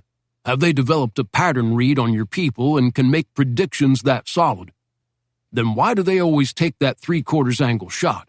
Why do they like that shot? Then how do they get out of there? Then who? Is it one guy? Is it a squad or special unit whose existence might come up in radio intercepts, espionage results, aerial recon? Is there an HQ site to be bombed or raided? I'd happily take a team in. I know Lieutenant Leitz would join me. But anyway, has it left a paper trail? Do we have sources that can get into their files? Maybe the Russians would. I doubt they'd share, said Colonel Bruce. They're allies, but not that allied. Have you compared our leadership deaths to the same in other theaters, Major? Asked McBain. Is it possible this is, again, just war?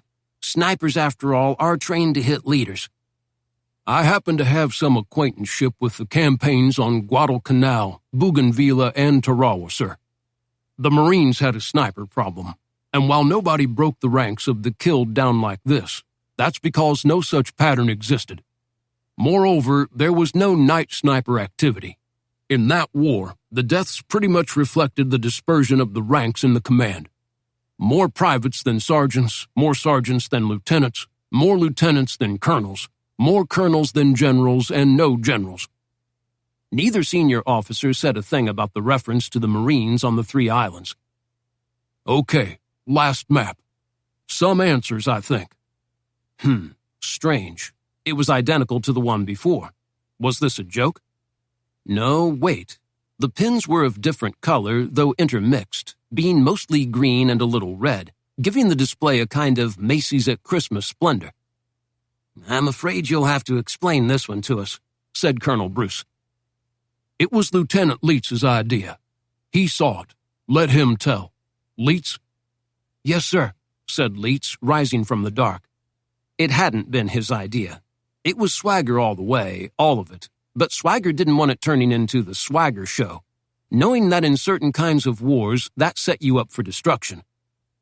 The idea was to identify the night patrol leadership deaths by hours, meaning first hour from sunset to first hour before sunrise with a different colored pin for each hour. I thought we'd need a lot of pins, but it turned out we only needed 2 kinds of pins, green for the half-light of dawn and red for the half-light of sunset. That's when the majority of the hits took place. In dead of night, the darkness remains just as mysterious to the Germans as to us. That suggests that as of yet, there's no technical night vision at play here, said Swagger. They're hitting in low light, but it's enough for them to see from a good way out, making a specific shot on a small target, even waiting till it's turning into the right position. They could easily shoot mid-torso, which is doctrine to all the armies of the world. But they wait longer for that peculiar shot. We can only speculate on why. He paused. So, Major, said the brigadier, speculate. That's why you're here. I'm guessing a small mobile unit of men in a largely independent unit. They're deployed in an unsophisticated manner, never in coordination with other units, a tactical subtlety the Germans would normally be more than capable of. They just go here and there. We can tell when a group of them move north because you get a bunch of night kills in a northern sector for a few days. Then they move south, and that's where the kills occur. They seem to report to no one. They're on their own, contrary to the Wehrmacht practice. I'm guessing the SS, with sponsorship high up that gives them their freedom. How big a unit? We note that there's never more than 12 night hits, so I'd put the unit at 12 superb shots. They may have special training, special tactics, special capabilities. They target leadership on down to patrol leaders. They know if they do that, they spread fear and paralysis. They're the ones who have First Army shitting in its pants and bottled up on the roads. Okay, said McBain. But who are they? Chapter 20. Sleet. You go, said Archer. No, you go, said Goldberg. You both go, clowns, said Sergeant McKinney. Oh, no choice. Direct order. Archer shimmied through. It was a burrow into hedgerow, chopped by GI shovels through the spine of dirt and root, the vegetation sheathing it hollowed out by severe application of bayonet over several hours. Archer emerged from the mucky tunnel into bright sunlight infused with filaments and patches of green from the vegetable universe around them. He saw 10 or 12 of his buddies just ahead, kneeling nervously in the sunlight, waiting on everyone else. They'd formed up into a loose skirmish line. No fire came at them yet, as the Germans 100 yards away were either waiting for their shooting lanes to fill with targets, or had withdrawn the night before. Every man went tight and concentrated into himself. Goldberg was stuck. Somehow his canteen had come half loose, and only one hook secured it to his combat suspenders, and the aluminum jar of water had managed to hook itself into a loop of root. Archer poked it with his rifle butt, it came loose, and his buddy managed to squirm through. Goldberg never quite made a convincing infantryman. He was so scrawny that no belt or strap could cinch tight enough. His combat suspenders in fact suspended his carriage belt, but being heavy with M1 clips and pouches, an entrenching tool, a first aid pack, and grenades, it slopped around his narrow waist, always reorienting itself. Sometimes the shovel was in front, sometimes in back, depending. The sloppy fit of the M41 field jacket with its vast peak lapels, its flaps and buttons everywhere.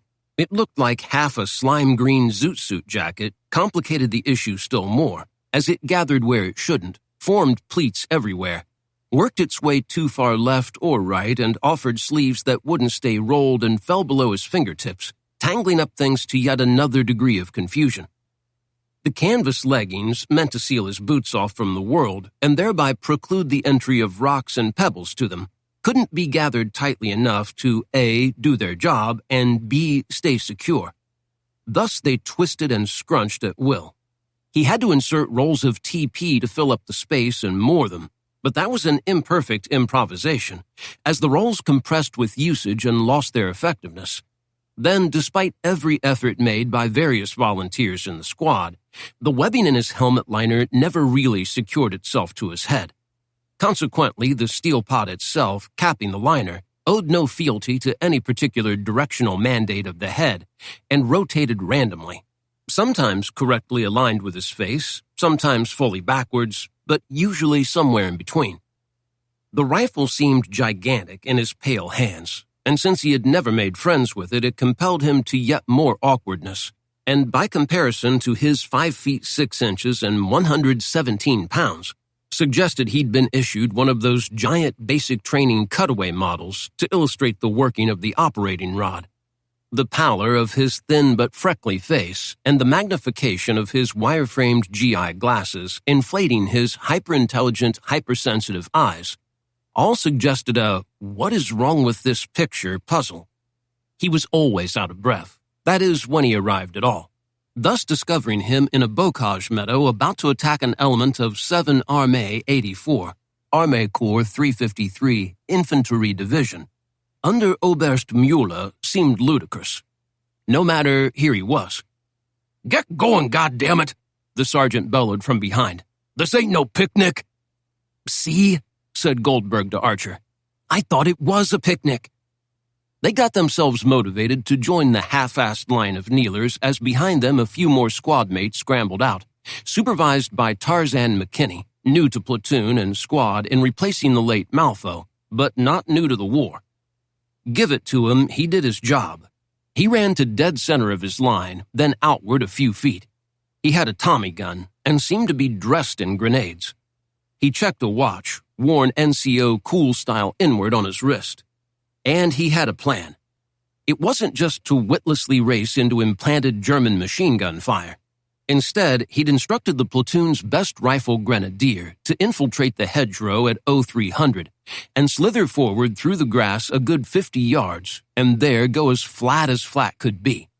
The contraption he carried was most notably a Festival of the M's so beloved by official U.S. Army nomenclature, an M1 rifle with an M1909 blank 30-round chambered, an M1 grenade projector muzzle adapter 22mm, an M1 grenade appliance with 4 spring metal prongs defining a grenade-sized hold space, into which would be inserted, pin-pulled, lever-locked in a lever restraint compartment, a Mark II fragmentation grenade.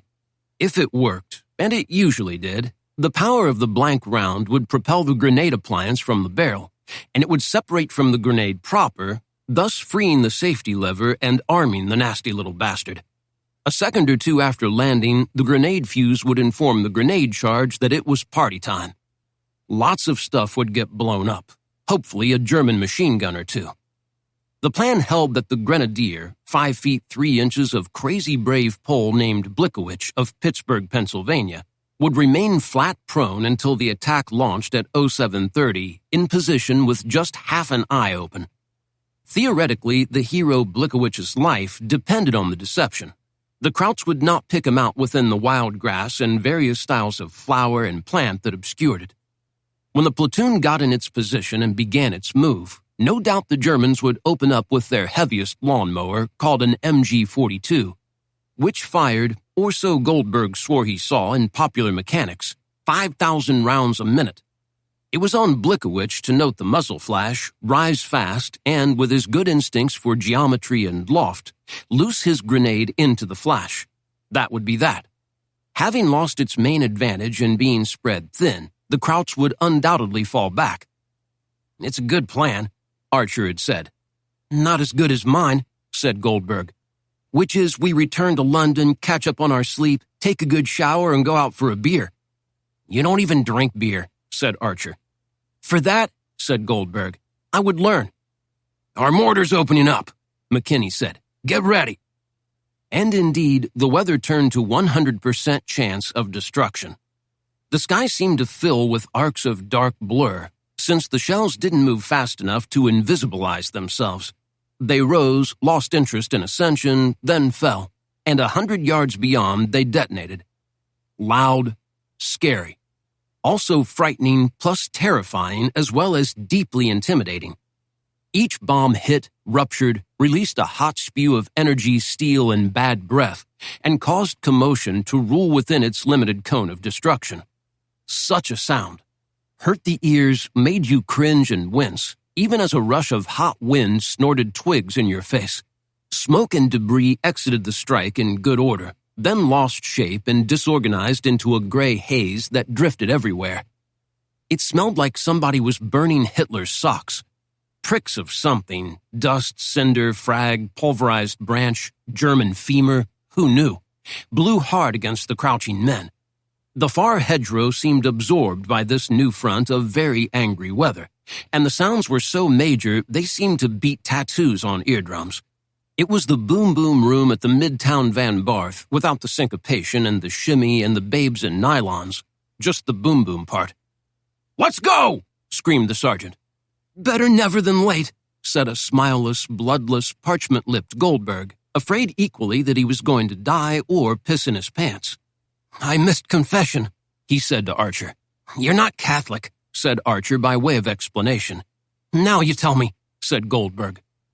The two high IQs rose, and hunched and forlorn started the nightmare walk toward what was either enemy positions or just bushes. It was an attack. Why was it happening? Who had ordered it? What was the point? Was this trip really necessary? No one knew. The best theory was that armies, being armies, are supposed to attack once in a while just to show they remembered what they were. But it wasn't a big attack with thousands of troops scurrying across a front the size of 3 counties in Texas. It was a sort of small attack, 1 company, 4 platoons, moving in synchronization across 4 bocage meadows that abutted each other, to the accompaniment of a mortar barrage, bazookas, light machine guns, and rifle grenades. This meant noise, noise meant smoke, smoke meant confusion, confusion meant danger, danger meant death. But who could say no? After all, as people kept reminding them, it was the war. The line hardly charged, but more or less kind of drifted forward, each individual looking ahead for inspiration to Sergeant McKinney, who stopped now and then to hoist Thompson to shoulder and release a burst. He was shooting at the smoke and hitting it too. Was he hitting anything made of flesh? Hard to tell. Maybe he was just showing off, a little combat theater for a somewhat tough-to-please audience. He sure looked the part. "Should we be shooting?" said Goldberg. "At what?" "I don't know. Stuff. I just see smoke. But what the hell?" Archer wedged his M1 into his side, clamped it still with his elbow, shoved the safety off at the front of the trigger guard, and fired once. Except that the whizzers that suddenly came pouring out of the thing, hot spent brass casings, signified more than once. Not that he had any sense of pulling the trigger 8 times. He had felt no recoil, seen no smoke. As an experience, it left 0 impression. The empty clip popped up like toast at Sunday breakfast, and the rifle stopped shooting. That meant, yes, he had fired 8 times, but it was so unusual the details didn't quite register. He just carried the thing and hadn't actually fired it in several months. It still worked, he was happy to note. "Come on, Gary, let those bastards have it." But of course, Gary couldn't remember how to get the safety off. Then when he did, he found it too mucked in gunk to fire. "I'll just go bang. Maybe they won't notice," he said to Archer. The Germans finally noted they were being assaulted. It seemed they too had mortars. In various locales around the field, fountains of turf and grass erupted, unleashing a devil's breath of wind. The air filled with hummingbirds. A man fell, another ran to him, another fell. "Come on, goddammit!" shouted McKinney up ahead. Then he plunged forward. Heroism was his business. Less enthusiastically, our non-heroes, now animated by the war between fear, go back, and shame, go forward, scuttled along somewhat passive-aggressively. At least Archer was consumed in the drama of reloading, which meant pulling another unblocked clip of 830s from a pouch, inserting it into his breech, shoving it in so hard with his thumb it threw the little lever that let the bolt fly forward. Not easy to do while walking through a shower of mortar shells. Each of these new phenomena brought with it a contribution to the symphony of percussive tonalities, so loud a fellow couldn't hear himself think, even if he could think of something to think of. Goldberg, for his part, just felt like an imposter. He was a Jew in the middle of some WASP ceremony, mysterious and dangerous. A machine gun opened up. This alarming development announced itself in the form of globs of green light floating up from the hedgerow and curving toward them. It looked like neon sleet. It was so pretty it was hard to imagine each chunk of light was death its own self. Associated with the show came noise, which sounded like a chainsaw versus a radiator, as the German gun emptied 5,000 rounds in a single minute toward them. Well, 800.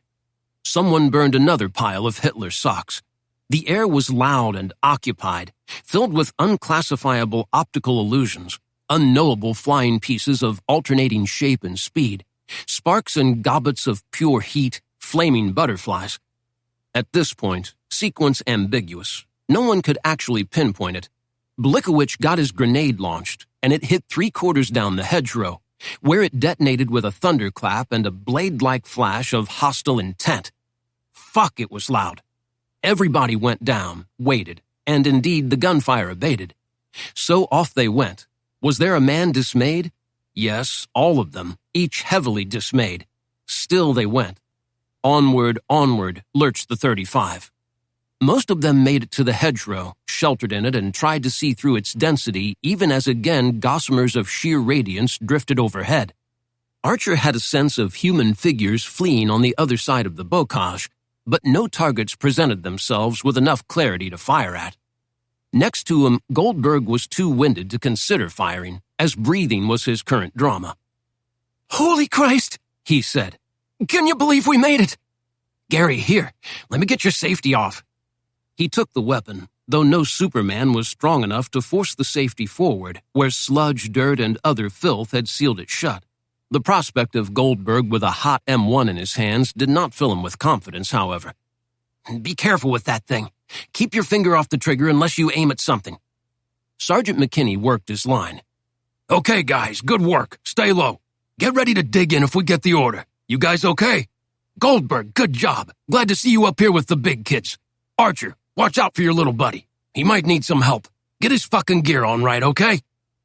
Archer went to work reorganizing Goldberg's hopelessly tangled mess of straps and things, and soon they reverted to their little game. "How cool is McKinney?"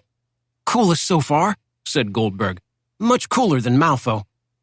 Cool meaning somehow glamorous and capable at once, and therefore intrinsically admirable, was part of the vocabulary of their own private Jack Gary war, no one else permitted.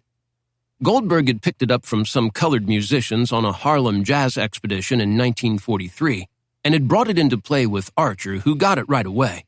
Nobody else did. Cool enough to qualify as a war god? This was the highest form of cool. They had yet to meet anyone that cool. "I'd go with godlike. Almost there. Definitely deity class. Not way up there, but at least a lesser god. Maybe a half god. Did you see the way the German tracers refused to get near him? They sensed his might. Maybe he's so Olympian he can actually keep us alive. Doubtful, but who can tell?" A few minutes passed. A few guys smoked. In the meadow behind them, medics worked on the fallen. The sun was still out. Socks were burned, but not so intensely. The dry snap, pop, and crackle of infantry's small arms fire randomly provided background music, most of it from far away. It was all a movie, except it wasn't.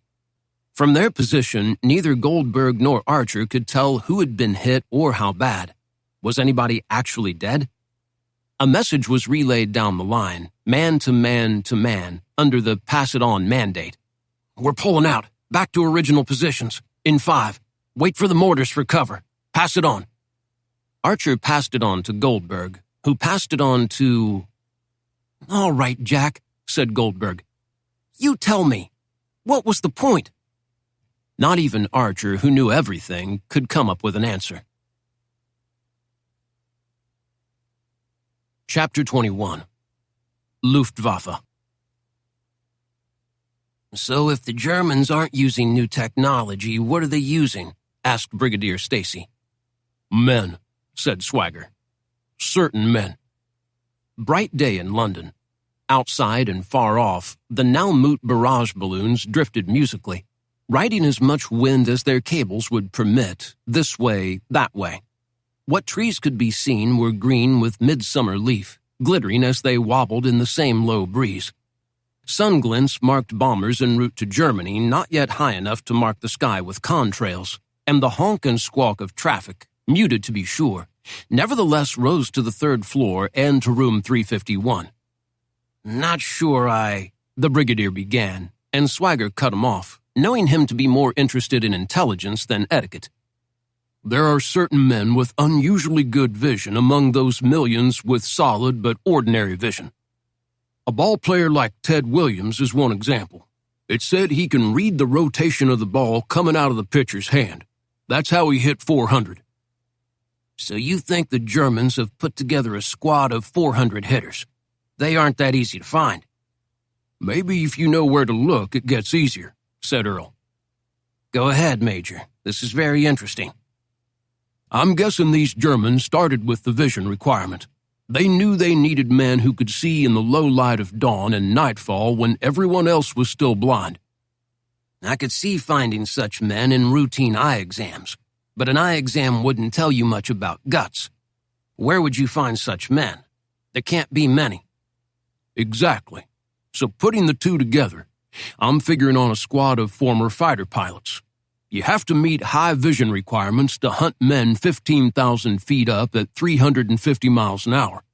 And you also have to understand the principles of marksmanship such as deflection, drop, and windage. But clearly you need guts in spades. And something else. Mental strength. It's not easy work. You're mostly alone, and if it goes wrong, nobody can get you out of it. So you have to have resilience and high adaptability. Fighter pilot, dawn sniper. Pretty much the same thing. Seems credible? I'm thinking fighter pilots who've been injured. It takes a lot of refined skill to fly something as complex as a fighter plane well, to say nothing of reflexes and coolness. A bullet, a bad burn, broken legs from a too low parachute landing, all that can reduce aerial capability. So why not transfer Lieutenant von Richthofen from the Eastern Front, where he shot down 50 yaks until one finally got him, to the Western, where his same batch of talents makes him an extremely dangerous sniper. Except he doesn't have to have the reflexes or the ability to watch 15 different dials while under fire. He'll get the same 50 kills damned fast. What does this tell us? How does this help us? First off, it goes to tactics. Let's look hard at German fighter doctrine. How do they attack? What are their tendencies? If that's their core training, under pressure, they'll revert to it. That can help us predict their moves. Excellent, said the brigadier. I'll put it to my superiors and we'll get you talks with our air-to-air combat veterans. They'll know what the German does in the skies. Yes, sir. Extremely helpful. But another aspect here is what you might call bureaucratic. This isn't happening by chance, but in a highly organized structure, one that prides itself on record-keeping, discipline, rigor, labor, and thoroughness. So it leaves tracks. To put such a thing together, someone has to go somewhere, propose it, get sponsorship for it, set it up organizationally. It was thoughtfully constructed, layer by layer, by someone who knew what the needs were but also how to slide it through the machine. A senior executive, you might say. One man. I see one man conceptualizing, knowing where to find his talent pool, selling someone with influence, and assembling the ACE's sniper unit. That has to leave tracks. Therefore, a unit designation or operational code name, records of manpower requests, travel orders to collect the right personnel, a budget. As I said, this SS thing the Germans have would be the natural home for such a unit. SS, said Brigadier Stacy, is at the center of most of their worst mischief. But they're also new, right, sir? Asked Swagger. Meaning not tangled up in tradition, politics, rivalries, and grudges that never disappear. So these guys could set it up fast. They certainly could, said Stacy. We don't have high sources in the SS, said Colonel Bruce. It's tight, and Himmler is a fanatic at security, but we do have radio intercepts. I'd advise having our analysts look hard at those intercepts again with a new focus. Anything involving movement of fighter pilots, acquisition of telescopic sights and match-grade rifles, construction of shooting ranges near the front, transfers of senior instructors from sniper schools to Normandy, anything of that nature. I'd look for any unusual communications between Luftwaffe and SSHQs. Meanwhile, I'll send Leitz out to some fighter bases to talk to our own aces about the Luftwaffe doctrines.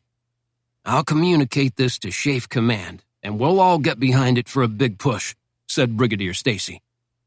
Lieutenant Leitz, pack your bags. Chapter 22. Coach and Horses. Overfed, over-equipped, and over-here, the Americans of the OSS variety had taken up a nearby pub as theirs till parade's end.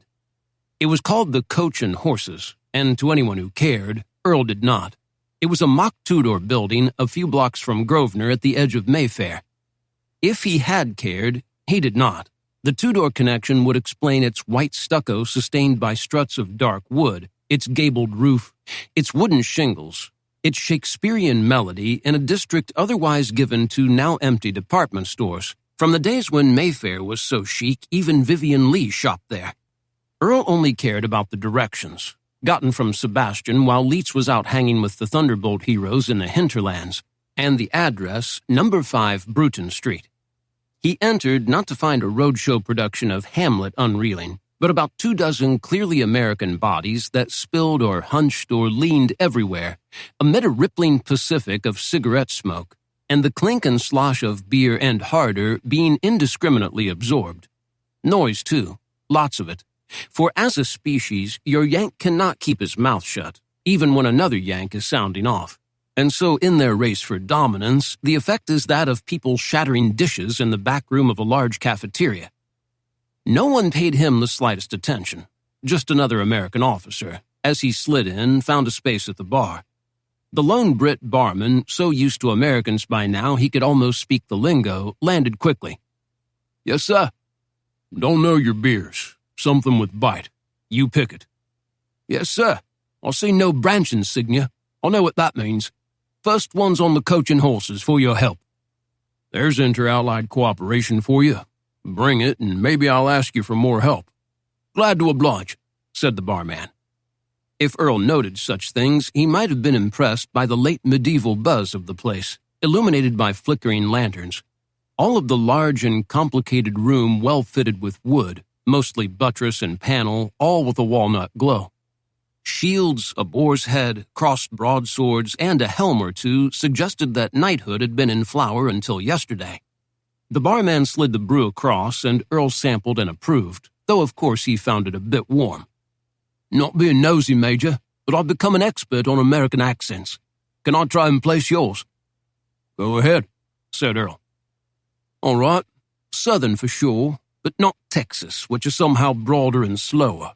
I'd say mid-south, narrowing it to a belt running from North Carolina to Tennessee to Arkansas. Of the three, I'd pick Arkansas, as perhaps just as flavorful but less forceful than the others." "Town called Blue Eye," said Earl. "West of Little Rock and Hot Springs, not far from Oklahoma. Good job." "Thank you, sir." "Now, since you're so good, I'm sure you can recognize a New York City accent." The barman rolled his eyes.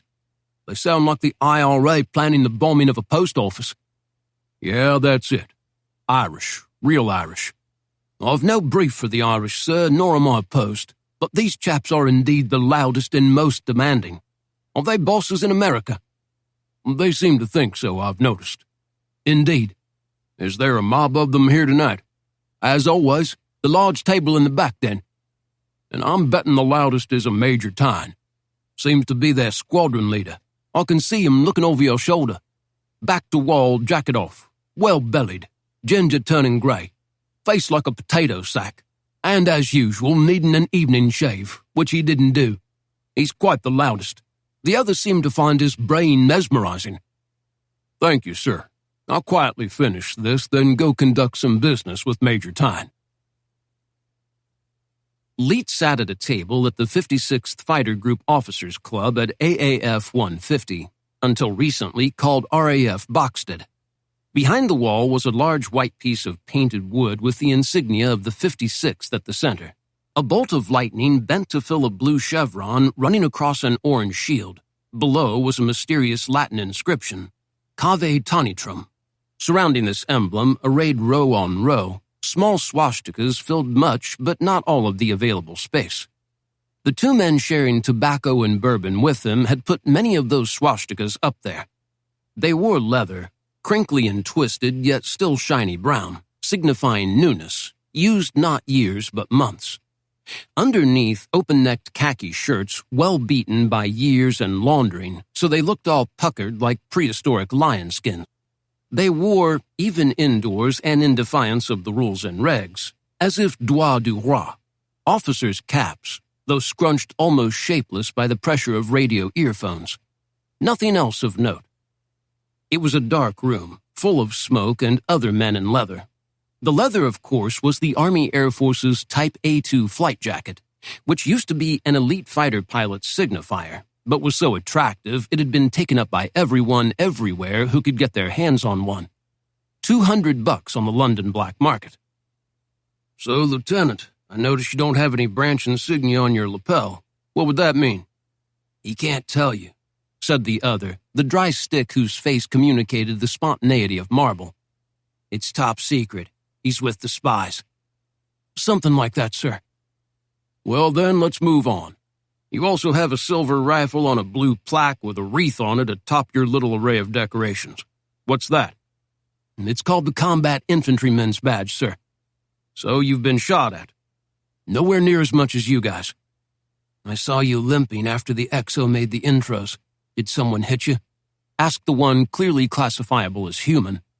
Yes, sir. Story, if you please, said the dry one, his eyes the color of the ball bearings that probably filled his dreams.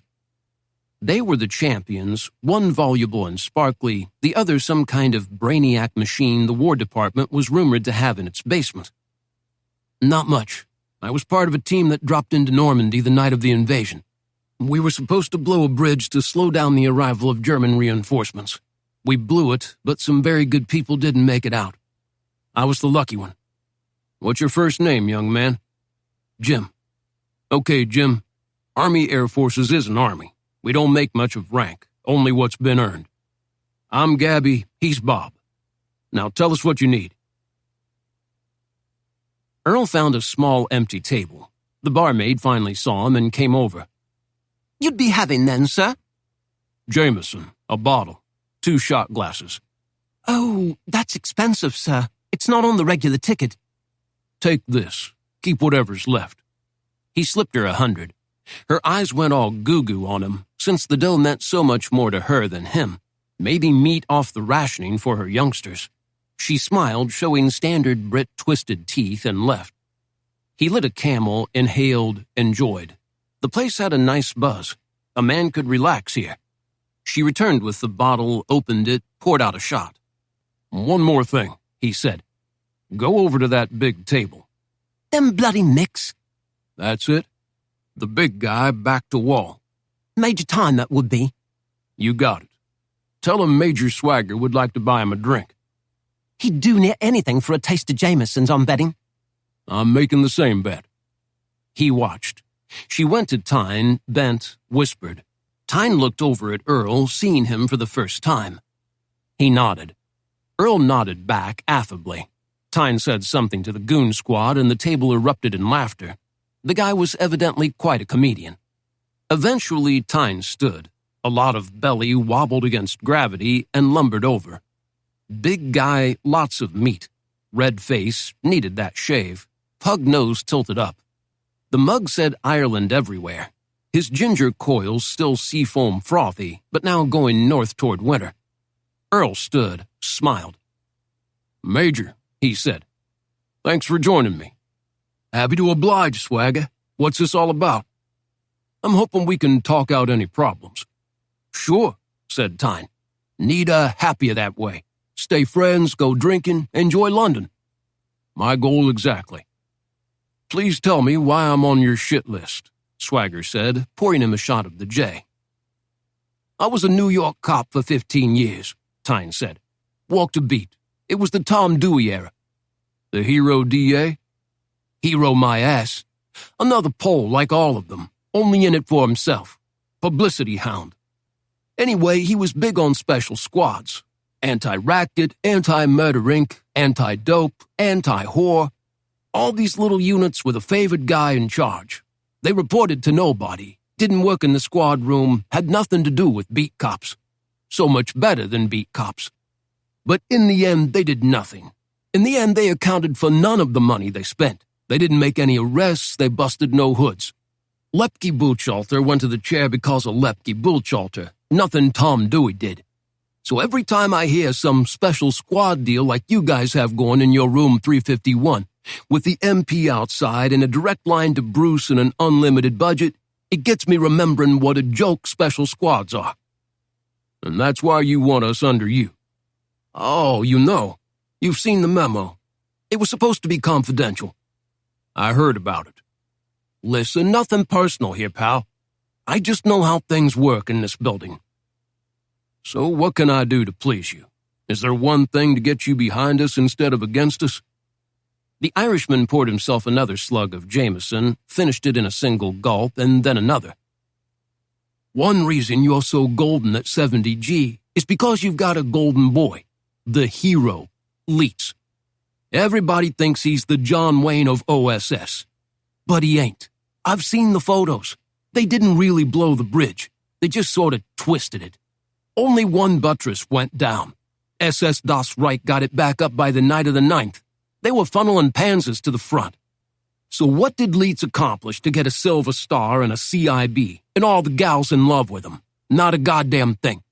While guys like me, who set up the whole Jedbug thing, did he know this was a lie or had he come to believe it himself? We get nothing.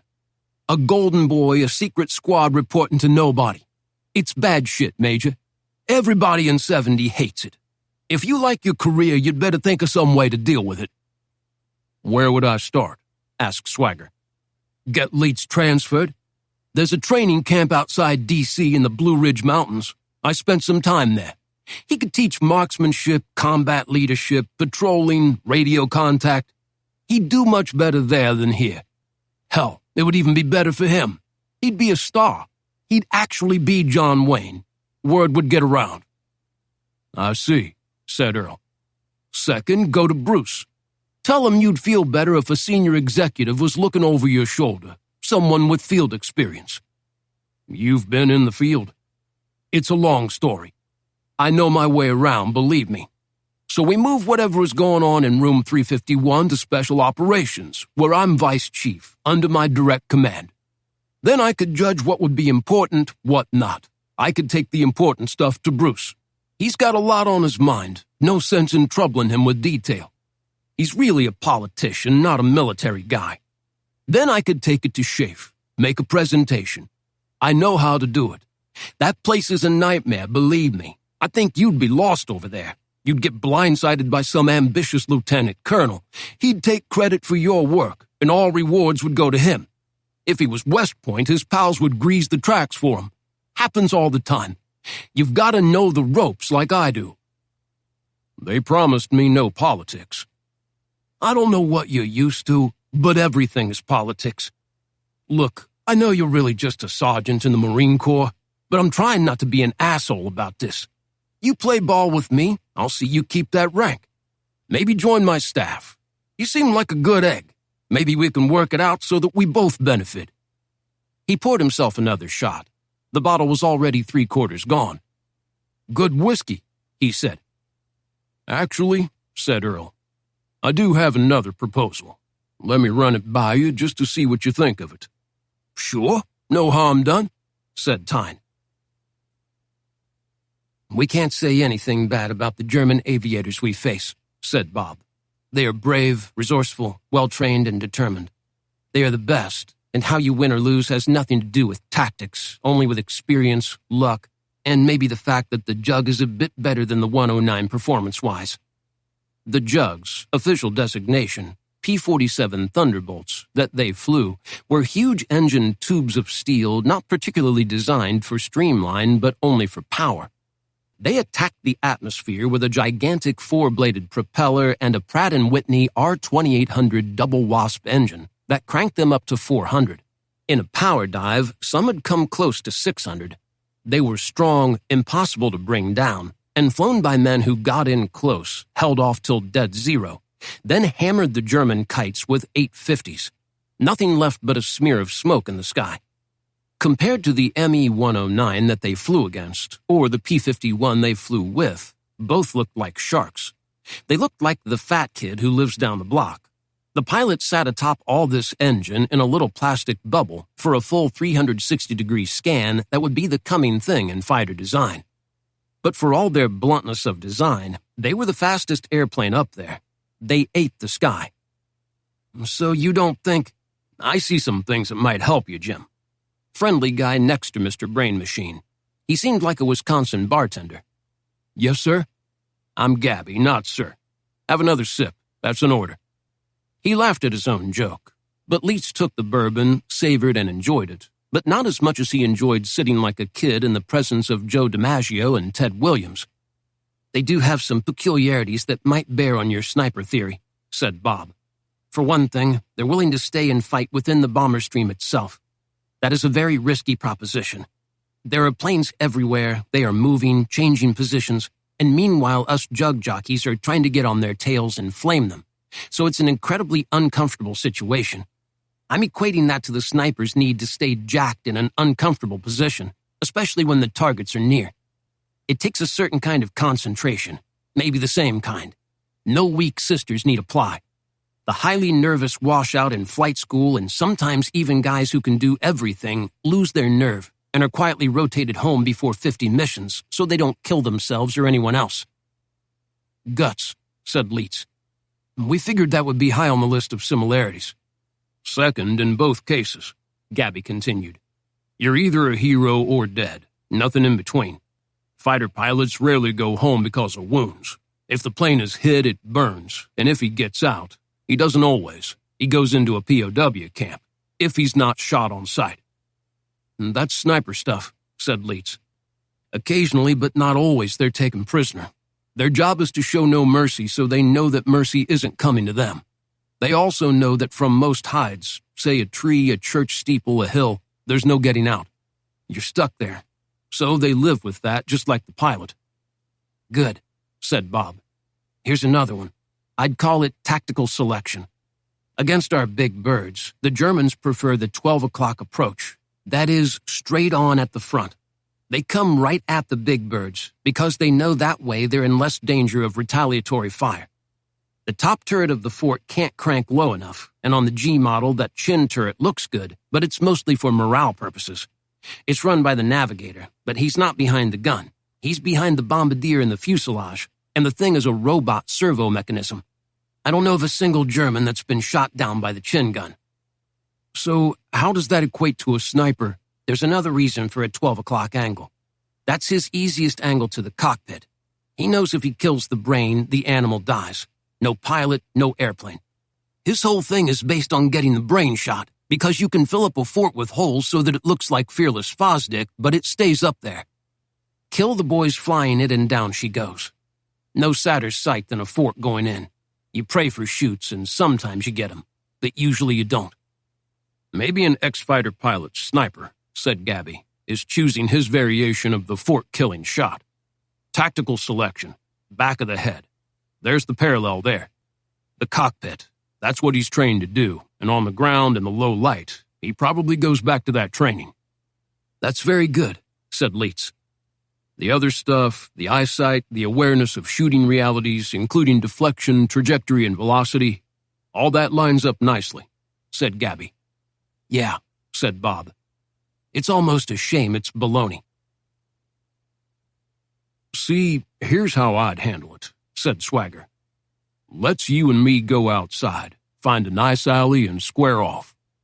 Just so you know, I'm the 3-time light heavyweight champion of the Pacific Fleet. In '39, I won my last fight on the deck of the Arizona in Manila Bay, in front of 2,000 gobs and Marines. 15 rounds, a long, hard night's work. Negro cook. He was a good fighter. You're not.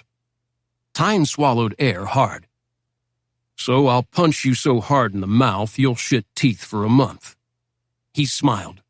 The red vanished from Tyne's face, as if his carotid had just been cut and he was emptying fast.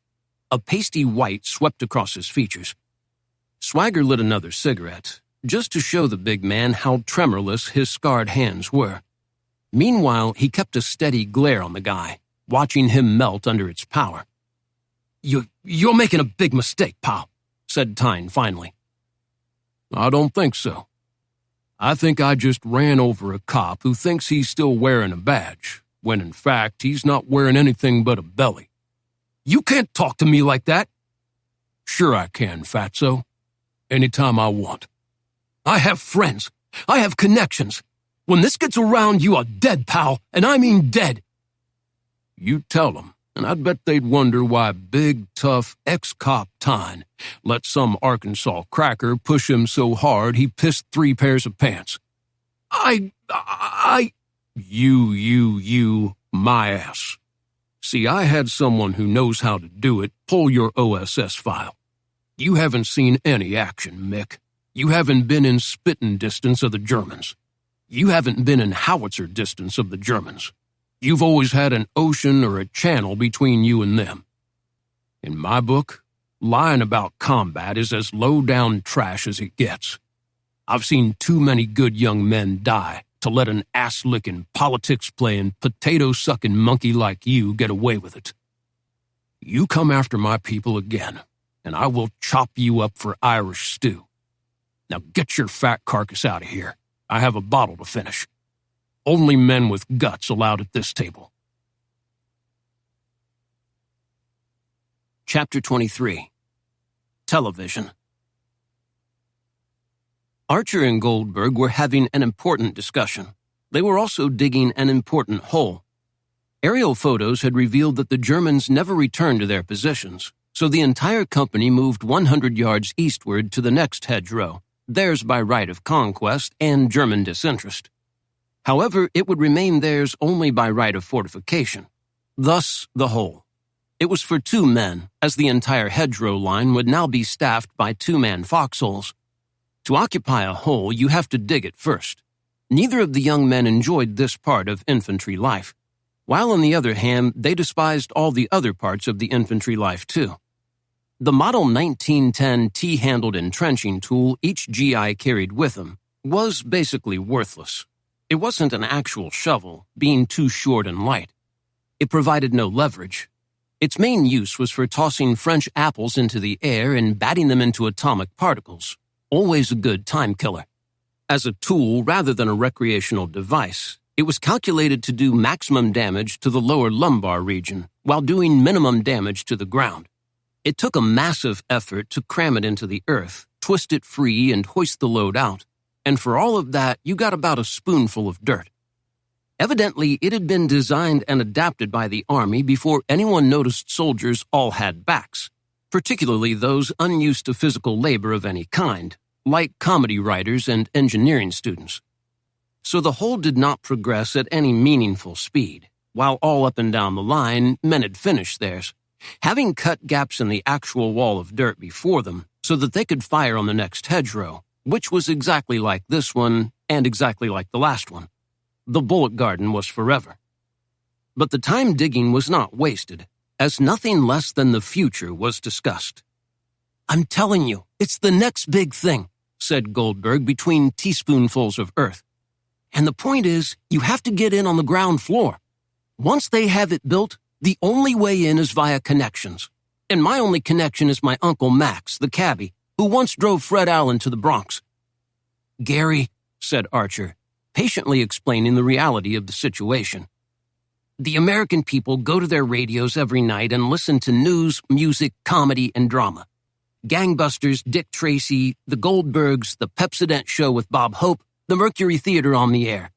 It's entirely satisfying to them. They like a theater of pure sound. They don't want to change. If they want pictures, they go to the movies. To them, pictures are people 12 to 25 feet high, sometimes in color, with teeth the size of hubcaps and eyes the size of oil tanks. That's the rhythm. That's what they're used to, that's what they love. They're not going to chuck that to watch shows no better than the radio, with pictures, 10 inches high if that? Blurry black and white, no less. Why would they do that? What's in it for them?" "Jack, they say the big networks are already pouring the bucks into the television caboodle. They're betting on it being big. You'll have 1 million GIs coming home. Not us, because we'll be dead. Of course, but let's skip the dead part. It's too depressing. Let's go to New York, 1948, the miracle of the television, and the one thing it's going to need more than anything, which is dames with huge kabongas. Besides that, hell, everybody needs dames with huge kabongas. No, what they'll need is writers. Someone has to figure out what the dames will say. They can't just say, 'Hey, look at my kabongas.' That would be enough for me. No, they need skits, lines, little stories, segue lines to the commercials, jokes. They need jokes, and the bigger it gets, the more jokes it needs. And that's how Gary cracks the big time. Yeah, and, 'All right, take 10. Smoke 'em if you got 'em,' yelled McKinney, the god sergeant, walking down the line. 'Well, except you guys. You 2 geniuses, finish your goddamn hole for Christ's sake. Archer, can't you teach him how to fasten his canteen to his cartridge belt?' 'He refuses to learn,' Archer said. But by that time the sergeant was gone, on to the next few boys, and then the next. So the 2 guys actually applied themselves and got the hole dug at least deep enough to protect them from... But suddenly McKinney was back. 'Okay, you jokers, you're off the line. CO just radioed. He wants you guys back at the bivouac area at battalion headquarters." "Us?" said Archer, astounded that anybody had noticed them. "Yeah, you. Take a shower, shave, get a good night's sleep in a tent instead of that sorry hole. Crap in a latrine, not the mud. Put on some clean clothes. He wants you sharp tomorrow." "What's tomorrow? Is it our cover shoot for life as GIs of the year?" asked Goldberg.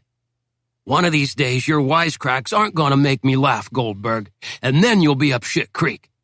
No. For some reason, some hotshot intelligence guys are coming in to talk with you. Archer, make sure his straps are on right." Part 2.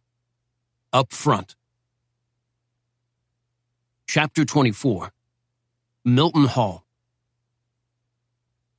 On the day of, Leach just got back from his journey to the Thunderbolt Gods. Sebastian drove them to Milton Hall, 90 minutes north of London, where the OSS and SOE lads had trained to form up into JED teams. JED teams that hadn't gone in yet were still much in evidence.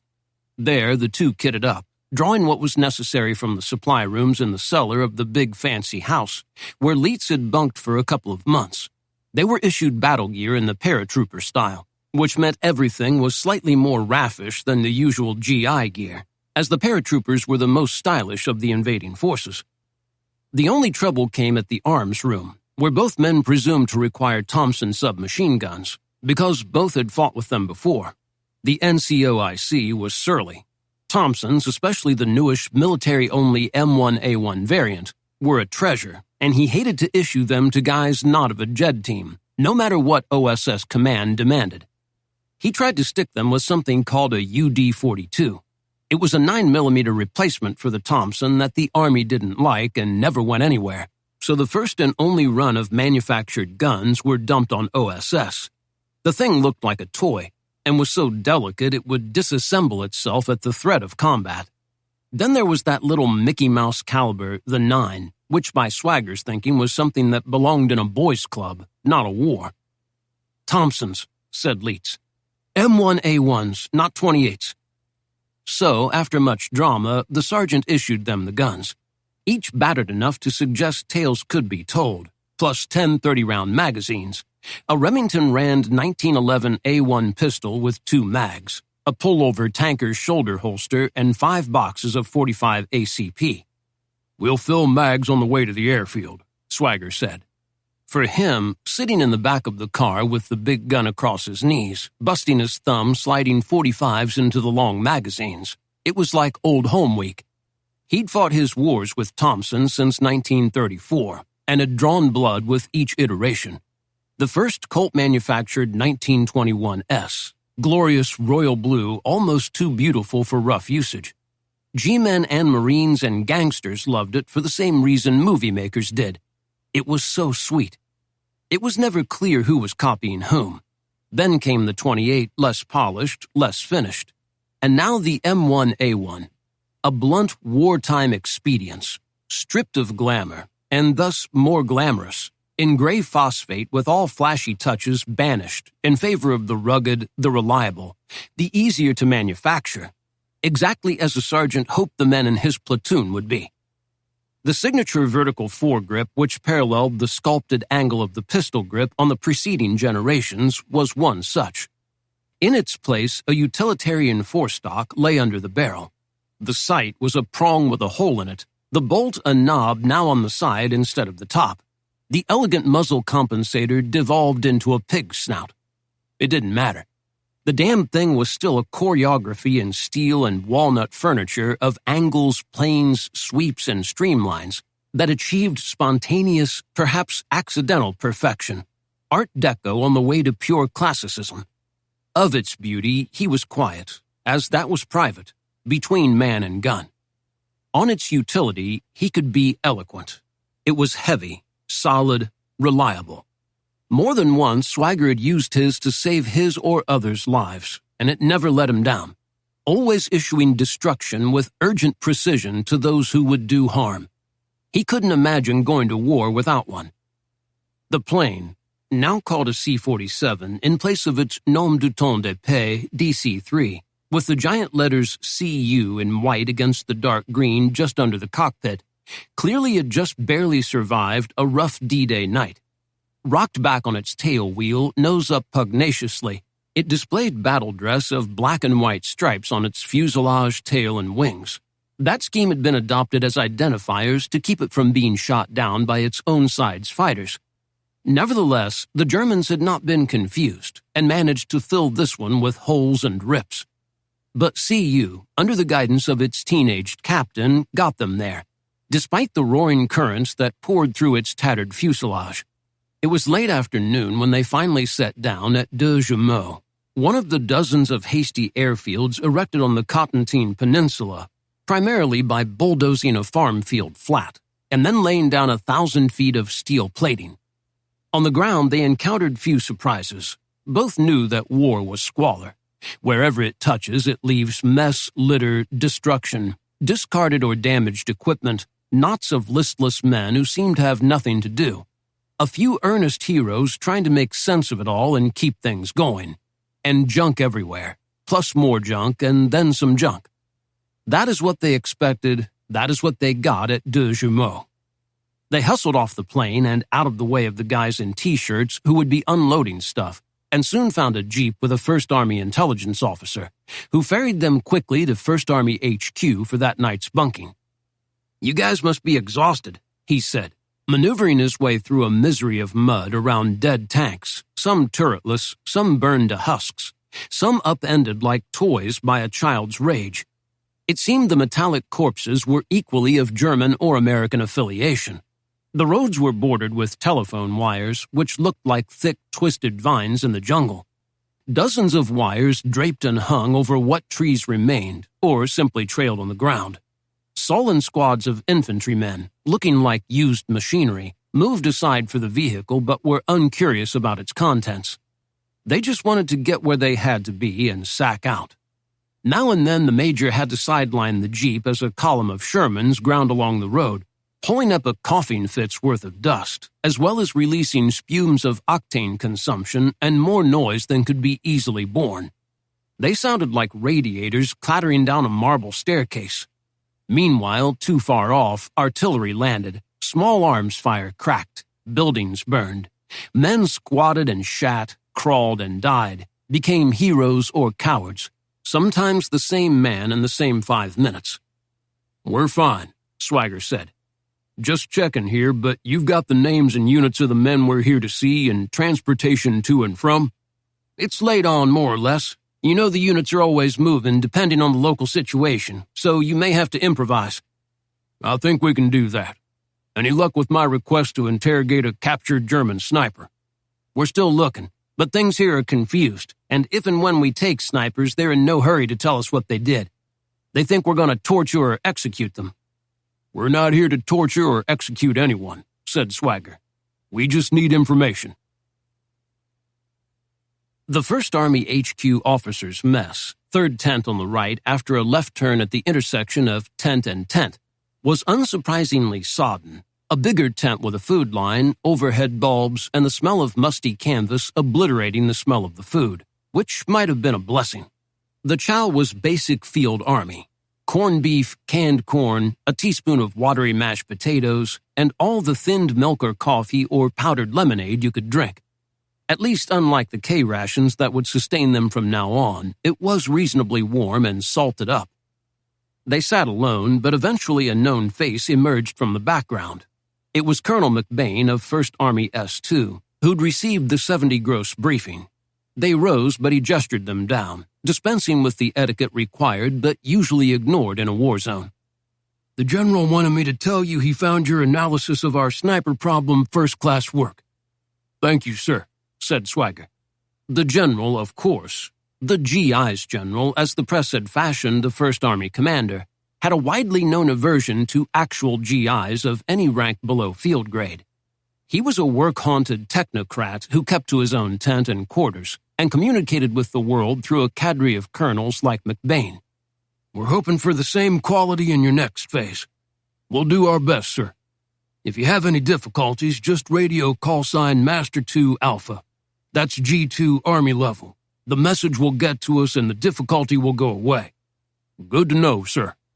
Enjoy your meals. pick up a beer or two at the officers' club and sack out.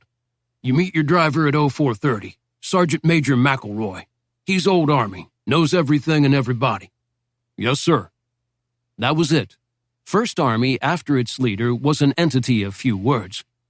The officers' bar, another tent 2 tents down from the original tent, but on the other side of the tent street, not far from another intersection of tent and tent, was stocked with tables and chairs and held little charm. It looked just like the inside of a tent.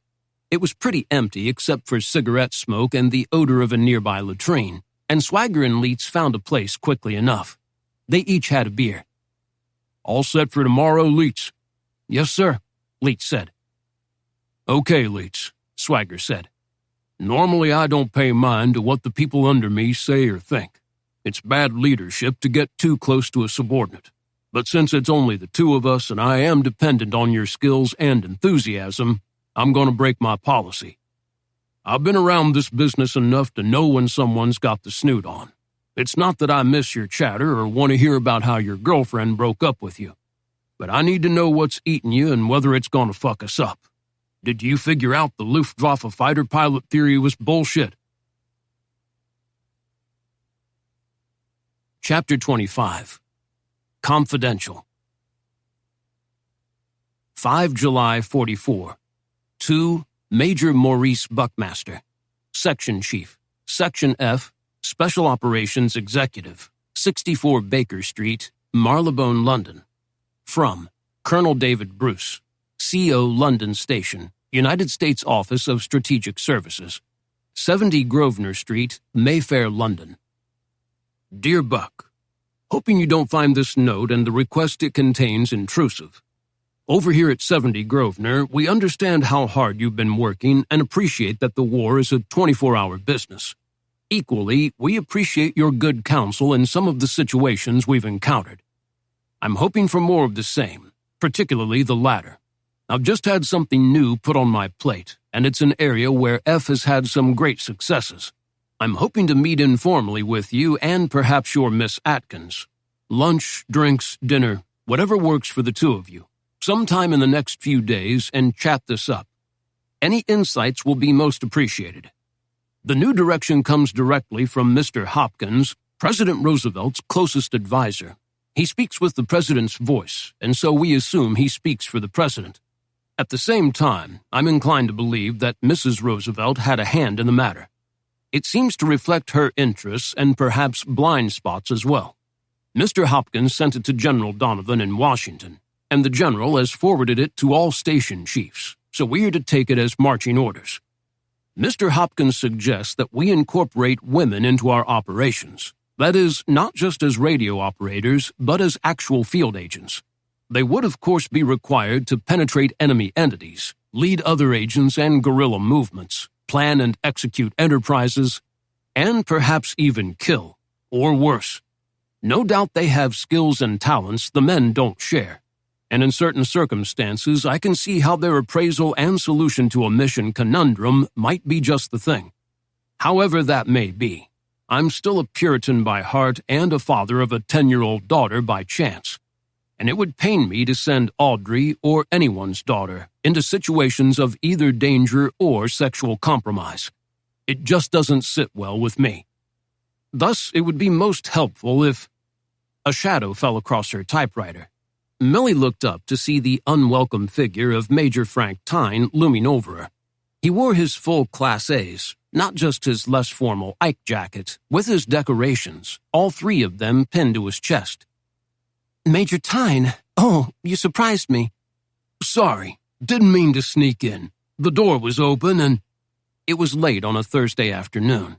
She was alone in the office, and after her typing, still had to make mimeocopies of the Schaeff Daily Sitrep to go to all division chiefs, go over the colonel's weekend schedule, and make arrangements for his transportation. It's all right, she said. I'm just finishing up some typing. I came by because I have something for the colonel. I hope to get it to him right away. I don't want it going into the circular file where most of my other... Oh, Frank, don't be silly. Your memoranda go into his inbox the same as everybody's. He sets the priorities, and if he doesn't get back to you, it simply means he sees other concerns as more important. Well, I'd like to give this to him personally. He left for Scotland this morning.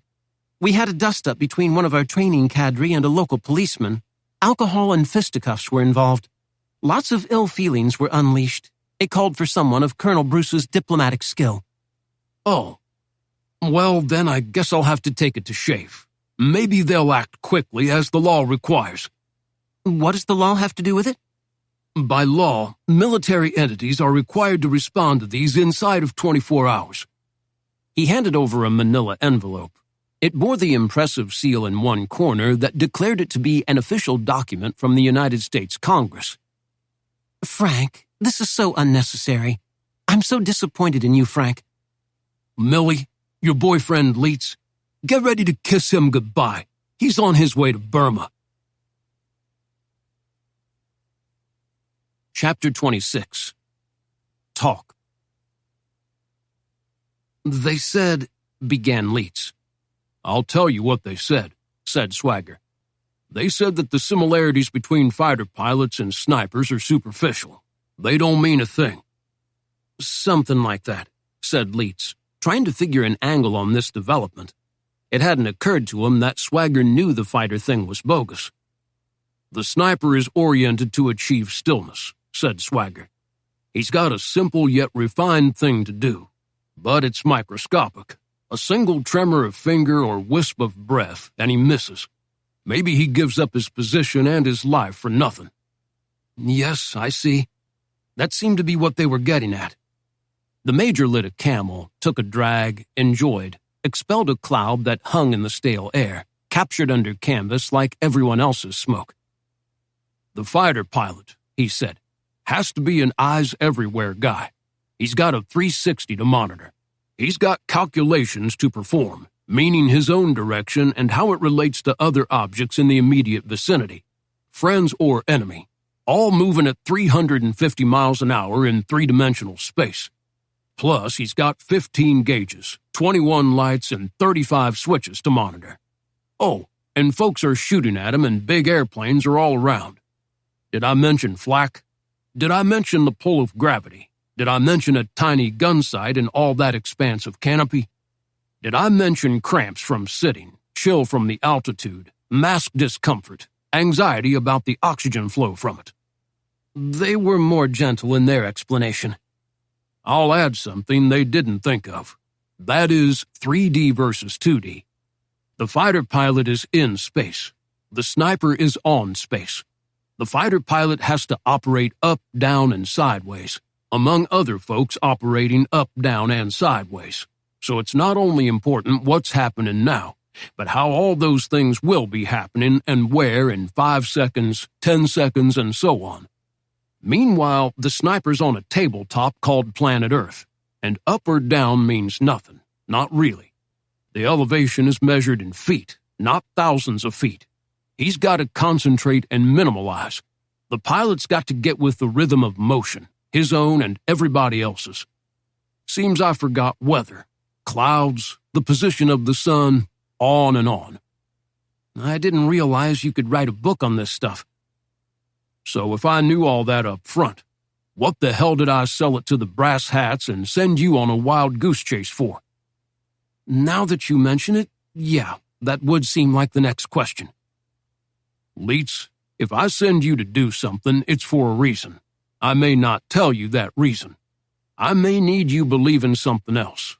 I would believe it to be better for you, not just me. If I'd told you the pilot-sniper deal was phony, the Thunderbolt boys would have seen through you in a second. They had to believe you because you believed you. Okay, I get that. So here's why. Listen hard, then tell me I had another choice. Leets leaned forward. Basically, it's two things. Number one, you and I know how bad the building leaks. It spills secrets like a busted sewer.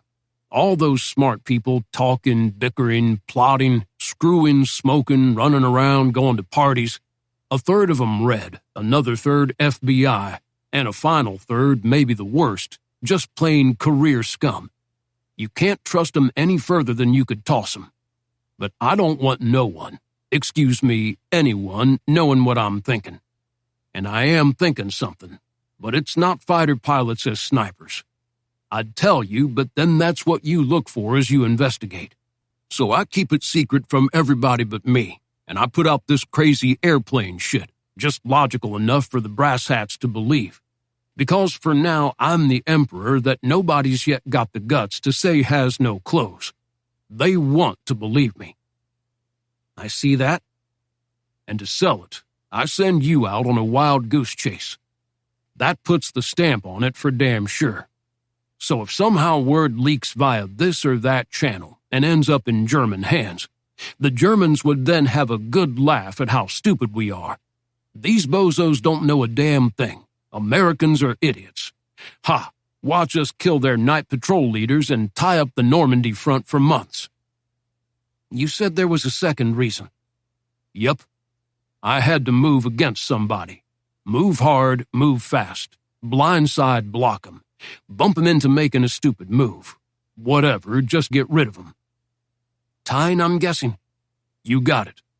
That bastard has it in for me, and he's got all that Irish blood. A good thing if the boss is named Donovan. Shouldn't matter, but it does. That's the way the world works. Realpolitik, someone told me. Is that why I heard you showed up at Sheikh Kamo 2 nights ago and sent a confidential radio teletype to someone in the Naval Annex in Washington? Maybe so, maybe not. If you need to know, I'll tell you. I will tell you this. I wanted you out of the building. The timing was an accident, but it was perfect. You gone, you can't be blamed. What happens will have nothing to do with you. No one can say Leitz got rid of Tyne because Tyne liked the Fenwick girl too much. Leitz won the War of Fenwick. I don't want that shit in the air, giving people stuff to talk and wonder about, secretly being a factor in every decision they make regarding us. I didn't know Millie and I were a problem. Only to Tyne, which is why I've got to get rid of him. You don't mess around. If a guy's after your scalp, get him now. Tomorrow is too late. You don't want to look back after you've been fucked and think, gee, if only I'd done something then. So nothing. You bunk out now. 0430, we're on the road. We got some hard days ahead. I need you rested and ready. Besides all this bullshit, we've got a war to fight, or so I read in the funny papers. And on top of that, I think it's gonna rain. Chapter 27. Karen. Karen was never beautiful. Even in her best picture, standing with a light smile on her face next to and holding hands with her beloved brother, in a frock of the early 20s, there was something in her that forbade beauty. He thought of that picture often. The frock had ruffles, as was the fashion then, even where Karen was. She wore a kind of bucket hat of the same white linen as the dress, meant to cool, but unsuccessful in that attempt in the unforgiving climate of a farm. Still, the distance from the lens and the total joy she took in the presence of the man who stood beside her, and would always, no matter the distance between them, occluded perceptions of the face. She looked like any housefrau or milkmaid of rural declension with a difficult path in life. Other pictures, other memories showed more precisely the nature of the woman. Why, oh why did I lose you? Oh, why did I drive you from me? The melancholy of it would never leave him. How could it?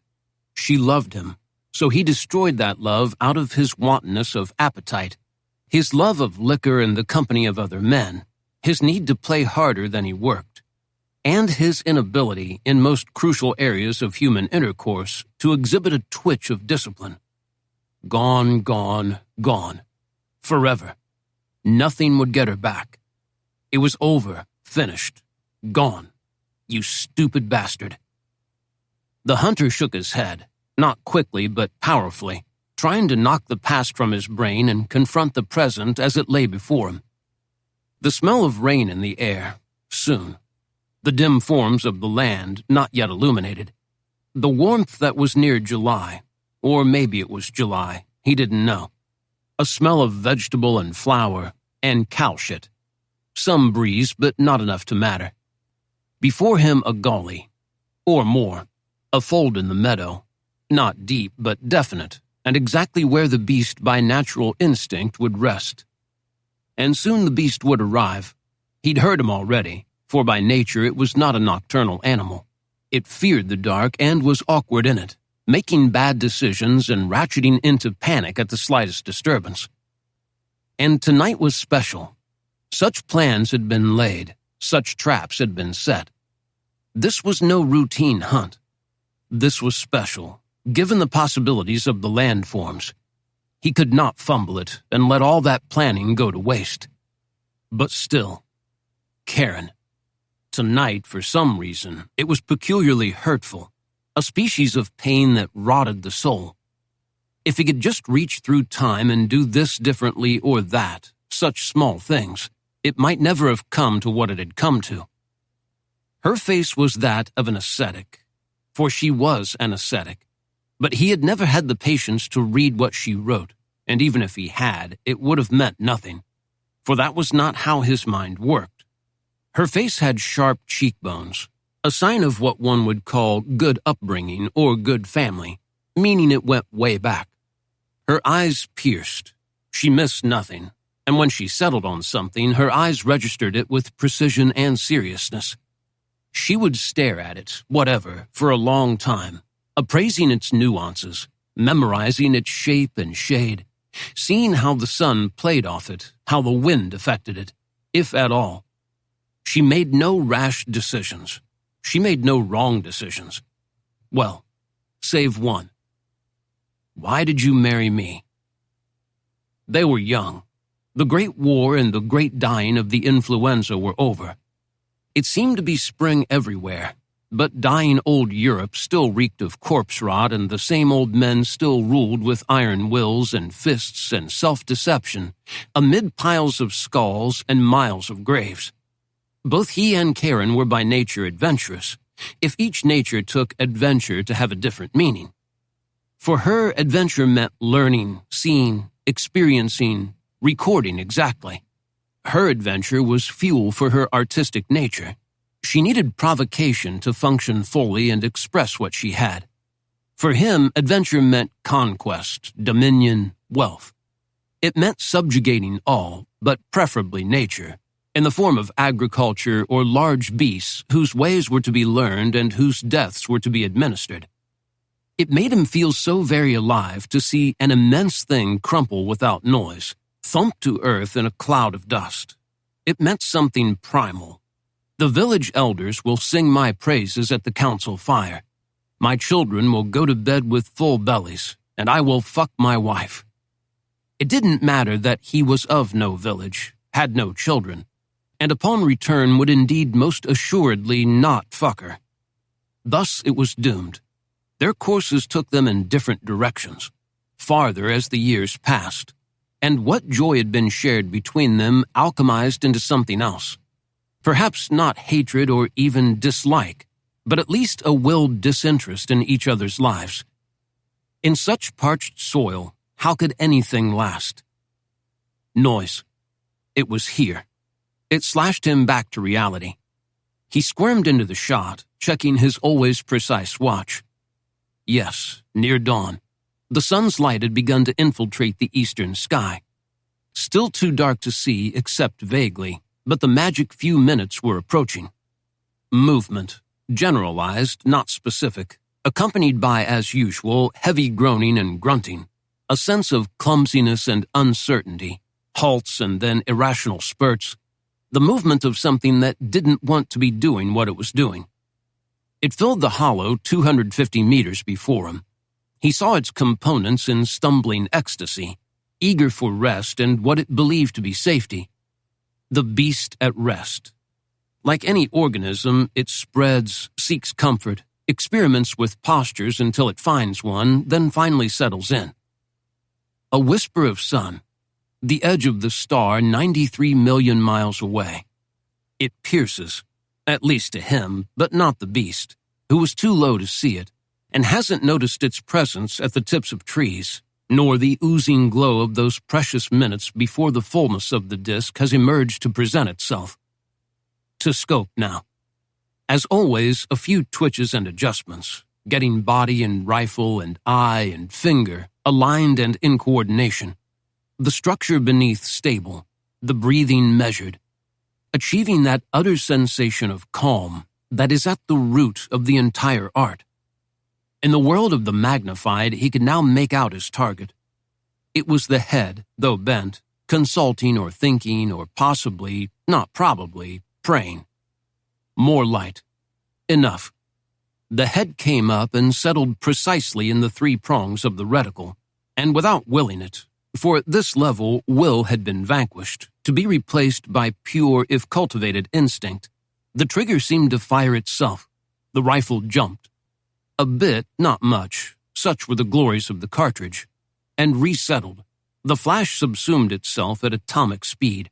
The noise echoed, diffusing, amid trees and leaves and embankments shrouded in ground cover, and he could see his target hinged to earth, toppling like a statue in a revolution. The American boys panicked. He knew they would. The death of their leader, sergeant, lieutenant, major, terrified them.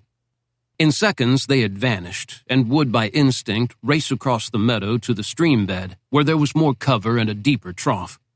There they would gather, a second in command would settle them down, and a new course would be set. The Germans had set their machine gun well. He himself had picked the spot. It was an MG-42. Only one burst was needed. Chapter 28. Rain. The rain came, and it stayed.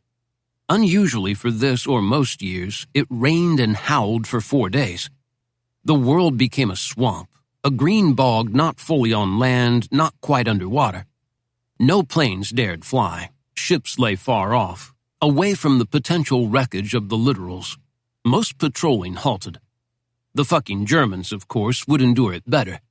They'd had plenty of time to prepare and were by inclination war beavers, always building sophisticated watertight fortifications, caparisoned under wet weather gear that actually worked, their fucking garment engineers out-designing the Americans again, and saw the rain as a godsend, a vacation from war. If they were laughing earlier, by now they'd be positively in the aisles with joy and delight, as well as warm and toasty. For Leitz and Swagger, it turned the tour of the front and the interviews with the sniper survivors into an ordeal by mud. It looked like churned brown cement and crappy American rain gear. The rubberized poncho was so poorly put together that it leaked everywhere, ripped if you turned or got up or down in it, kept coming unsnapped, and no matter what, allowed a funnel of cold water to sluice perfectly into the neck of the shirt it meant to protect. At least the guns were dry. The Thompsons were secured in green canvas zip-up carry bags that, given the irregular shape of the weapons, looked like giant worms a giant person had squished on a giant sidewalk. They lay in the well of the driver's side rear seat next to Leitz, who always kept a protective hand on them. They were the most efficient part of the enterprise. The guns were in better shape than the two men who might use them, and who spent their time hunched in misery as the spectacle of America at war unspooled beyond the heavy transparency of the plasticine Jeep windows. Even with the banty old First Sergeant McElroy behind the wheel, his face looked like leather pounded by rocks and stretched hard over bones. Progress was slow, sometimes impossible. Before them on every road, the great machines of war foundered, slip-sliding into gullies, rooted in a gravy of earth and rain, clogging the roads, turning the Normandy front into a version of Times Square on a rainy rush-hour Tuesday when the subway workers were on strike. Nobody got anywhere fast, or sometimes even slow, or sometimes even at all. "Ugh!" screamed Leitz, shoving desperately against the back angle of the vehicle. Major Swagger was on the other rear corner, hoping against hope to somehow nudge it onto ground dry enough for traction. No luck. He slipped, driving his knee into the cold French sludge that crept and oozed everywhere. "Come on, Leitz," called Swagger, who'd largely ignored the inclemency. "Give it another shot." Then he called, "Top, almost ready, as soon as the lieutenant gets his ass out of the mud." "It's my fucking hip," Leitz clarified. "For about the 10,000th time today. It hurts like hell. Somehow the tires bit, spewing spurts of wet slop upon each man. The Bantam car leaped ahead, and Leitz and Swagger managed to get aboard, seeking shelter under the vehicle's canvas canopy. Though it too was so poorly designed and constructed, rivulets of cold rain slipped in, and there was no position in which one or more of them didn't land upon and penetrate the passengers. Meanwhile, the windshield fogged, the wipers cranked sluggishly, and the thing made signals of defeat, as if its plugs had drowned screaming in the surf. "Okay, Major," said the old sergeant. "Just a few more miles to the 4th Infantry. We'd best bunk there tonight. By night, these roads are going to be impossible." "That would push the 9th to tomorrow, and then on to 8 Corps not until day after," Leitz said. "Even if it stops pouring tomorrow, the roads will still be a wreck." "Okay," said Swagger glumly. "I don't want to get mashed by a Sherman in the dark. Who'd that help except the Germans?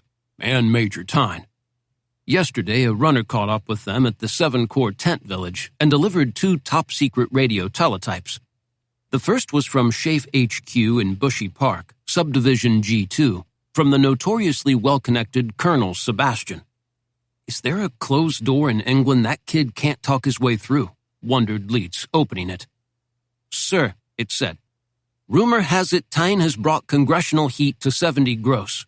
Some New York politico has authorized him to conduct an inquiry into rogue OSS units, budget overruns, lack of accountability without tangible accomplishments.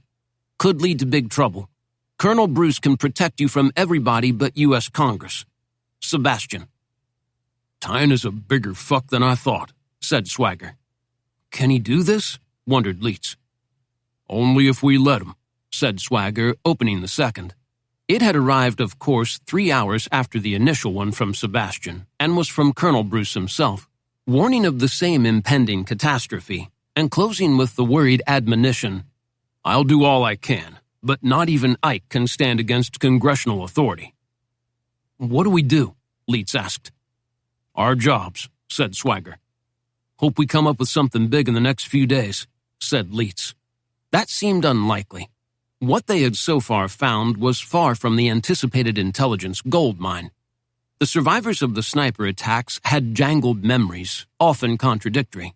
They couldn't locate the sites of the incidents. Even if they could, the rain had obliterated any tracks, swept away spent shell casings, rearranged foliage that might have been prearranged for a shooting position. No one was even sure where the shots had come from. The stories were the same. A sergeant or second lieutenant's head suddenly devastated by a bullet out of the dark, hitting just under the lip of the helmet. Panic, confusion, abject flight on the part of the suddenly leaderless patrol. Sometimes most or even all made it back, sometimes not many.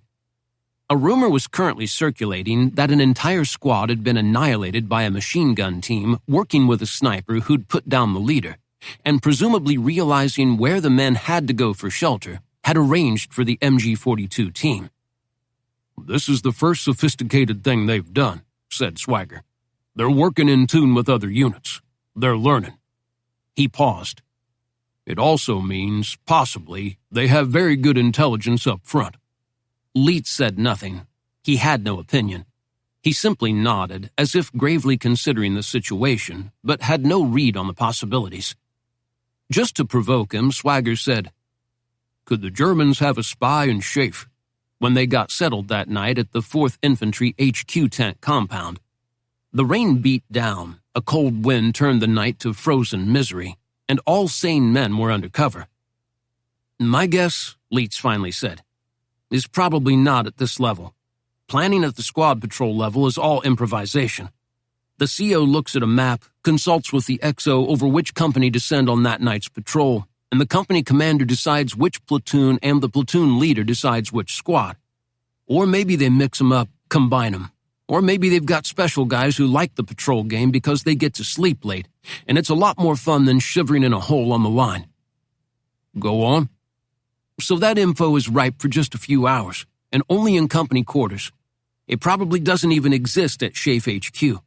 Why would General Eisenhower have to know that 3rd Squad, 2nd Platoon, Baker Company, 3rd Battalion, 4th Infantry was heading out 1,000 yards to an unnamed creek on a map, following it for 1 mile, then setting up a watch post on Old McDonald Road to see if there were any night panzer rearrangements ongoing. 3rd Squad does its job and gets back at 0600, and at that point the info is moot. To get it into play, someone in Baker would have to know and have secret communications across the line to the Krauts, who in turn would have to be set up to move fast. "That's solid," said the major. "Not enough time," said Leitz. "And since it's happening all over, they'd have to have spies in every platoon in Normandy. Ridiculous. It's got to be radio intercepts. It's a game they're really good at.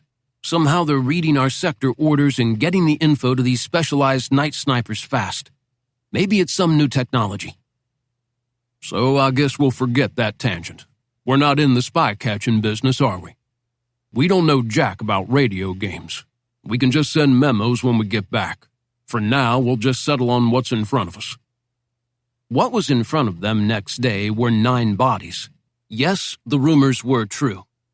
An entire squad plus the platoon leader, a 2nd Lieutenant McMurchison, had been wiped out. That afternoon, a patrol in force, complete with mortar crews, 2 30 machine gun teams, and a couple of bazookas, had recovered the bodies, though not without incident.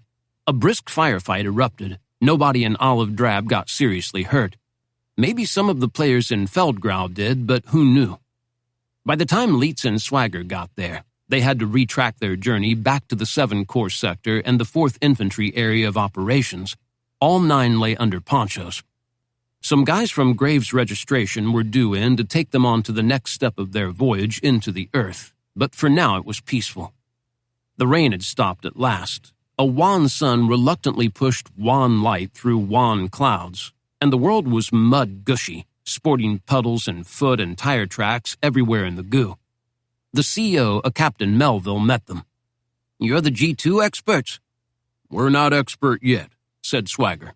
"We're still trying to make sense of all this ourselves. Maybe they can tell us something." "Well, I wish I'd had time to put them in a tent. I don't want our guys to see you poking around with the bodies. Bad for morale." "Got it, Captain," said Swagger. "Nothing unseemly. Just want to look at the wounds. Maybe you have a sergeant who can briefly pull back each poncho for our check, then cover up. Be done fast." That made some sense, and the captain seemed to appreciate the offer. It went quickly. The men had been stripped to GI underwear, as no army in the history of armies can allow its dead to be buried in reusable uniform and gear, and lay behind the headquarters tent. Swagger and Leitz did their work, aided by an unnamed staff sergeant, while the captain and his XO stood by. The sergeant snapped off the poncho halfway to reveal each dead kid. All so young. Most died with eyes closed, faces at rest. The wounds were high-velocity, chest or belly, leaving small trace except for raspberry sherbet-soaked GI undershirts. Since the German 8mm Mauser moved so fast, it usually produced a through-and-through smallish entry and exit punctures, massive blood loss, but not much in the way of blown-off limbs or blown-out chests. Swagger merely said, "Mauser. Okay, next," and moved the train along until at last they came upon 2nd Lieutenant McMurchison. Different. Headshot from behind, the bullet producing a tidal wave of pressure as it passed through the skull, and it was the pressure that erupted on the other side, the face, not so much the bullet. Looking at the face was not easy. It had been rearranged, all features now askew and unrelated to other features, identifiable by shape but not location. A cavity disclosing hideous gobbets of unnameable colors, frags of bone, an eye missing entirely, tatters, blobs, and noodles of tissue, also in odd colors. The remaining eye drained of meaning and spark. "Have to look harder here," he yelled back to the CO. Then to the sergeant, "Lift the head, please." The sergeant did, and Swagger bent to push through the hair. Entry wound, seemingly dime-sized, small, black, hidden in tufts. If you wanted, you could have put something narrow like a pen through it into the skull. Swagger bent and examined yet more closely. "Leitz, take a look." Leitz did. Saw nothing out of expectation, from a few blood rivulets disappearing into the young officer's hair, to a slight inward beveling of the wound itself, signifying its direction and identifying it comprehensively as entry, not exit. "What do you see?" asked Swagger. "Straight up entry." "Tell me if I'm going blind or not. Is it possible that hole is of lesser diameter than we might expect? Smaller than 8mm Mauser, I'm thinking. The 8 runs 324 in diameter, a little bigger than our 30, which goes 308. That's looking to me just a bit smaller, maybe 6 or 7 millimeters. Smaller than the Jap 7.7, which is a 312 like a Brit 303. I've seen a lot of Jap 7.7 holes. One in his own chest from Tawara he didn't mention. And they were bigger. Or am I imagining it? You don't see anything like that?" "Sir, now that you mention it and I'm looking for it, yeah, possibly. You'd have to have calipers to tell for sure." "You could also pick out little bits of metal from the skull," Swagger said, "and do an FBI spectrum analysis on it to see if it was composed of the metals of the 8 Mauser. And if not, what? But we're not FBI. We don't have tweezers, a spectrum analyzer, a laboratory. We don't even have a—" "Sir," said the staff sergeant, "pardon here, but I'm thinking if you tried to insert an M130 caliber into the hole, you'd at least get some idea of the diameter. Rough, but in its way a good indicator." "Good thought, Sergeant. Why is it always the sergeants who figure shit out, Leets? Do you know? By rights the true nobleman of the world? Or just damn good shop foreman? Let's get us an M1 cartridge. Take a break, Sergeant. Smoke one if you got it. If not, smoke one of mine." Smokes done, cartridge obtained, all 4 men, the captain and the XO joining, watched as Swagger ran the test. He did it delicately out of respect to the dead lieutenant.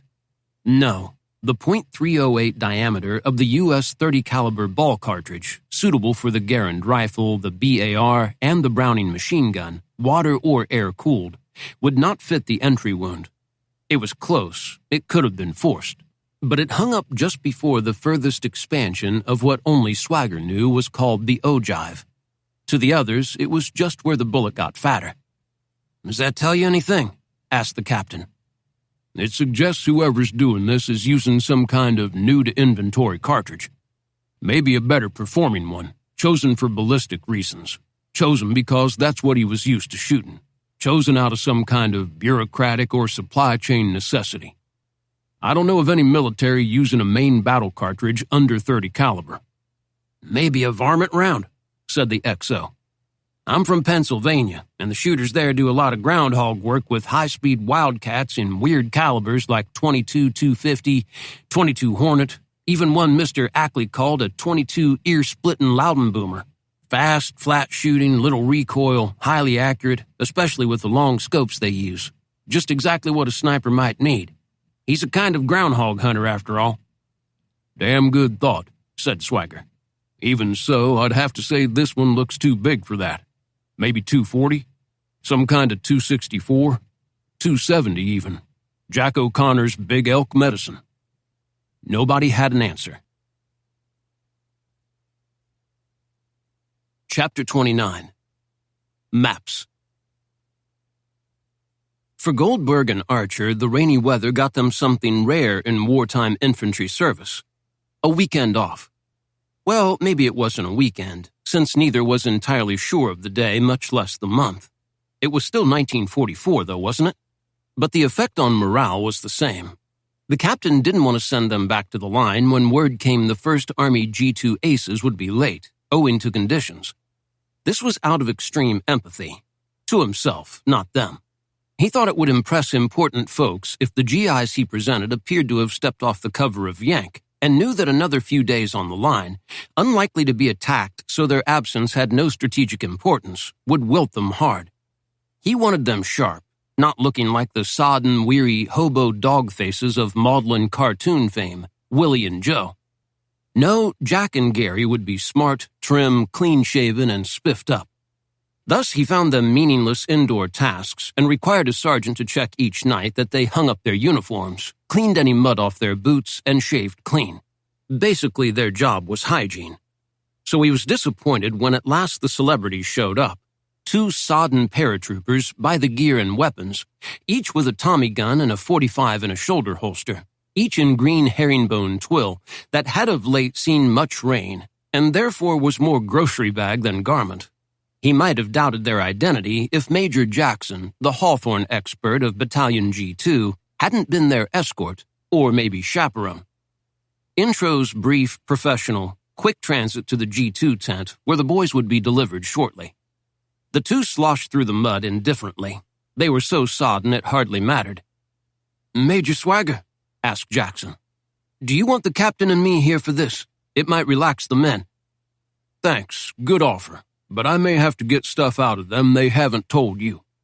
Guys always know a lot more than they pretend to. They may even know stuff they don't know they know." "Understood," said the other major. "Do you have any doubts about them, either of you?" asked Swagger. "I try not to hold ASTP against them," said the captain. "Yeah, they're smart, but not in a way that is helpful to the Army. Too much imagination, too keen to see through our games, too quick on the wisecrack. To me, the lost weapons were a red flag. I guess I buy the story. They panicked after the death of Malfo and took off to God knows where. They're not by nature soldiers, so I suppose I can get it that they didn't notice until the next day. But that happening to both of them? I found them typical ASTP kids, smart in the abstract, unable to figure out the shovel in the practical," said the G2. "They did note the presence of a 503rd Battalion Tiger moving through the sector, and I'm told that was forwarded to the Brits, where I hope it did some good. They got back in one piece somehow. They're not in the 10% who'll win the war for us. They're the 10% who'll complain about winning the war." "I'm sure they're here for an update on the miracle of television," said Archer. "Or was it radio vision? Or teleradio? Or atom vision? Jack, could it be about our bananas with the Tiger guys? No way they could know about that, unless they have spies in the 503rd Heavy Tank Battalion, German Army Division No. 6, or whatever it is. Tell me again, we didn't do anything wrong?" "Nothing. We actually did right. We ID'd the tank. I'm sure it's all about the tank. Yeah, more on what camouflage it had, which way it was headed, could we find that road on a map. And the rifles? It's an okay story. Stick to it. When Malfo got socked, we took off like jackrabbits, ran like hell for 6 hours. Then we noticed they were gone, but we didn't have any idea where we were, much less them. Who can say otherwise? Kurt? Kurt's busy blowing up British Cromwells and eating bananas. I doubt he remembers. Just be cool. Cool, cool, cool." So, with cool in mind, they were taken to Major Something and Lieutenant Something, who actually looked very cool, unshaven yet dignified, utterly calm, totally focused, Tommy guns leaning in a corner, cool guy paratroop jackets, 45s in shoulder holsters fast to hand. They looked like gangsters of war, clearly a different category of officer than the bumblers who led them. By contrast, the two privates were soldiers out of a backlot musical, all spick and span, unwrinkled, clean-shaven. What kind of nutty movie was this? "Where did the shot come from, Goldberg?"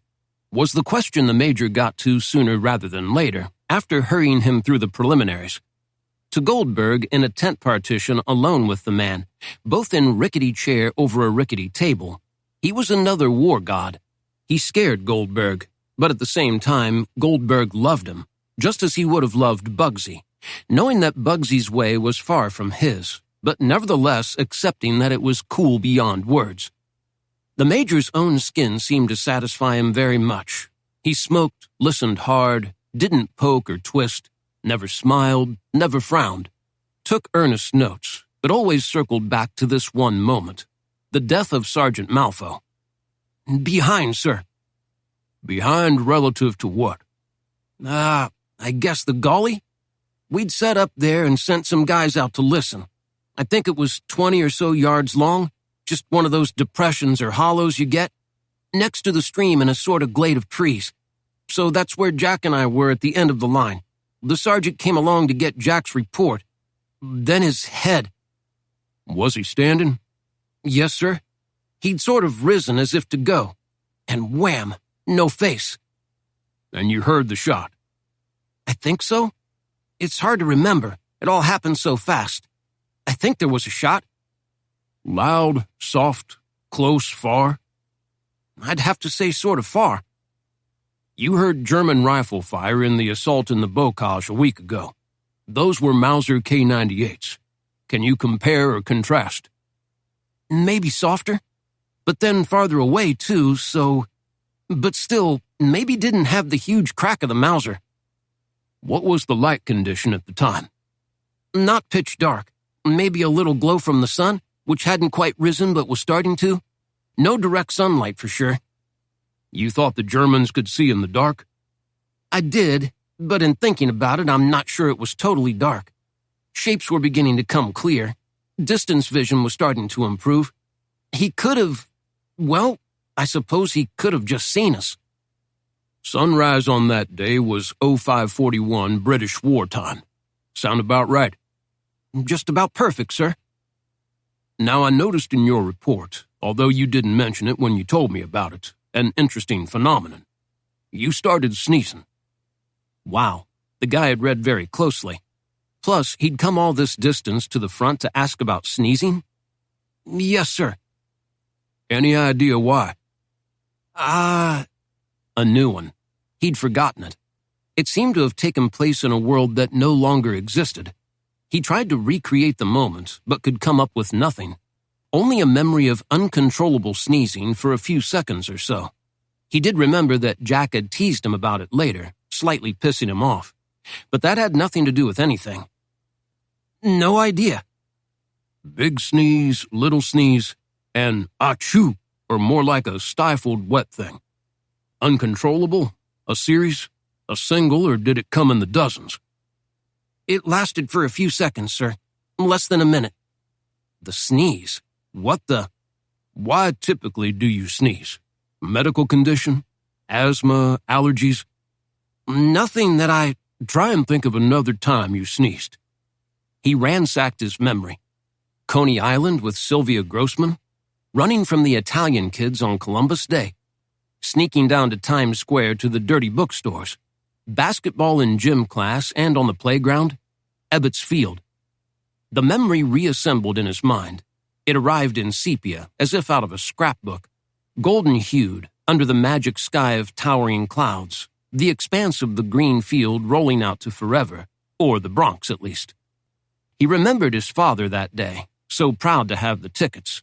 He remembered the smells of popcorn and Cracker Jack, and fresh cold beer out of brown bottles, carried and sold by men in white uniforms. He remembered how sticky the cement had been, from generations of tobacco and chewing gum, the way his shoes stuck to it and crackled when they came loose. He remembered how weirdly mythical it seemed, as if animated by the Disney guys after the fashion of Snow White. He remembered how happy he'd been. Nobody was trying to kill him, and he thought nobody ever would. Ebbets Field. We had really good seats. My dad got them from his boss. Good game. Play at the plate, late in game. Wham! Guy slides just as ball gets there, they collide, dust all over the place, and I don't know why. I begin to sneeze. Gary, Dad said, you missed the most important play. The Dodgers won. That's the last time, sir. Dust, said the major. Dust. When it was over, the two were told to go to the mess tent and chow down, while the big G2 guys consulted and discussed, and then brought in the battalion G2 and the company commander. Dinner. Meat that had once been flesh of a mystery animal, possibly a gnu or an ibex. Green beans soaked in water, so limp you could tie them around your fingers. All of it heated ever so slightly, more an imitation of heat than actual heat. Powdered milk and apple, a flattened sludge of what was rumored to be pineapple upside-down cake, lacking only pineapple and cake. Coffee that almost remembered that it was coffee. Plus, interesting discussion. Today's dispute over the upside-down cake and the near-coffee coffee was in regards to this significant issue. How cool was Swagger? Cooler than McKinney? By far. Cooler than Robert Taylor in Baton? Robert Taylor has 50 people to make him cool, said Archer. Swagger just is cool. Clearly cool enough to be a war god. But which war god? Just any war god? Responded Goldberg. I think he'd have to be Mars himself. No, said Goldberg. Mars is Patton, both generals, see? This has to be some other war god. Then he'd be Achilles. Achilles was a major. Swagger's a major. Seems more like a sergeant than a major, but he is a major. I agree, but Achilles was a man, wasn't he? He was a man-god, half-god, mothered by somebody important, dipped in magic stuff to be invulnerable except for his heel. That's god enough. Moreover, Achilles did his own killing. Ask Hector about that one. Fair enough, said Goldberg. Next time I see him, I'll run it by him. Okay, you guys, said a strange sergeant, leaning in from nowhere. They want you back at G2. They slipped into the tent, and the sergeant led them to the connecting tent, tense, in which the original interrogations had taken place. They looked to formally report and salute as per regulation, but the major gestured them to the table where 2 chairs awaited. Chow good. Delicious, sir. Wonderful, added Gary. The best. I did have a question about the pineapple cake. They said it was upside down. How could they tell? I take it that's a joke, said Swagger, and flamed him with a melting stare. Yes, sir, said Goldberg. Sorry, sir. You know, I told a joke once. Think it was 37 or 38. Folks seemed to like it. I may yell another one, too. But until then, Private, no more jokes. There's a war on. Have you noticed? The moment seemed to last 1,000 years. All right, said Swagger. Here's the deal. Go to the officers' bar and you will be permitted a couple of beers. Then go back to quarters, sleep late, take a hot shower, have a nice lunch. Then go to the HQ tent and pick up your new gear. Battalion is shipping it out specially for you on my request. Most importantly, each a roll of duct tape. Duct tape is your new best friend, your mother, your cousin from someplace interesting. You'll get 2 grenades. Tape the levers down, tape the pins flat. They go in your pants pockets. You'll get an angle head flashlight, TL-122, OD with a hook. Check the batteries. Then hook it to your pistol belt, and then what, Goldberg? Tape it, sir. You're catching on, Goldberg. No M41 field jacket, no helmet and helmet liner, no cartridge belt, no combat suspenders. You don't need a cartridge belt because you won't be carrying Garand rifles. You'd just lose them. You're each getting an M3 grease gun, 5 magazines, 3 boxes of 50 rounds. Load the magazines to a capacity of 28. Don't lose them, all right? They could come in handy. You'll have a bandolier for the grease gun mags, each in a pouch purpose-built to the shape and width of the mags. Hang it over your shoulder. Tape it to your shirt. You'll have a bayonet. Hook it to your pistol belt. Tape that down, too. When you get the belt fastened, tape the latch. Tape the bayonet so it doesn't rattle. You will have a canteen. Tape the little chain that holds the cap to the mouth.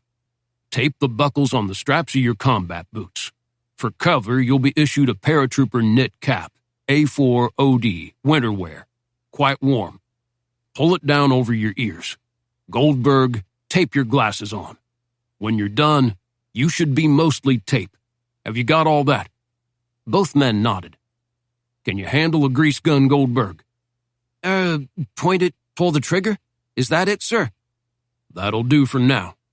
Lieutenant Leitz will show you more specifically. Archer, pay attention to your pal. Make sure he can run it. Got it? Yes, sir. Report to the company yard at 1830. We'll travel to the lines by truck, and at dark, around 1915, we head out. Lieutenant Leitz will navigate. He's in the lead. Goldberg, you'll be after him. Then you, Archer. I'll take up the rear. No chatter, no cigarettes, no gum or candy. You do not discard anything. Try to walk lightly. Go through brush sideways. Don't cough, wheeze, or sneeze. Don't fart or burp. Pretend you're on a date. Any questions? Sir, said Archer, if you're counting on us to lead you back to the spot where Sergeant Malfoy got killed, I don't think we can do it. It was dark. He did the navigating, we just followed his directions, and someone ASTP smart recovered his map pack, Archer. Any idea who?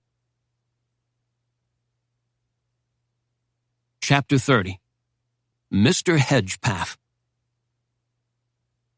The one thing you could say about Limehouse Chinatown was that it had so far escaped destruction, from either the German bombing of 1940 to 41, or from the County Council's Slum Clearance Initiative of 1938. Well, yes, the random 500-pounder or the council bulldozer flattened a building here or there, leaving what looked like a gap in a set of very dull teeth, but no big damage as had crushed the East India docks a mile or so down the road. The cabbie wasn't even that familiar with it, as few in the East End, either coming or going, could afford a cab. It was gotten to and from almost entirely by tube, and never having been there, in fact, never having been anywhere east of Aldgate Pump, Mr. Hedgepath was of no use to him. Most of the streetlights were out. Few roamed the dark streets. Few celebrated. It was a town of ghosts, as most of the 1,000-chink restaurants had closed down. Men off to war as cannon fodder for the crown, women living on the army checks, the children scabby ragamuffins in tatters, with big, hollow eyes, going to scurvy on the ration card. They'd do anything for a piece of candy. "Yes, sir," asked the cabbie. "Well, possibly," Mr. Hedgepath said. He wore his silly army suit on the principle that an American out of uniform was more memorable than one in uniform. He was technically a lieutenant colonel, or something like that. Major colonel? Lieutenant brigadier? It didn't really matter. He was serving in the Office of War Information's London station, where army rank was viewed as rather amusing but nothing to be troubled with. His job was to vet scripts before broadcast, to make certain they didn't divulge anything unnecessarily, as if he had any idea what was necessary and what was not. He had been a senior radio public relations executive at CBS before the war, and knew all the broadcast people quite well. This got him an office, a secretary, a small section of earnest young women who did most of the work, and a kind of roving commission to do this or that socially at Mr. Sherwood's pleasure, the latter being the head of the overseas division of OWI in Washington. Fortunately, Mr. Sherwood didn't have much pleasure. He generally left things alone, as he too had a busy and demanding social life in America's capital, plus a play to work on. Mr. Hedgepath got out. He saw the sign, though no light illuminated it. Wing Chow Restaurant, it said. The windows had been boarded over, then covered with grating. Only a dim light above the transom signified that it was more or less open. "Yes, this is the spot. Well done." "Sir, begging pardon, this ain't a neighborhood where a yank of high officer class ought to be caught. Not just the Judies looking for a quid for a quick stand-up in the alley, but all kinds of devious Chinamen, opium hounds the lot, plus wogs, Jews and Russians, seamen and fishmongers, all ready to take a cost to the head and disappear with a gentleman's wallet." "I assure you," said Mr. Hedgepath, "I am to be well protected." "As you say then, sir." He entered, finding it as dark inside as out, at least in appearance. It was colorful in scent, however, as from an unseen kitchen poured a rainbow of odors, a far reach from anything his delicate nose had ever encountered. No chop suey house in Manhattan smelled like this. Fireworks of various sorts seemed to explode in his mind. "Sir, a table?" said a fellow of oriental aspect in white. Thank God he spoke clearly and not in that jibber-jabber Chinese English of the Chan movies. "Actually, have we a bar?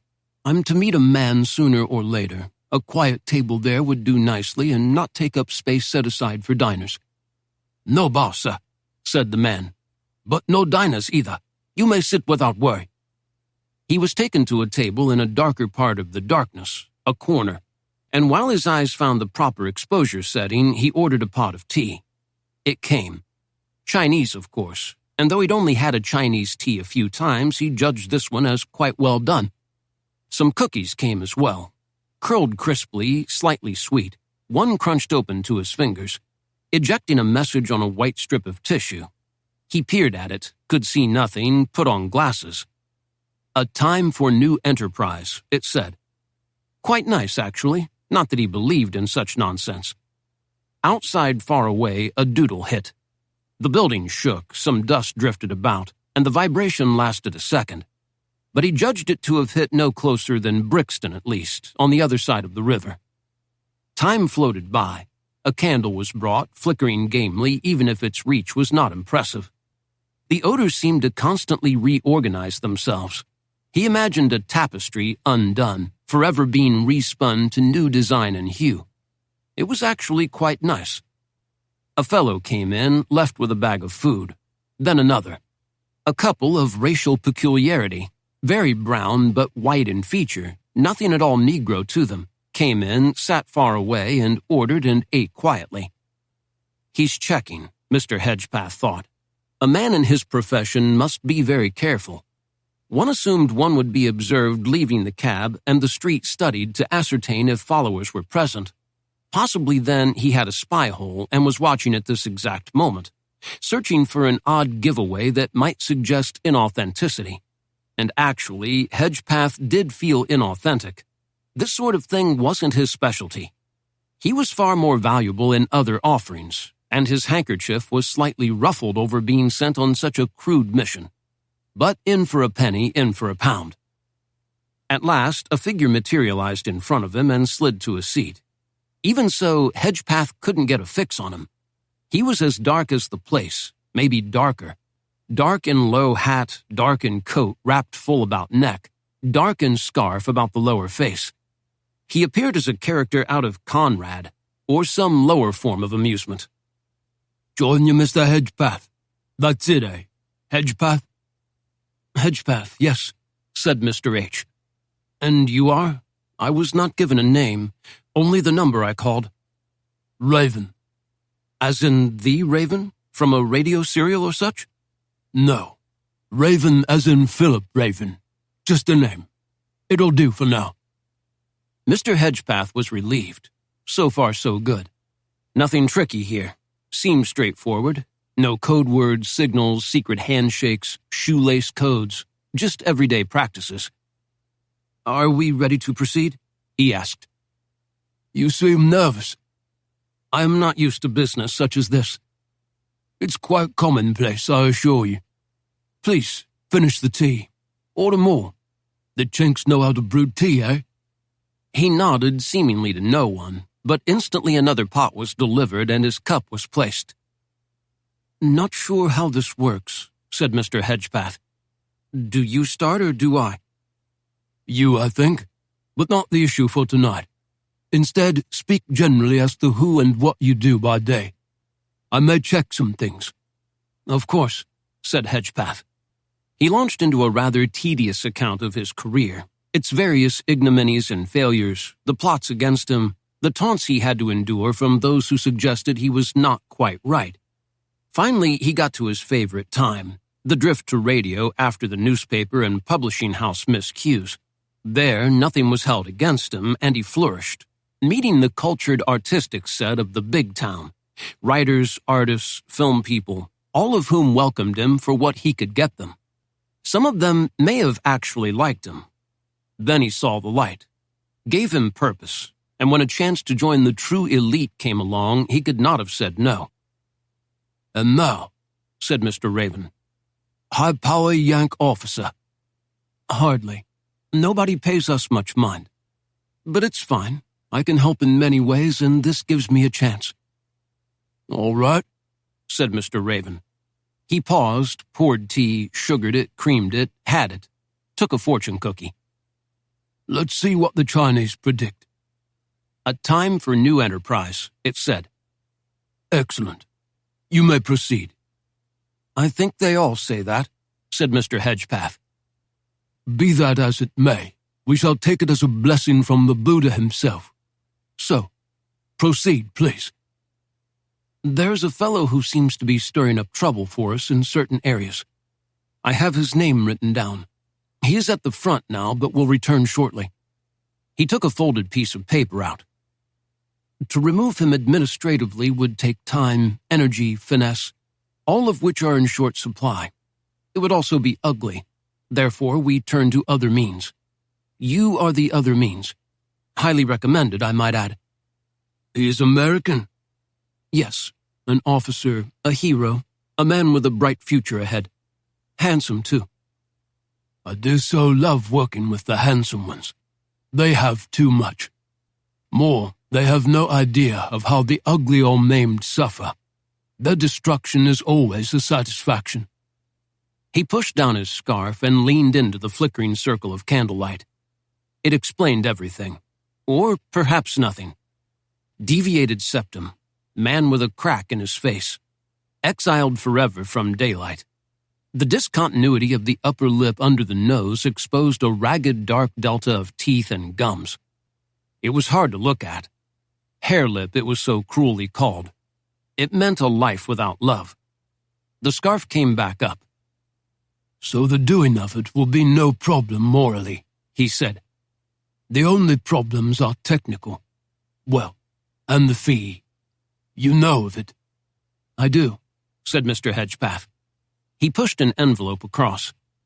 Mr. Raven opened it, counted the notes inside without removing them, much practice at this it seemed, and said, Bought and paid for. Chapter 31. Commando. It turned out to be the crank that had him so worried he made no jokes about the phallic nature of all this war stuff, which he'd already filed away for his first television script. Anyhow, the gun itself was considerably lighter than his 9.5-pound Garand rifle, shorter too, easier to handle, especially with the stock retracted. A wartime rush job built actually by an automobile manufacturer. It was just an assortment of stamped metal parts welded more or less together in a hurry. It had a, hey kids, let's build a machine gun look to it, the complexion of a hand grenade and the grace of a coat hanger. Lieutenant Leitz had showed him how to make it go bang, or rather bang bang bang. First, pop the ejection cover. Second, grab and rotate the crank, pulling it back and down until it locked. Third, pull out the stock.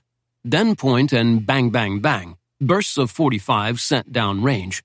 Probably best to hold to 3-round sprays, as the gun, like any other automatic, rose higher and higher with sustained bursts. Yes, fine. Yes, all commando, ears covered by watch cap, glasses taped on, everything else taped so that he felt like the mummy. He made almost no noise at all, looked cooler than he'd ever hoped to look. His M3 grease gun sling looped over his shoulder, one hand on the pistol grip, the other on the 30-round magazine filled with 28 rounds, his face smeared with a commando's burnt cork. But what if I'm not strong enough to crank the crank? Pretend like you're cranking your other crank, said Archer, always willing to go low for a laugh in the cheap seats. Ha ha, said Goldberg. Then he turned to the lieutenant. I'm not exactly football material, sir. I'm not sure it... Let's see how you do. So he tried it under the lieutenant's gaze. Oof. Ach. Ugh. Not the easiest thing, but with effort, doable, he supposed. I think that if it comes to a firefight, you'll find your muscles fill with energy. You'll be much stronger, Goldberg. Don't worry, it'll be all right. Maybe crank it now? Not a good idea, said the lieutenant, who, unlike Achilles' swagger, seemed somewhat human despite the authority and experience. You could trip, a branch could catch inside the trigger guard. You might have an involuntary seizure or flinch, even one of those famous sneezes, and suddenly you're hosing down the bullet garden with 45s. Maybe hitting me just ahead of you, and certainly you notifying the Krauts that they've got trespassers. Yes, sir. Goldberg, you can do this thing. I know you can. He's got stage fright, said Archer. This is a new role for him. He doesn't have any material for it. In the Army, Goldberg said, improvising for his debut as Kid Commando on the Bob Hope television show on NBC. When they told me I was getting a grease gun, I thought that meant I'd be working in a garage. Instead, I ended up in a war. That's a start, Goldberg, said the lieutenant, giving him the ghost of a smile. Real or just a fake morale builder, who could tell? So now they crept through darkness, trying to be silent and efficient. Leitz led, Goldberg was second, next came Archer, and finally that sphinx of masculinity, taciturnity, and implacability, the war god Swagger, who said nothing to anybody and looked as familiar with his Thompson as a golfer would with a club. They moved along in the dark, close to a hedgerow, and, upon reaching its termination in another hedgerow, slithered through and over carefully, fighting to keep breath low and effort minimal. No grunting, heaving, sighing. The key was noise, which was death, was to be avoided at all costs. "These guys work off of noise," the major had said. "That's how they initially make contact. No noise, no contact, no sniper. Get it, guys?" "Got it, sir," both kids had said. Was the route familiar? Hard to tell in the dark. It was like invading a dreamscape, taking a tour of a nightmare. They confronted the maze of field and hedgerow made more baffling by the shield of darkness under a moonless sky, a vault full of stars, now and then a sunken road or a creek, both to be negotiated carefully. A small roll of hill, a zone of rocks, the ghostly specters here and there of cattle standing in the dark, some low cow sounds or shuffling, the stench of their shit. Occasionally from the universe next door, the brisk sputter of small arms fire, muted by distance. A flash, a rumble, not the weather of nature, but the weather of man. Nature was gentler tonight, providing a soft breeze, a temperate climate, all sorts of niceties that unfortunately had to be ignored due to the exigencies of the situation. Now and then the lieutenant would call a halt, not for smoking or resting or drinking from a canteen, but for map and compass check. The major would scoot forward. He and Leitz would bend low to the ground and consult their instrument and document under the carefully disciplined light of the anglehead flashlight held close to both. They would chat briefly. Then the major would return to his tailgunner's position, and the group would begin its travels again. Goldberg kept thinking, when exactly did I volunteer for this? It made no sense. It made no sense. And then suddenly it made sense. Archer achieved the same insight and tapped him on the shoulder. The lieutenant's fist came up, stopping the parade. Yes, it was just ahead now, as things organized themselves and in so doing, clarified and provoked images long thought gone. The glade of low trees, and barely visible in the dark, what seemed to be a kind of trench bulked up on one side. It touched some chord in his memory, as if from a dream or another life recalled. Beyond that would be the creek. Listening now, all heard the slow gurgle of the water. They were there, but that also meant that by the index of a month ago, the German lines were 400 yards or so beyond them once over the creek. The major kept them still for what seemed like hours. He listened, he looked. Then he gave Leitz the nod, and the lieutenant edged through the trees and slipped into the gully. Then Goldberg, then Archer, then the major. The officers kept them at the farther end of the gully. Depression was more like it, Goldberg saw, realized it had acquired depth and length in his dreams, and kept the no-talking discipline. The major stationed himself behind and took watch. He had good eyes. He could see stuff nobody could. He was looking for movement, listening hard for ding or clink or cough, and it occurred to Goldberg that he had diagnosed the sniper's method as based on following in the dark, not waiting for an interception. That would explain the emphasis on noise discipline, too. Evidently satisfied nobody was on them, he turned and the four folded back down the gully. They halted 2/3 of the way down and went into infantry squat. "Okay," whispered the major. "Where exactly was the sergeant standing when hit? Can you remember?" It was Archer who scooted down a bit, hunching near the end of the depression. "I'd say here. Gary, right?" "That's it," said Goldberg. "So like this?" asked the major, and he put himself in the late sergeant's position, standing. "Yes, sir," said Archer. Like Goldberg, he was wondering what the fuck this was all about. "And you were?" Each man recreated his position on that night. What was this macabre bit of war theater about? "So that's where you were when you started sneezing. Is that right, Goldberg?" "Yes, sir." "Sure?" "Well, maybe more like this," he said and squirmed backwards, relocating about a foot. Leitz's flashlight startled the infantrymen. He held the cone of light tight to the ground, defining a certain space of raw earth, finally to a slight uphill to an edge, and then the trees took over. "That would be it," said the major. He called them together. "Dust," he explained. "That dust made you sneeze, Goldberg. It hadn't rained in a month." That means the bullet that hit the sergeant probably deflected downward and struck the dry dirt. It yanked a cloud of dust in the air. We're here for that bullet." That was enough talk for the major. He grew bored with talking easily, it seemed. Lieutenant Leitz took over. "Okay, carefully lay down your weapons. Carefully untape and withdraw your bayonets. Then carefully creep to the area just defined. Each of us will take a quarter of the sector. We believe that having traveled through the head and 2 walls of skull, it has lost a lot of velocity, and so when it hit, it probably didn't go that deep. No use looking for disruptions in the dirt where it struck, as the rain turned all this to mush over the last week. Slow, smooth scrapes like a road grader. You're probably looking for something very unbullet-like. It'll be crunched, ripped, maybe even blossomed into a kind of flower. It may have broken into smaller chunks. That's what happens when bullet meets bone, and this one did it twice. Also, it might have shattered, even blown up. Look for particulate. Archer, define particulate. Tiny pieces, fragments, little slivers or crumbs of metal, possibly shiny in the light. Good job. Comprenez, Goldberg? J'entre dans la salle de classe, said Goldberg.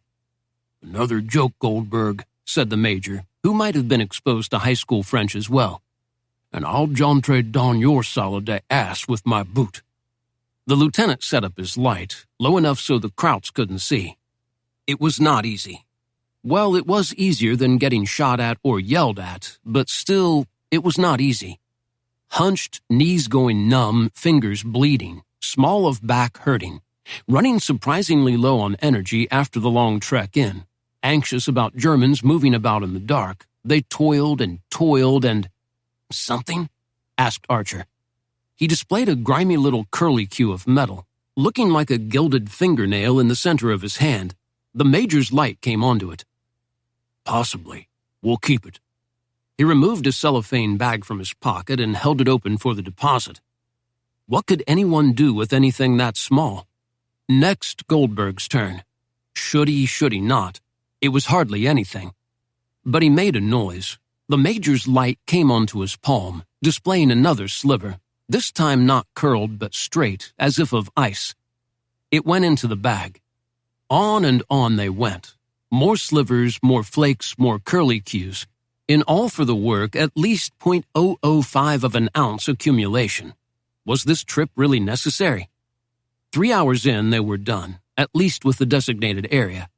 Still nothing that was or could have been a bullet. Take a break, said the major. The 2 guys slid back, taking breaths, shaking pain out of their crabbed hands and easing off their cramped haunches. But they could hear the officer's whispers. Do we have enough to send to the FBI lab? Asked Lieutenant Leitz. As I understand the process, the answer would be yes, but that would just tell us metals. We'd then have to assemble a baseline of metals and all the other service cartridges for comparative purposes. Plus, who knows how long the Bureau deal would be. They see us as competitors. It doesn't matter if Ike gets on the horn and screams his lungs out. They're not going to hurry. We jump all that if we can find a goddamn bullet. Sir, said Archer, maybe we could work till dawn, then just go prone here until tomorrow night. We could get the whole golly done. Good thought, Archer, but the longer we're out here, the more likely some krauthead bumps into us. We don't know how active they tend to be in the daylight. We all get killed or taken, we haven't accomplished anything. Yes, sir. Okay, Lieutenant Leitz, you pick the most likely areas. We'll go over them only deeper. Much work. Harder, deeper, more demanding. More back pain, more finger numbness. Goldberg cut his pinky on his bayonet, but manfully kept going, pausing for only seconds for a quick suction application, then returning. Everybody worked, everybody sweated, nobody talked, and nobody had any luck. Okay, relax for a few, said the major. Then we'll haul ass. I want to be gone well before the sun comes up. Without any explanation, he took himself to the rear of the gully and set up shop. Those great eyes. If there was a sniper out there, all believed and took relief from, he would see him. In 5 minutes, he slid back. Nobody there. Okay, let's... Here's an idea, said Leitz. It rained hard, right? If the bullet wasn't deeper but shallower, only half buried, maybe the water would have swept it away. Where's it going to go? Down the trench to the lowest point, where it would collect. But Goldberg and Archer were already at the single significant puddle of the gully halfway down. Kneeling, they plunged hands into the water and began to explore the muck. Leitz and the Major joined them. Anyone observing this ritual would have thought it religious in nature. 4 supplicants worshipping the church of the puddle, bent in the concentration of total prayer, their wet, cold fingers sliding through the subsurface goop, trying to do it without disturbing the placid surface. There was no need for orders here. All knew by instinct that too much disturbance could destroy the thing's delicate resting point, drive it deeper, out of touch or reach. It just went on and on and on. "Hey," said Goldberg, "I think I got—" He lifted his treasure. It was a piece of gravel. "Nice try," said the Major. "Okay," said Archer. "Okay, I got— Shit, it slipped. It's gotta be— Yeah, here it is." He pulled it out, and yes, there it was. Even before the Major's light hit it, they could make out an abstraction of destruction, yet sustaining an odd sense of density, of being heavier than it looked, as did all bullets. Its streamlines vanished in the drama of its impact. The light hit it, showing that it had somehow sheared in two upon the hit, the newly exposed face displaying its inner core of lead. The gilded jacketing cracked into slashing petals like a lethal rose, the point flat as a boxer's snout. The base was totally gone, in some other puddle perhaps, or flung whimsically into the trees. "Good work," said the Major. "That little bit of scrap metal is going to tell us a lot. Now let's get out of here." He deposited it in the cellophane bag, the bag into his pocket as all rose into a crouch, quickly wiped wet, dead hands on their pants, and gathered their weapons. Leitz led them, same formation, out of the gully to the edge of the trees, checked his compass, and they set off through the darkness, disappearing into the dark maze again. All, but particularly Goldberg and Archer, felt the amphetamine of success coursing through them. They'd done it. They were headed in now. Another adventure of the war successfully survived. Another day off at battalion tomorrow. A sleep-in excuse for at least a day. And since it was a dog-face habit to count the future in 24-hour segments, that meant a lot. The hedgerows fled by as if in a blur. Each field navigated and crossed. Each row penetrated and passed. Streams leaped. Sunken roads crossed. The odd fence or clump of mute, bored cows passed. It would be light soon. They were getting closer and closer. The lieutenant's fist came up. All stilled, went quiet. Nothing at first. Then from far away, though drawing nearer and nearer, came the sound of a German tank. Chapter 32. The Admiral Duncan. He deserved it. He'd earned it. He had performed heroically, lived up to his deep creed, once again proven his worth. Who could begrudge him? Not even his most severe critic himself could begrudge him. It was allowed. It was convenient. It was appropriate. Plus, he'd filched a $5 from the money due Mr. Raven, and it was therefore affordable. The cab dropped him at his quarters, the Mayfair Hotel, where all Officer of War Information officers stayed, but he did not enter. He watched the vehicle pull away and quickly disappear in the night's fog. It had stopped raining, but the true London curse, that density of vapor that somehow turned yellow in the lights of occasional lamps, was everywhere. For Mr. Hedgepath's purposes, that was good, not bad. It was another sign that tonight's indulgence was meant to happen. He crossed the street, took a block down, then turned east towards Soho. Occasionally a cab sailed by, less occasionally a private vehicle or somebody's military lorry, but nothing of note. No American staff cars. Excellent. He felt secure in the cloak of anonymity, the fog, the late hour, and the threat of a doodle dropping on one's head, which kept things quiet. Soho still stood, though like all of London, it had its gaps from bomb or doodle. Tonight, however, there was no danger, as the Doodles had fallen on the other side of the river, where poor Brixton was getting hammered flat by the cunning little pulse jet bomb. No crowds, no outdoor lights, no buzz of rush or dither that suggested the presence of civilization, but still the club district of London purred on, war or not. He knew exactly where he was going. It was called the Admiral Duncan, after a Navy chap who'd sunk a lot of Dutchmen, and it had been in the trade since 1832, with all sorts of dreadful business in its sordid past. At 54 Old Compton Street, it looked to him rather like Dear Judy's Oz, where most others saw a commonplace storefront dive. He stood there watching for a few minutes. He'd seen it before, of course, on pretend random walks. But he'd never quite mastered the nerve to enter. Nerve was not a strong point of his. Doubts whirled through his now tightly focused mind. But then they always did when one gave in and did what one needed so desperately. Suppose there are other Yanks in there, or someone from the BBC whom he knew from official intercourse regarding broadcast policies, or someone far more mundane, a driver, an MP, a janitor even. But he thought the chance small this late, a weeknight, foggy, Doodles dropping randomly. Besides, the fiver burned in his pocket. "Bold then, are we? Out for a blag?" A voice next to him suddenly inquired. He jumped and turned. The fellow was a boy, 18 by the look of him, Cockney by the sound of him, available by the posture of him. No, by no means, no, of course not." Hedgepath gibbered in response, completely nonplussed by the nakedness of it, knowing what the slang had to mean. "I'm trade," said the youth. "Dilly boy, knows a nice alley, safe from roses. Get your dolly soon enough." "Please no," he said. "I'm not here for that." "No, and Jerry ain't dropping buzzies on our arses neither, is he?" said the boy. "Only a quid. You'd be wasting time and gelt at the Duncan finding a lad to Molly." "Please, sir," Hedgepath begged. "All right then, Yank. Hope you get your cottaging done," said the boy, smiled and disappeared quickly into the fog. "You're passing up the best queen in the town." Hedgepath was shaking. His confidence suddenly vanished. He wiped his brow of perspiration, took deep breaths, and tried to talk his way out of the tremors that assailed his limbs. "It's nothing," he said. "It means nothing. Why am I so frightened?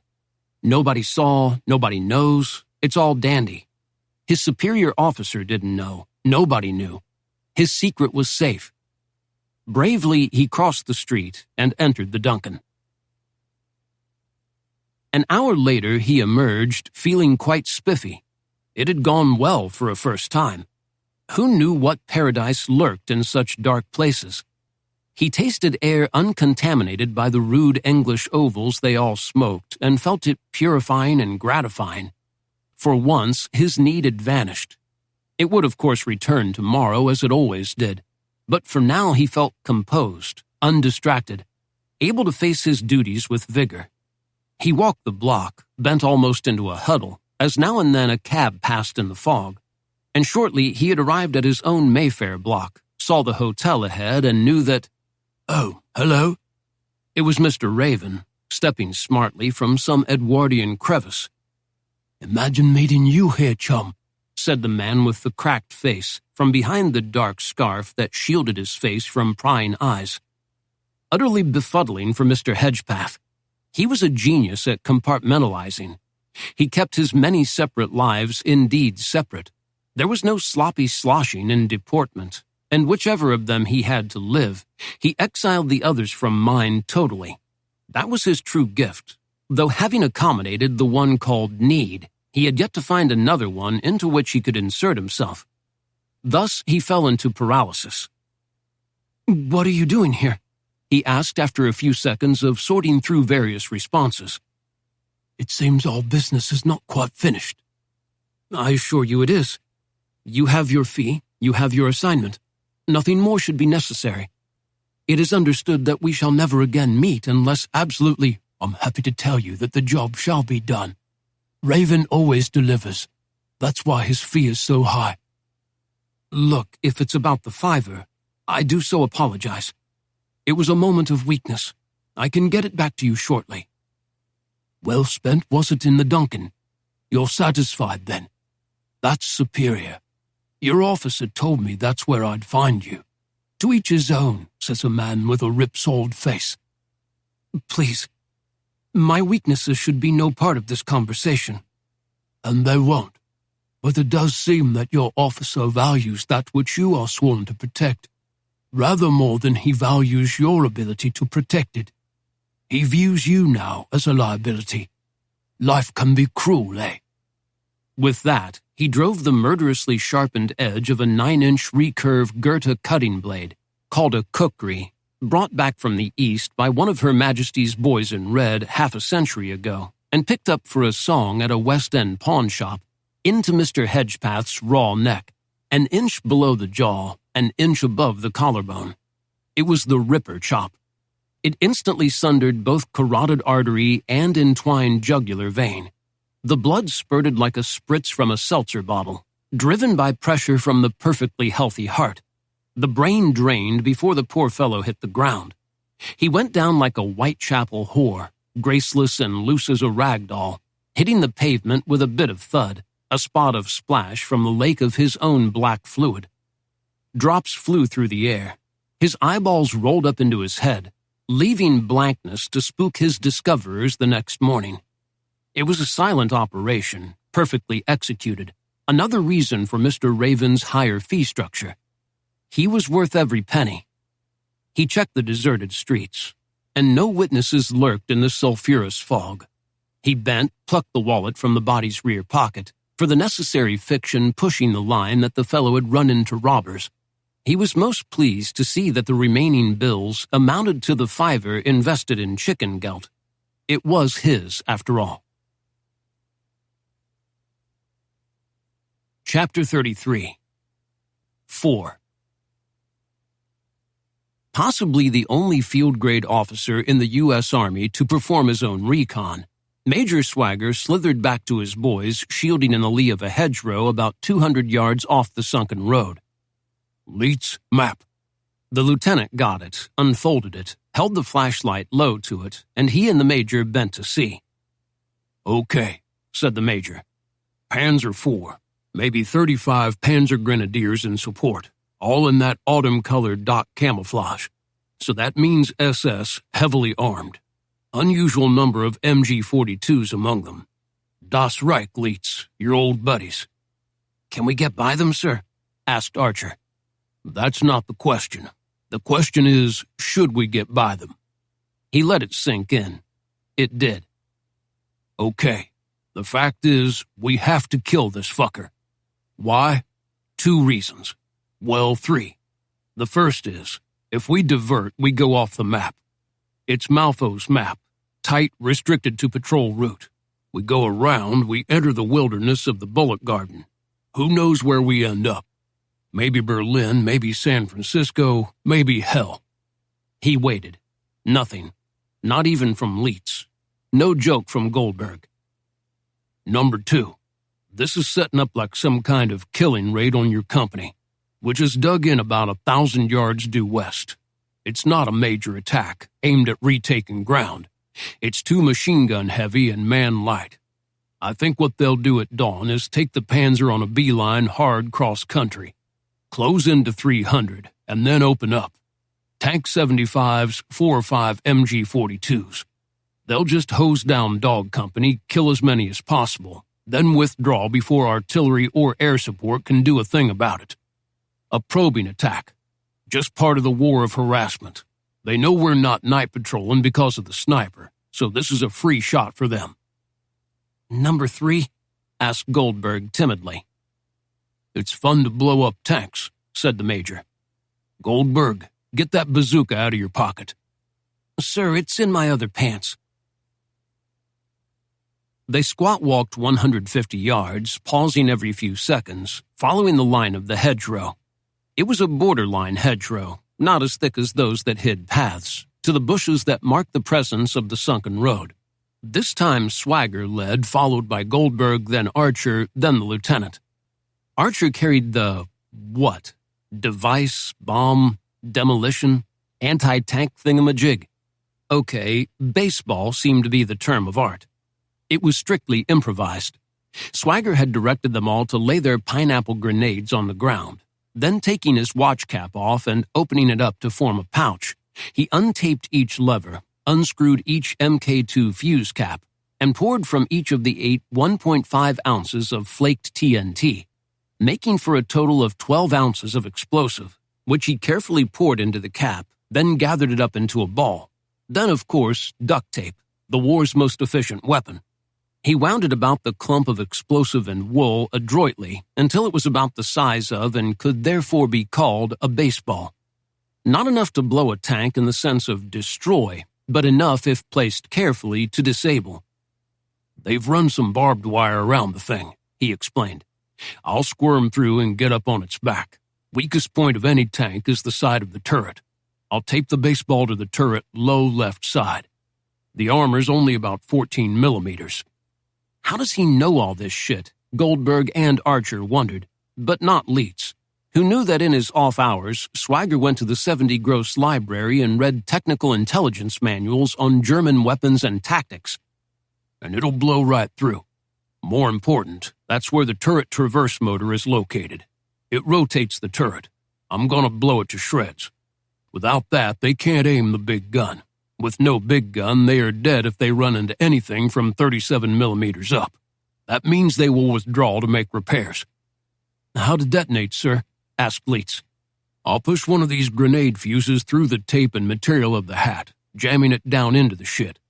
I'll pull the pin, then roll off and cover low to its tracks. It'll go in 4 seconds. Should rip open the turret, send the traverse motor to the shithouse, seriously maim the 75 gun, tear out wiring and stuff, set small fires everywhere, produce a lot of smoke." "Earl," said Leitz, "I don't think the Germans are going to let you do that." "That's where you come in. When I move to the tank, you go with me and get to the other side of the road and cover up. After the blast, you turn your attention to the Kraut bivouac a few yards out. Should be lots of confusion there, but to make it more confusing, you open up and spray the area with suppressive. That gives me cover to get across to you, and when I get there, we take off. Gotta move fast. They'll eventually get around to sending people after us, but I'm guessing we have too much lead time. Questions?" "What about sentries?" "Aren't any. They know there's no patrol activity in this zone tonight." "How do they—" "Never mind," said Swagger. "They have no idea we're out here." "How do you—" "Lieutenant, you're asking too many questions. Let's concentrate on making this 4 a piece of scrap iron, okay?" They low-crawled the last 50 yards, a good 10 yards apart. They made no noise as they were taped up everywhere. No clinks, no rattles, no jingle-jangle. They came eventually to a tangle of low trees just above the descent to the road. And there it was. Panzer Mk4, or Panzerkampfwagen 4, Ausführung H, in the clinically insane Wehrmacht nomenclature. 26 tons of tank, a little bit more than half of its younger brother, the Tiger. It didn't so much resemble the Tiger as give clear evidence of emerging from the same gene pool, that Guderian touch. Squared off at all angles, contemptuous of streamline, it was an all-crook production number from the heart of German industrial power and brilliance. It definitely made the Teutonic all-star team, dictated by iron logic, driven by cold ambition, solid as the ingots from which it came. It moreover acquired a certain spook charisma by virtue of a convincing camouflage scheme that reduced it to waves of brown, beige, and green dots on what had to be a late autumn background, its details lost in the rhythms of the dots and colors. Somebody knew what he was doing. That same capable person, obviously Panzerstar Generaloberst Heinz Guderian again, had to be responsible for the long tube of 75mm barrel protruding from the Gothic cathedral of the turret, a replacement for the stubbier version on earlier models, made inevitable by the persistence of enemy steel. It didn't compare with the velocity and delivery power of the mighty 88 on younger brother Tiger, a legend in its own time, but it was still a formidable weapon, as all too many burning Shermans littering the beautiful countryside made clear. The MG-42 in pintle mount at the commander's hatch spoke to the same need. One could dispatch death at hyperspeed with such a weapon, easily the best machine gun of the war. Goldberg still believed it fired 5,000 rounds a minute. Another machine gun lurked under the front hatch, right side. More hyperspeed death. Fuck the Germans. Why did they have such good shit? But the problem became instantly clear. The barbed wire laid around it wasn't unspooled in U.S. Army amateur indifference, but tightly strung, staked deep into the ground, extremely dense.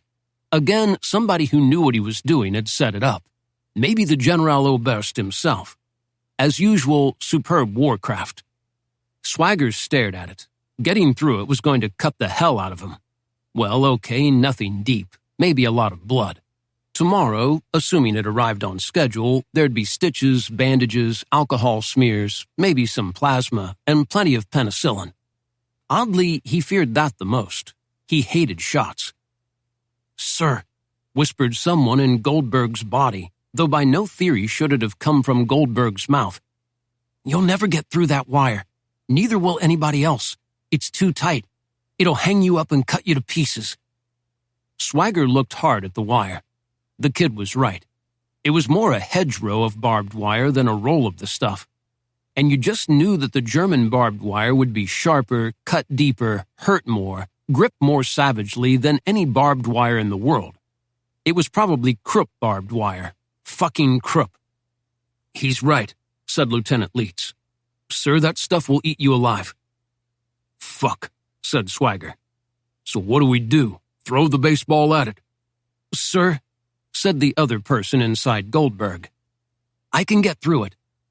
"Gary, are you nuts?" said Archer. "He can't do that," he said to the officers.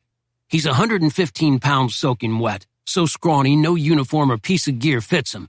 He can't even chock his gun." He turned back. "Gary, I'm not going to let you." Bicker, bicker, bicker. "I can do it," said Goldberg. "Because I'm a scrawny runt. No big guy. Do you even know what a turret is?" "Yeah, it's that thing up top with the broomstick sticking out." "Shut up," said the lieutenant. Then, "He's right, Major. He's the only one here." "So there, Jack. The lieutenant agrees with me." "Okay, Goldberg," said Swagger. "You're on to something. Give your grease gun to the lieutenant and dump your pistol belt, bayonet, and canteen. You're going to approach from dead rear once you're through. Carry the baseball in your teeth. Just squish it on the turret and tape it left side 2/3 of the way down." "I can do that." "The armor is angled as it rises to deflect shells, so don't let it throw you off. Archer, cut some tape for him. Wrap it around his thigh. Goldberg, peel the tape off. Just stick the baseball on there. Neatness doesn't count. Then jam the fuse prong into the explosive. Secure the fuse housing in your other hand, but do not cover the lever. Pull the pin. We'll loosen it up so it's no problem. Pull the pin. When the lever pops off, you roll hard off the tank. And when you hit ground, roll even closer to the tank. The blast won't hit you. When it goes, you get up and..." "Yeah, the hard part," said Archer. "How is he going to get back through the wire? The Germans are not exactly going to be pleased the little comic from Brooklyn just blew up their nice tank. That's going to be a long 10 minutes with Germans shooting at him." "I will lie on the wire and flatten it," said the major. "Goldberg, you trample over me, or crawl or whatever. Then you guys pull me out and we disappear." "He's my buddy," said Archer. "I'll lie on the fucking wire. I'm taller, there's more of me." Then he remembered it was an officer he was snapping at, and he started to add, "With all due..." "Forget it, Archer. You want the job, you have the job. Is everybody square?" It seemed they all were. "Goldberg," said Swagger, with what might have been his first recorded half-smile in 23 years. "When I asked you if you had a bazooka in your pants, I had no idea you were the bazooka." Chapter 34. Wire. It didn't hurt like he thought it would. It hurt much worse. Goldberg made it through the barbed wire hedge with wounds only to neck, back, both arms, chest, ears, hands, fingers, pelvis, thighs, both sides, calves, and shins. Even one through his boot into the top of his foot. He bled about 14 gallons. In fact, he was in so much agony he forgot to worry about the Germans. The worst one was a particularly deep jab on the right upper arm, so deep that it hung him up. It felt like a spike, not a barb. At a certain point, he determined that he'd probably die of starvation, not German action. But then he reconsidered and recommitted to death by German. And then he was out. He lay on the dirt of the road, breathing raggedly, gathering strength, will, and nerve. The weight of the baseball clasped between his teeth began to administer a new form of pain, to the muscle on the underside of the jaw. He'd never clamped before, so this one was a new sensation. He removed the bomb, coughing, gagging a bit, rotated his jaw to bring some life to the deadness it was currently registering, then re-gripped the thing. Ugh, tasted awful. Who said TNT wrapped in wool and tape made a good appetizer? He slowly low-crawled forward. He could hear laughter coming from the Germans camping out a few dozen yards beyond the tank, as if they were in the Catskills. Maybe they were feasting on bananas and about to break into a hearty round of SS banana songs. Yes, we kill no bananas today, but lots of Jews to make them pay. Something like that, to accordion, tuba, and deep rumbling belches. Then he bumped into the tank's tread. Viewed from half an inch away, it was quite alarming. Steel, much scarred and scratched from crushing all before it, including gravel, stone, trees, dirt, and skulls. It looked like the sole of the devil's boot. It stood for everything German, unmalleable, expressionless, brutish, nasty, and smeared with shit. He blinked his eyes. Yep, still there. No dream this, but reality. Do it, do it, do it. He dragged himself up, realized how gigantic this steel beast actually was, particularly when you're 5'6" and 117 pounds and never made a basket in your life. Crouching, then standing, he searched for a handhold, found one, planted his left boot against the nearest available tank wheel, and hoisted. Not quite enough. Try again, more upward thrust.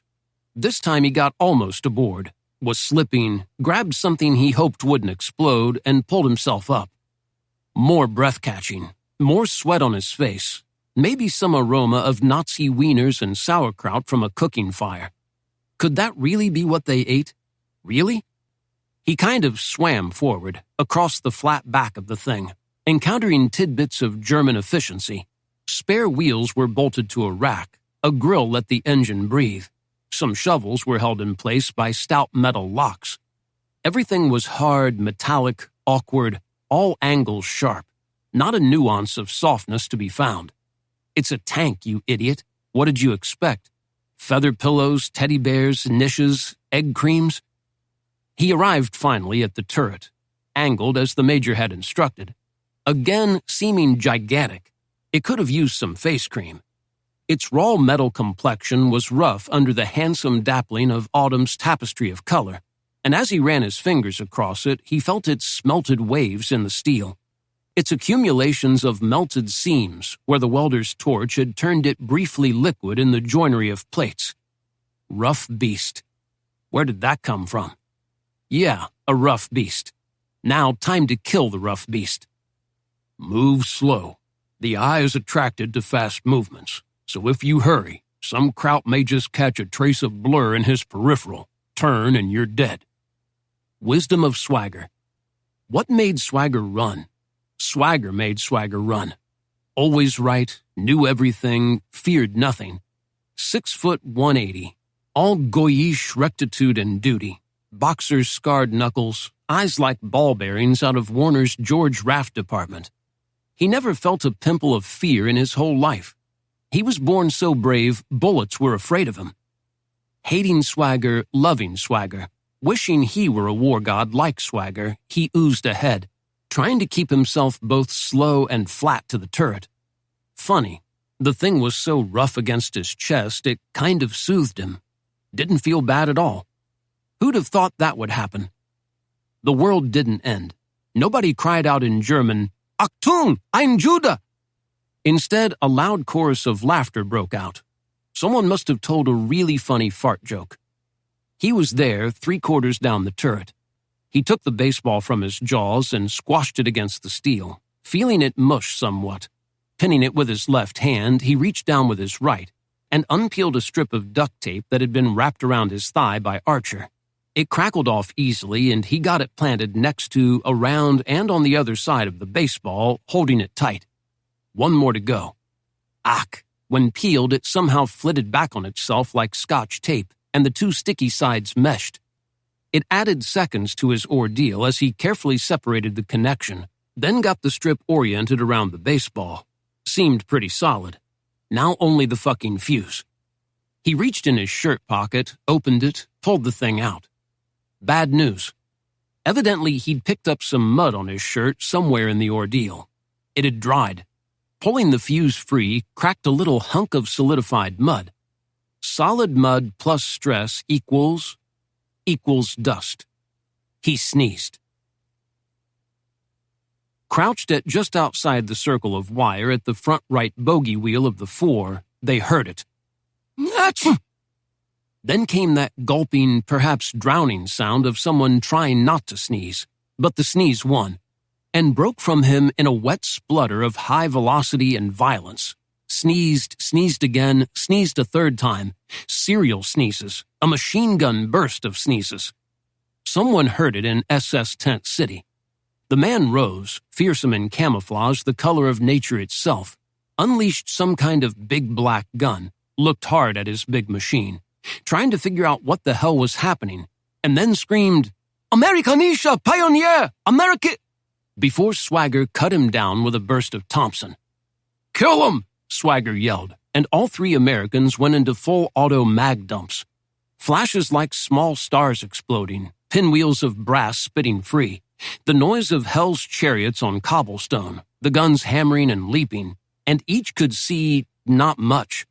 The fire streams hit the tents, tore up so much dust that most details were obliterated. Then it was quiet. The 3 reloaded, seeking targets. "Could we have gotten them all?" asked Archer, sliding another long box into the mag well of his grease gun, pulling the cocking lever, almost exactly as the snaps and clicks signifying mags, breeches, bolts, rounds, all doing in concert what they were supposed to do from the others. Lots of smoke, lots of dust. Then flashes began to explode from the obscured target area as the Germans, most unhurt, quickly slithered from the target zone, found positions at the margins of the road, and began to counterfire. "He better blow that thing before they get their machine gun into play or we are fucked," said Swagger, then raised his weapon as German bullets began to rip the dust near them, too near them, and started tracking Kraut muzzle flashes for destruction. The noise was so terrific and terrifying that Goldberg atop the tank almost dropped the grenade fuse. But he didn't. He knew from the nearness of the gunfire his pals were hosing down Camp Nazi, but that he'd better get the lead out or somebody in gray would get the lead in. Him. But now he was surprisingly concentrated, surprisingly not neurotic, surprisingly bereft of comedy. Combat does that sometimes. He mastered the geography of the grenade fuse, a kind of metal gizmo the size of a lighter, with a tube descending from the center and a curved lever bending down one side. It looked disturbingly primitive. Still, he plunged the tube into the heart of the baseball, and it penetrated and sunk with no difficulty. A bullet hit the tank turret. It sounded like somebody hitting a pipe with a wrench, and then another. More dust, and more likely metallic particulate, but this time no sneezes. Too busy. He secured the fuse with his left hand, making certain to leave clearance for the lever to spring, and pulled the pin, surprisingly easy, with his right. The lever popped off, reminding him of Toast in an MGM comedy short about goofy husbands in the kitchen. The thing began to sizzle. "Go, go!" He launched sideways, felt gravity claim him, fell 6 feet to the ground, where the thump of arrival was considerable but not so much that he didn't remember to roll back to the tank, not away from it. And it went. The effect so close was experienced more as pressure than noise, for it seemed to release violent tremors, the earth itself shivering, vibrations bouncing crazily. New oceans of superheated gas sent spurting into the atmosphere. Maybe the 26 tons of Krupp war steel even rocked on the springs that supported it. "Archer, get back there and into the wire. Give him something to climb on. Leets, cover him. I'm gonna move in a little and burn some more ammo." Crazy Major. Was he nuts? Everybody wanted to run, except for Swagger, who saw more damage to do. He scooted forward, set up in a kneeling position about 15 yards ahead, and started squeezing off bursts. For Archer, who saw him as he landed in a jungle of wire, he was definitely Achilles outside Troy, his darkened face lit by muzzle flash, the empties pouring from the breech of the weapon, which he held in tight control against his shoulder. Done with one submachine gun, he let it drop on its sling and pulled another, Goldberg's grease gun, also slung about him. He thus lost no time on a reload but kept up the fire, spewing dust and death at the German encampment. Archer felt a thud, then another. He had been so fascinated by the heroics of Swagger, he hadn't seen Goldberg approach at a dead run, leap aboard his back, plant another stride just as forcefully, then leap off. It was Leitz, then, pulling him out of his entanglement. He felt 100 little stabs, but they hadn't begun to hurt yet. "You okay?" "Yes, sir," he lied as one by one the punctures lit up. "Goldberg, help him," said Leitz, as he himself turned to assist the Major in killing as many SS monsters as time and ammo and opportunity allowed. But in seconds they were both back. "You guys okay?" the Major asked. "Yes, sir." "You can move, right? Nothing broken, no veins bleeding out, no broken bones." "All good," said Goldberg.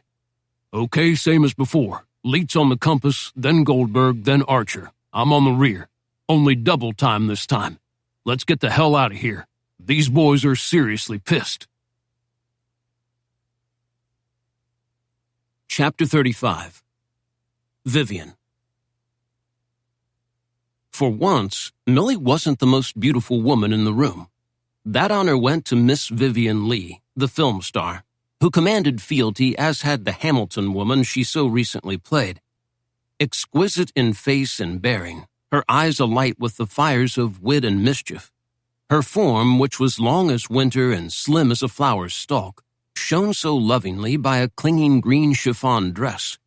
Its emerald hues made the alabaster of her skin shine in glorious contrast.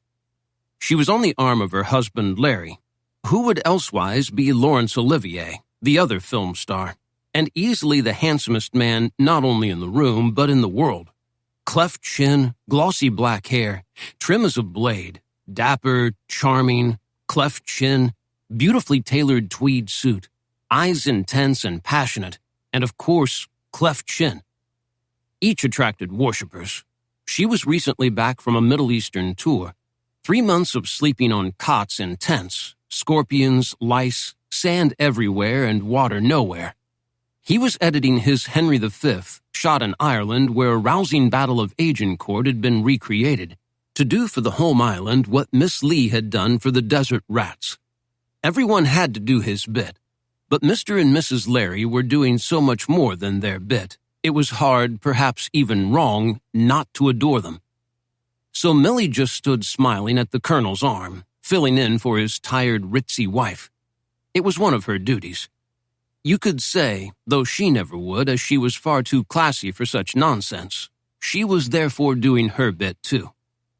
About her, rank style, decadence swirled, as did pink faces, thin bodies, beauty and its byproducts, lust, envy, hatred, and awe, which were so palpable one could but touch them, feel them, rub them. Cigarette smoke, diamonds and furs, silk and chiffon, the indefinable thing called glamour, particularly when set against a glistening style moderne of simplicity, planarity, symmetry, and unvaried repetition of elements, expressed in sweeps of streamline and shiver that suggested the speed with which the future was sought, all driven by the beat of an authentic Negro jazz trio from Harlem, USA. Despite the jive, the larger thing was a waltz called The Fancy at Play, War or No War. Everyone had a tribal identity, the smart set, the children of the sun, the colonels and Mrs. Blimp, the occasional hero, the occasional genius, the spies. Chatter, gossip, and slander, bitterness and eagerness floated on air, moved about by zephyrs of ambition, small or large. Sex lurked. Well, the illusion of sex. No actual fucking with this lot. Too old, too smug, too much of a bother. All that snapping, unfastening, unbuttoning to the 40s wardrobe, whichever gender. The colonel was there at the invitation of Sir Colin Gubbins, who was impresario of Special Operations Executive, which was the British co-equal to OSS. Sir Colin was there avec fil via his subordinate Maurice Buckmaster, head of F section. And Buckmaster was there because his wife liked the high life. So it all occurred on the whim of one silly woman. But then, how often is that not the way of the world? "Millie," the colonel said, "if I look at my watch, it'll seem I'm bored. Can you check yours, discreetly that is, please?" Her neck a long and elegant porcelain vase well shown by Madame Chanel's plunging neckline, the hot thing of 1939, there having been no collection since. She had no difficulty in rotating it slightly as she reached as if to check her auburn hair, and got a glimpse of the tiny Cartier face. 11:20, sir, she whispered in his pink ear. "Another 10 minutes, he said, "and this ordeal is past. I must canoodle now with both Colin and Buck. Make my thanks and farewells to our hosts, the, Fitzriley, sir. He supplies Supermarine with oil filters. She's a minor poet. Quite minor." They always are, aren't they? At any rate, you needn't bother to come. Just look beautiful and mysterious, and all will pay tribute by genuflection, but otherwise not be of bother. I've circulated a rumor that you're our office's top assassin, so that should keep the rich old pinchers at bay." She laughed. He was always a good companion, charming, so witty and unpretentious, with that politician's gift to speak easily to anyone anywhere on the ladder. She watched him vanish deftly in the social pavane, took a sip of her excellent wine, shifted weight from one beautiful leg to another, and, "Hi, darling." She turned. "Miss Lee. Oh, my goodness. What an honor it is to meet you. Why, Shush. Among us girls, it's always Vivian. Even Viv, if you like it. I had to come over. My goodness, what a beautiful girl you are. Have you any interest in cinema?" "Actually," blushed Millie, "I was screen tested by RKO. I just stood there like a tree stump. They gave me some lines to read and I just, read them. I was incapable of making them come to life." "Nonsense. I could teach you all you need to know about screen acting in an afternoon." They did offer me a contract, but it wasn't for me, even if I do so love movies. Obviously, Gone with the Wind is my favorite. Right, that one turned out. Not all do. Some go straight into the loo, which is where they belong. It's an uncertain thing, and perhaps you're wiser to stay clear. And what is it we do now? I'm personal assistant to Colonel Bruce. I suppose I can tell you he's of the spies. There's a lot of spy people here tonight. So I've been told. I'm sure they're the same as the chaps who actually wear uniforms. Here in London, it's a game. All these generals and one supposes spy masters just want to pinch your bum. What do they think that's going to get them? And how much of a thrill can it be? I mean, good heavens, an arse is an arse, whether it belongs to Scarlett O'Hara or Lulu Jane the fishmonger. Millie laughed. Vivian Lee was quite a character. How could she be so famous, so gifted, so successful, and yet so much fun? "Oh, God," Viv suddenly said. "Darling, here comes Larry. Not to see me, but actually you. If he's had a third champagne cocktail, he could be feeling quite sure of himself. He's rather ecumenical when it comes to bed partners. I would never.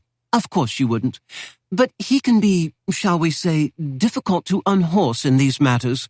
I'd brace myself for a run-up." But at that moment, who should rise to the rescue but Colonel Bruce?